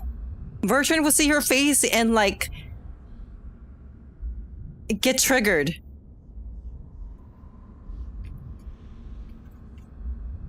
She'd be so triggered.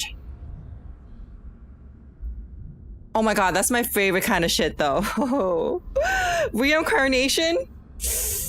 I love reincarnation and like one person remembers and the other person doesn't. That's like my kind of jam. Praying for Playable Schneider. I think she might come back as maybe an Arcanist. Who knows? Wait, Mr. Carson did come. If Mr. Carson was a human, got swallowed by the storm, and came back as Mr. Duncan, an Arcanist. I don't know, we'll be good. Alex and yeah. Yeah. Lepera picks up a gun. 6 stars, Virgins had enough on Tuesday. 1, 2, 3. Oh. Lepera. There are no enemies, no targets, no opponents. She has never raised her gun so aimlessly before. She's lost, like a hunter in the wilderness with no place to go and no home to return to. Shots on target. But without their original... Well, this was kind of tested here, right? They keep on calling Mr. Duncan, Mr. Carson, you know? They keep on calling him that, so... I mean... At least...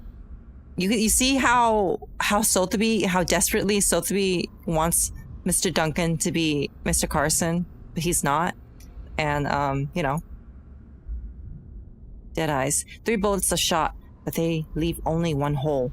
1, 2, 3. Empty shells fall. Bullets are reloaded. 1. What's going on with her? 2, 3. What's going on with her?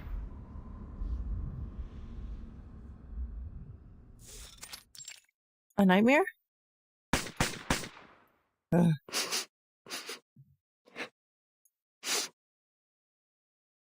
The room is riddled with bullet holes. Oh, she's awake.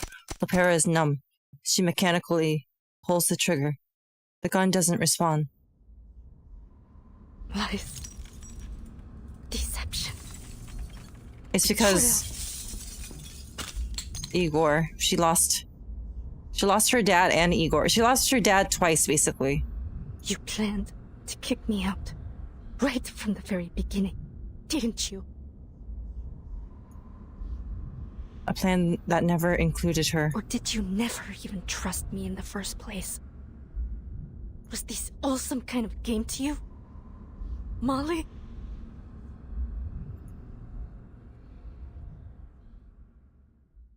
She's lost and alone. Nothing but herself and the hollow sound of the wind blowing through the window. Oh, she lost her sister too. Wait, did she actually kill her? Did I miss that? Or did I get distracted? Did she kill her?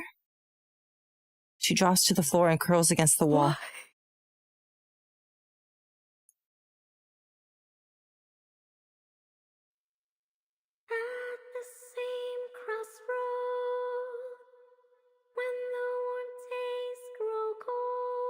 No? Leaves are falling down to the ground. Her sister is with Igor, yes. I passed into ashes by now.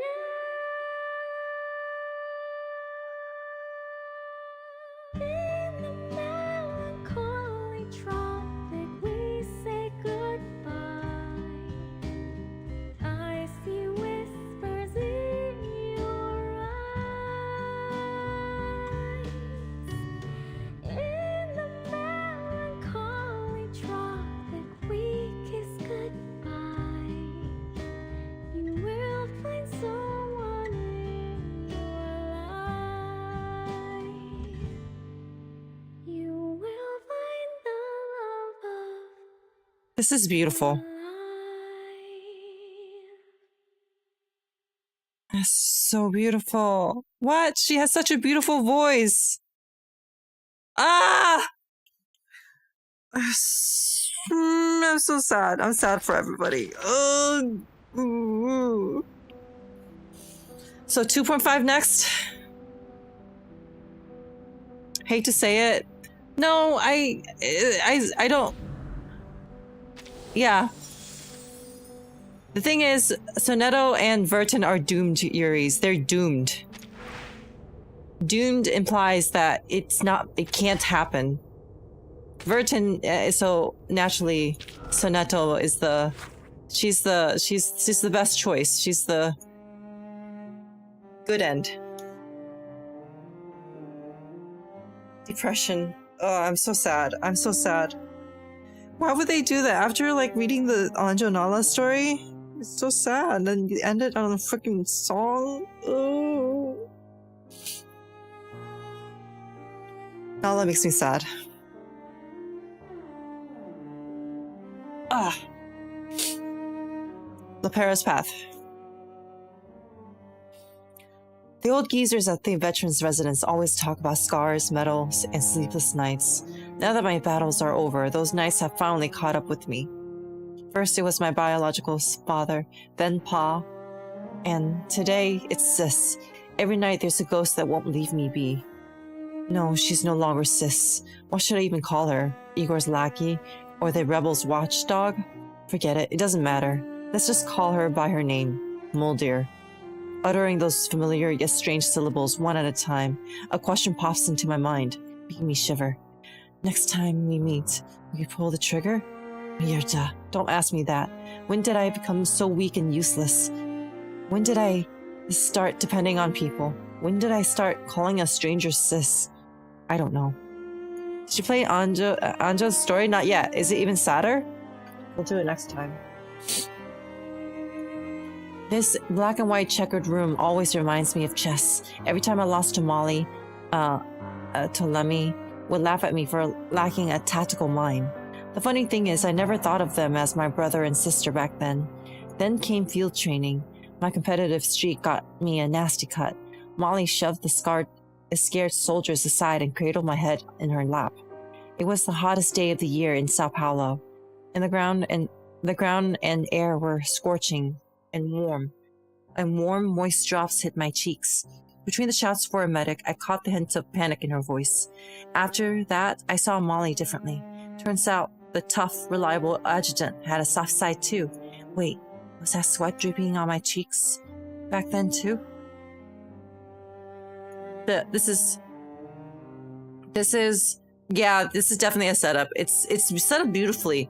It has a lot of questions. It's presenting a lot of questions that even I didn't have. Like the doppelganger stuff is very interesting. I'm really interested in seeing where they take you, where they're going to take us with that. Because so many people got reversed. So many familiar faces gone. Are they going to pop up again?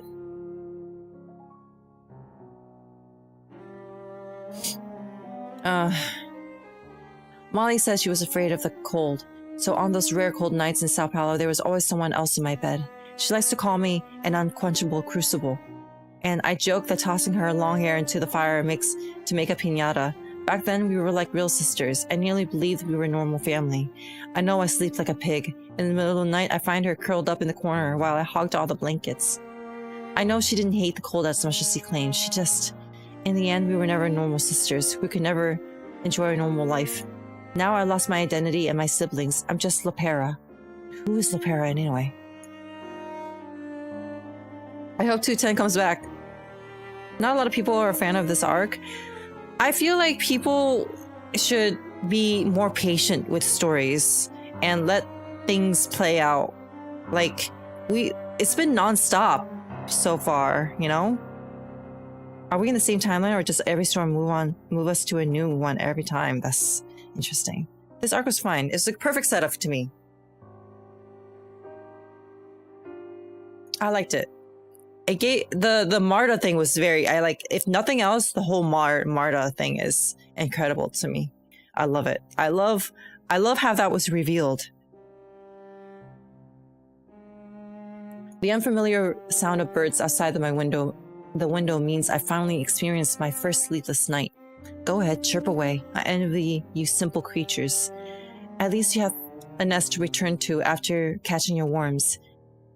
In 27 minutes, the dormitory door will be pushed open after 3 knocks, and Molly will find a way to drag me into the morning training drill. Something warm and moist fell from my eye.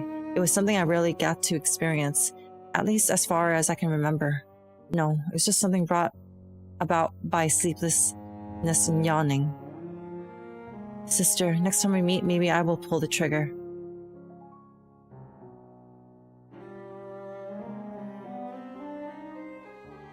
She lost everything. She lost everything. Because, like, if you think about it, your identity, if you have nothing else, you still have your family. That's your identity. And she shaped her entire being around this family that she thought that she had, but they never included her. I sweat. Yeah, totally, I sweat. Guys, you got to see this. This is the discovery of the century. The best way to rally co-workers together. Cartographers, assemble. You guys, look at this.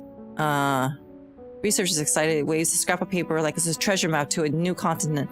Circling a group and letting the paper flutter in front of each person. What's that talking about? Are those RGB values? Has John Titor infected you? Speaking in human language? Speak in human language or we're leaving. It's a treasure map. You have to check. Help me crack it. Was it Ulrich? Probably standing in line to buy a ship ticket to Australia. Won't be back for a while. Where did you get this? There was a box of punch cards outside the computer room. I tossed them all into a decoder. You should stop wasting your time. Those might be Ulrich. Ulrich? This is not cryptography. This is not cryptography. You should stop wasting your time. Those might be discarded scribbles. What is this? What is all this? You guys know?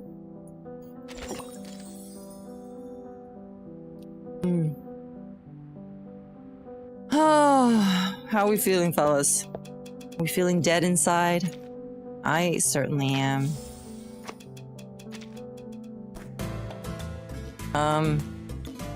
What is mains bulletin?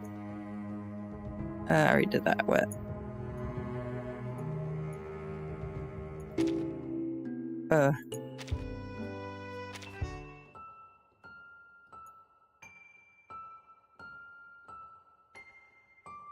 Not the song. Mayo party, hey. It's setting up for a future story, that's what I'll tell you. No worries. Alright. How are we feeling, fellas? Like a BitLocker encryption codes? Yeah.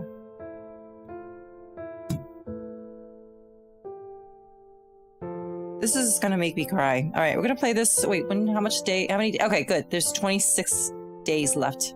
So we still have plenty of time. How do you guys feel about 37's anecdote? What's this? I should do this. Feels bad.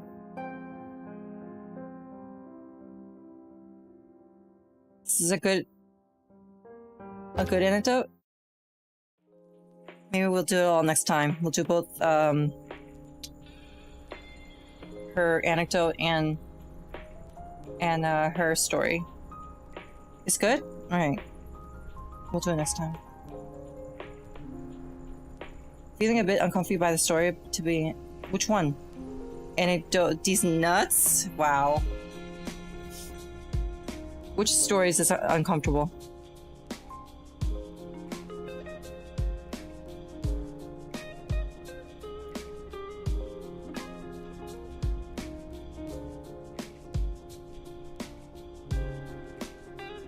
I do the anecdotes for the limited gear? Yeah, I fucked up by not doing some of them.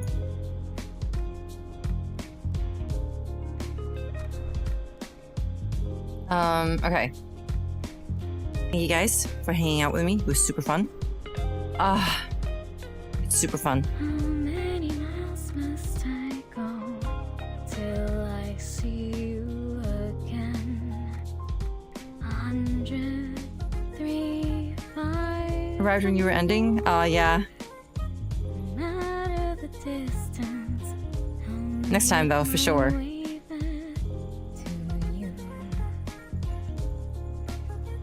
Next time for sure. I'll be better about scheduling my streams. I'm using a new program to do these multi-streams, so it messes me up because I don't know how to fully operate it yet. So I keep shitting it up. Can I do a roll? No, I can't. Fuck.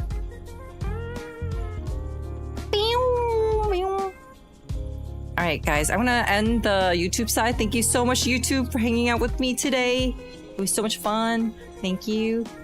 I'll see you guys next time. Look out for the schedules. I do try to schedule them.